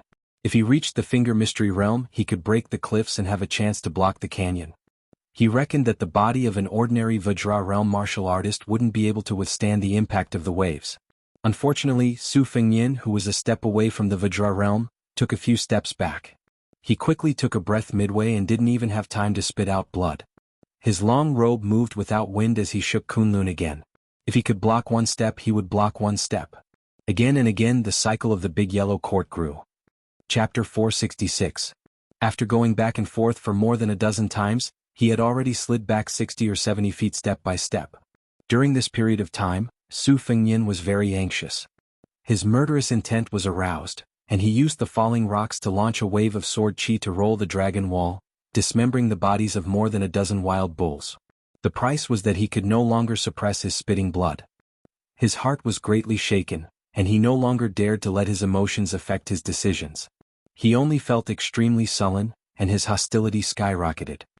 His eyes were crimson red, and the red date mark between his eyebrows slowly turned a light purple and then a deep purple. He could no longer see and no longer hear. He could no longer weigh the pros and cons of life and death. Gradually he reached a kind of indescribable state of bliss. There was a gap between life and death. The Confucians believed that there was no evil, that they had a clear conscience and were not afraid of life and death. Su Fengyin shook Kunlun and secretly learned from the Confucian scholar Xinyuan Jingqing in Great Snow Plains. He had an awe-inspiring righteousness. At first he risked his life to save the herdsman. His heart was filled with an unknown good karma. But after a long time he no longer had any worries. When he entered the world, he inadvertently gave birth to a desire for the world. He planted a golden lotus in the great yellow courtyard, waiting to bloom, and in a flash, he attained immortality. Su Fengyin opened the Ju Ke acupoints but did not realize it. His right hand was naturally behind his back. He closed his eyes and concentrated, his left palm facing up. He only remembered that when he first came to Mount Wudong, he heard that the hierarch Wang Zhonglo had once cut off the Kanglan River.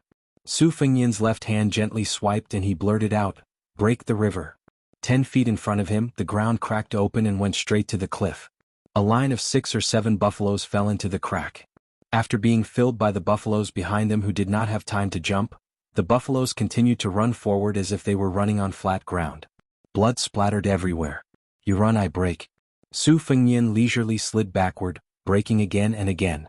It was a tragic scene of the ebb and flow of the tide. Su Fengyin seemed to be free and unrestrained. He was indescribably leisurely and romantic. But he was already bleeding from his 7 orifices. No matter how mysterious and continuous the Great Yellow Court was, no matter how famous it was for its rich inner energy, it was not an inexhaustible bottomless abyss. Especially when it was very particular about turning back and forth. His Highness the Crown Prince forcefully raised his realm without any regard for his life and broke the river with one palm strike. He would eventually be exhausted. Su Fengyin swam like a fish among the green moss and green stones. He had no sword in his hand, but he had a clear idea of colliding with a flood of buffaloes. His intuition told him that he could comprehend the 6th page of the Bladesmanship Manual at the right time and place. Su Fengyin did not know how many times Su Fengyin had circulated his qi. Li Chungang once said that at the peak of the sword will, one could reach the 8 extremities in the pinnacle of swordsmanship. His qi could reach 800 miles in an instant. Su Fengyin did not dare to compare, but he was afraid that the boiling qi in his body could reach at least 100 miles in an instant. Su Fengyin smiled bitterly. Without turning his head, he grabbed her soft shoulder and threw her back. He closed the scabbard and cultivated his blade. Originally, he had to pull his body like a full moon and only stop when he pulled it to the extreme. This kind of narrow path of martial arts was the most dangerous thing to do. If it happened, it would not be a simple drop of 1 or 2 realms. It would most likely destroy the foundation that he had painstakingly built for enlightening the acupores. The great yellow courtyard's lotus was not the wild grass on the plains. It would wither and bloom with each passing year. It was as difficult as ascending to heaven to bloom again after it withered. He did not know how far those herdsmen had run and whether they had left the canyon. Su Fengyin gritted his teeth. He thought to himself, damn it. I'll hold on a little longer. If I can't, I'll have to retreat. If I continue to hold on, I'll really die here. I'm afraid of death, but I'm not willing to give up. Su Fengyin allowed the bison to rush over. They were already very close. He still completed a big circulation and could clearly see the ferocious and terrifying eyes of the bison in the front row. The bison lowered their heads at the same time, wanting to stab this guy to death with their horns. Su Fengyin's clothes shrank and bulged again. The bulging was much stronger than before. He held a circle in front of his chest with both hands. Starting with a small circle, the circle gave birth to a circle, and the big circle had a magnificent atmosphere of encompassing heaven and earth. The dust in the canyon flew up like a round mirror. Su Fengyin moved back almost inch by inch. The herd of bison also moved forward inch by inch unbelievably. Su Fengyin had told himself that he would only hold on for a little longer. Unknowingly he had held on for a long time. At the top of the mountain, an old monk in a plain kasaya stood with his feet off the ground. He held a bamboo Buddhist staff and walked like an immortal. Seeing this scene he was slightly moved. He sighed softly and said, "When you forget yourself, you don't care about life and death. You're full of courage. When you wake up, you know that you shouldn't do something but you still don't forget to do it. You know the nature of the root bone. A little selfishness is not enough to cover a good heart." The old monk rushed to the bottom of the canyon and swooped down like an eagle. He grabbed Su Fengyin with one hand and stepped on the void with the tip of his feet. He floated in the air and floated toward the young herdsman. He said softly, "Your Highness, please save people and allow me to stop the herd of bison."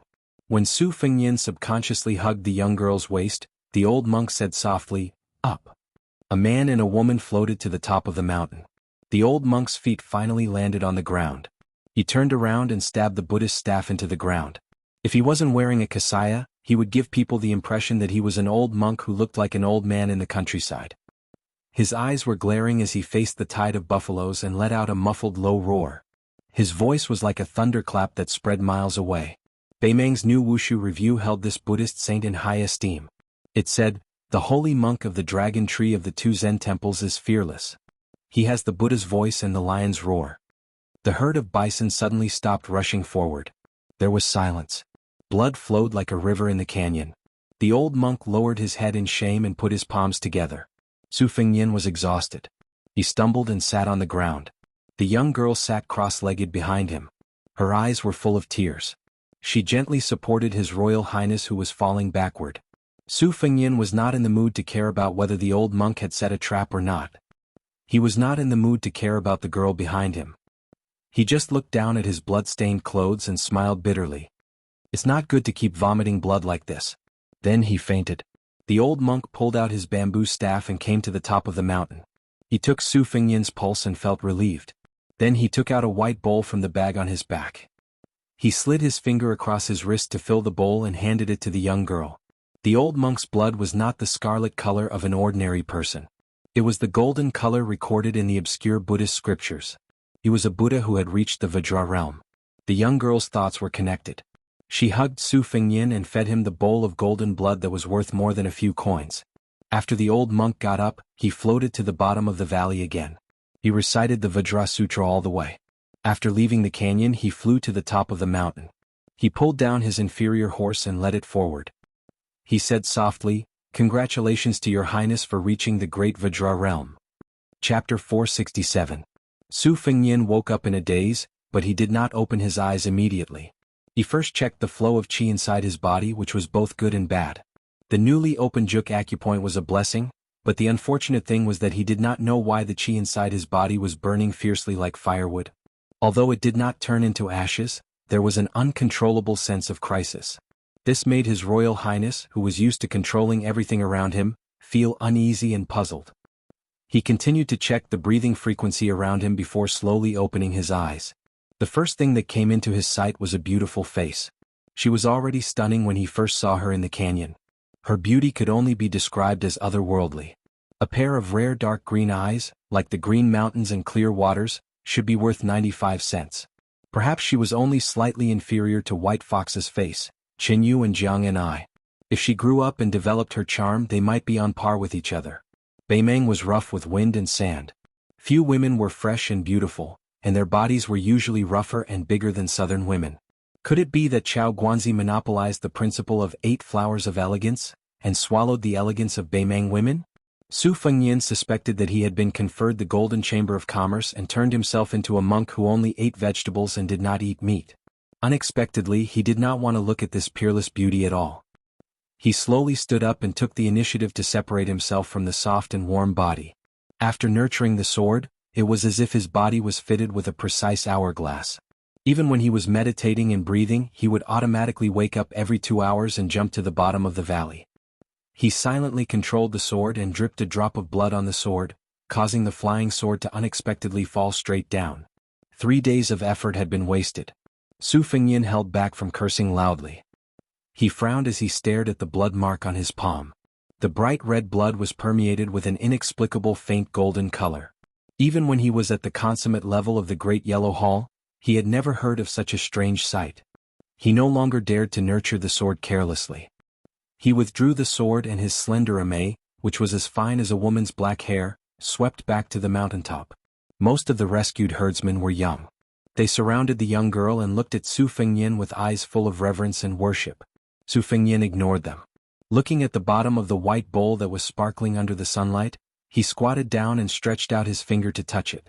He sniffed and guessed 70 to 80% of it. The reason why the Buddha was called the Golden Body Buddha was largely due to the so-called invincible body of the Vajra. It was rumored that the Vajra could make all the evils in the underworld retreat and all the ghosts in Fengdu crawl. It was only through Li Chuangong's explanation that Su Fengnian knew that the Vajra realm in the world could be considered as a fake realm. Only Li Dongxin of the 2 Zen temples and his younger brother Su Longxiang were the real Vajra. Back when Li Dongxin returned from his 10,000 li journey to the west, someone spread the shocking secret that a flesh-eating monk in white could obtain the golden body of immortality with a piece of meat. Evil figures swarmed over, but none of them succeeded. In the end, when Li Dongxin approached Chang, and under the watchful eyes of everyone, he cut off a piece of meat and gave it to someone who was about to die of hunger and cold. A few years later, the old man died peacefully of old age, but he did not achieve immortality. Only then did his doubts dissipate. Su Fengnian sat cross-legged and stared blankly at the white bowl. The young girl and more than 20 children beside him did not dare to disturb him, so they accompanied him and stared blankly. Su Fengnian stood up and carried the 2 children down to the bottom of the valley. The herd of wild cows was intimidated by the Buddhist lion roar. They froze like a torrent and stopped moving. Finally they all turned around and rushed out. Only then did the herdsmen feel at ease to pick the wild cow carcasses to store meat in autumn and winter. Su Fengnian sent the herdsmen down one after another. During this time, a few cheerful children felt as if they were riding on clouds and mist and laughed happily. In the end, only the slender and elegant young girl was left. North of Dragon Waste Prefecture was a very cold place. In autumn and winter, The rich people used the fur of marten, fox, rat and raccoon as their fur coats.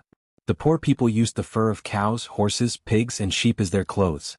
In spring and summer they used cloth and silk as their clothes. There was a difference in thickness between the rich and the poor. For example, the young girl in front of him had a narrow left sleeve and wore black leather boots. She could only be considered simple and neat. She could not compare to the silk and embroidered clothes of the maids and concubines of the noble families. However, she was a natural beauty. There was an exquisite Chang flute tied around her waist. There was no one at the top of the mountain. Su Fengnian finally had the mood to look at her carefully. He was not in a hurry to send her into the valley. She blushed from being stared at. She lowered her eyebrows and 2 fingers quietly twisted the corner of her clothes. Su Fengnian smiled. He walked closer and pinched her chin. He tilted it up and forced her to look at him. Su Fengnian had seen with his own eyes the Mang cavalry hunting and chasing. He did not intend to get involved in this muddy pond. Beautiful women were a source of trouble. Su Fengnian did not have the ability to fool around in Beimang. The sword of emotion hurt people. Wasn't someone as open-minded as Li Chenggang also suffering in the same way? Su Fengnian's selfishness in stopping the herd of oxen this time was obvious. He only wanted to leave a good impression on the Dragon Tree Monk, one of the 2 great saints of the world. If he expected His Royal Highness to help the Buddha to the west and save this group of herdsmen from the abyss of suffering, he really did not have this kind of compassion. Moreover, if they were involved with him, who could have a good ending? Su Fengnian picked her up and jumped down. He landed lightly on the ground. After letting her go, he did not say anything. He ignored the grateful herdsmen who were kneeling down and praying.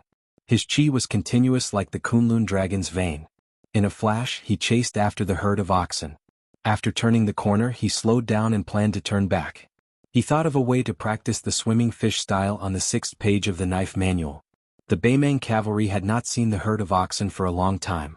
Sensing that the situation was out of their expectations, they brandished their swords and rushed into the valley. Su Fengnian's hearing was amazing.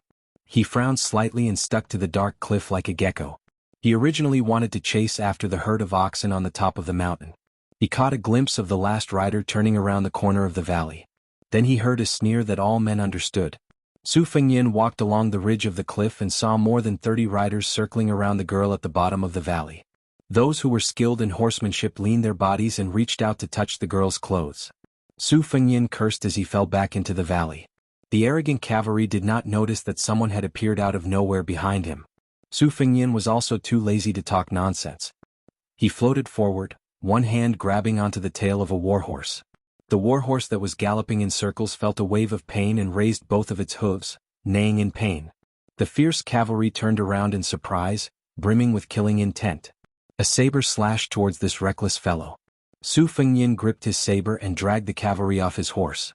He kicked this sturdy warrior away and his body smashed into the cliff, instantly turning into a pile of meat paste. Su Fengnian was shocked. When did he reach such a state? The rest of the cavalry were startled. A brave man urged his horse forward. Su Fengnian did not move at all. When the horse crashed into him, he pressed one hand on the horse's head. The horse's head exploded into the ground and died on the spot. The back half of the horse's body flipped over. Su Fengnian slapped it away with one hand. Together with the dead horse, both the man and the horse were thrown into the cliff. The only difference between their deaths and the former's was that the pile of meat paste was bigger. The more than 30 cavalrymen no longer cared about teasing the tender meat that was about to enter their mouths. They fled for their lives. Anyone could see that using numbers to crush the enemy was not going to work. Where there's life, there's hope. This principle was simple and plain no matter where it was. Since Su Fengnian had started a killing spree, he would not allow the fish that slipped through the net to pass on the information. He leaped up and strolled leisurely around the warhorse. He pushed out his palm as if he was swatting a fly on the wall. Large scarlet blossoms appeared on the cliff wall of the canyon. Su Fengnian indeed could not do what Qin Jibao did, using a horse to drag Yi Baikui's wife and daughter to death in front of the western wall. But when it came to killing some barbarians in Beimang, he still had no scruples. If not for this, Su Fengnian admitted that he deserved to die in Beimang. Even if he had the hereditary title in his hands, what qualifications did he have to fight with Qin Jibao over Beiliang's military power? Snatching soldiers, snatching food, snatching people's prestige and snatching the hearts of the army, all of these things had to be done with hands stained with blood, not with talking about benevolence, righteousness and morality. Spring and autumn were not righteous wars. How many massacres were there? How many cities were massacred? How many people ate the food cooked by their fathers and mothers? Scholars, aristocrats, powerful officials and military men, one after another, entered the scene. Even if they died, most of them could be considered to have left a mark or two in the history books. But too many people in the chaotic world who only wanted to be well-fed and well-clothed dogs died. Even their descendants, who were supposed to burn incense during the Qingming festival, died along with them. How could he command Beiliang's 300,000 cavalrymen with the benevolence of a woman? Once the empire's north gate was opened wide and Beimang drove straight down, the first to suffer would be Beiliang's millions of households. Those loyal officials of the Liang dynasty who had always been a burden to Beiliang were probably very happy to see this happen, even though they were grieving on the surface. Su Fengyan's face was gloomy. After taking care of more than 30 Beimang cavalrymen, he slowly walked toward the girl. She was the only girl among the herdsmen who saw him block the herd of bulls with her own eyes. At that time she believed that he was the greatest hero in the world, like an immortal descending to earth. But when she saw him killing people, not just bulls, especially when she saw him slowly walking toward her, she subconsciously looked away and took 2 steps back. Su Fengyan sneered and rushed to the top of the mountain. He had done his duty and no longer cared about the herdsmen's lives. He chased after the powerful herd of bulls. The girl suddenly realized what she had done. She was so regretful that she wanted to die. She fell to the ground in a daze, her eyes empty. Su Fengyan came to the top of the mountain at the end of the valley and stopped to look into the distance. Saving one person, killing 10,000 people. Killing one person, saving 10,000 people. Which was more important? Even though Su Fengyan believed in Buddhism, he didn't understand and didn't want to know. He remembered that when he was young, his second sister Su Weisheng was confused about whether the white horse was a horse or not. The rough Su Shao joked that if father sat there and said it was a horse, then it was a horse. Who dared to say it wasn't? It was this unreasonable Madame Wu who said to His Royal Highness that night that there was no one in the world who deserved to die, especially no commoners who deserved to die. As long as I, Su Shao, am alive, Liang Mang will not lose a single commoner. Su Fengyan jumped down the cliff and ran wildly, following the hoof prints to catch up with the herd of bulls. First he swam into the lake like a fish, shuttling back and forth freely. Then he jumped onto the backs of bulls. He walked on the tide. Finally he stood on the back of a bull, standing at the head of the tide.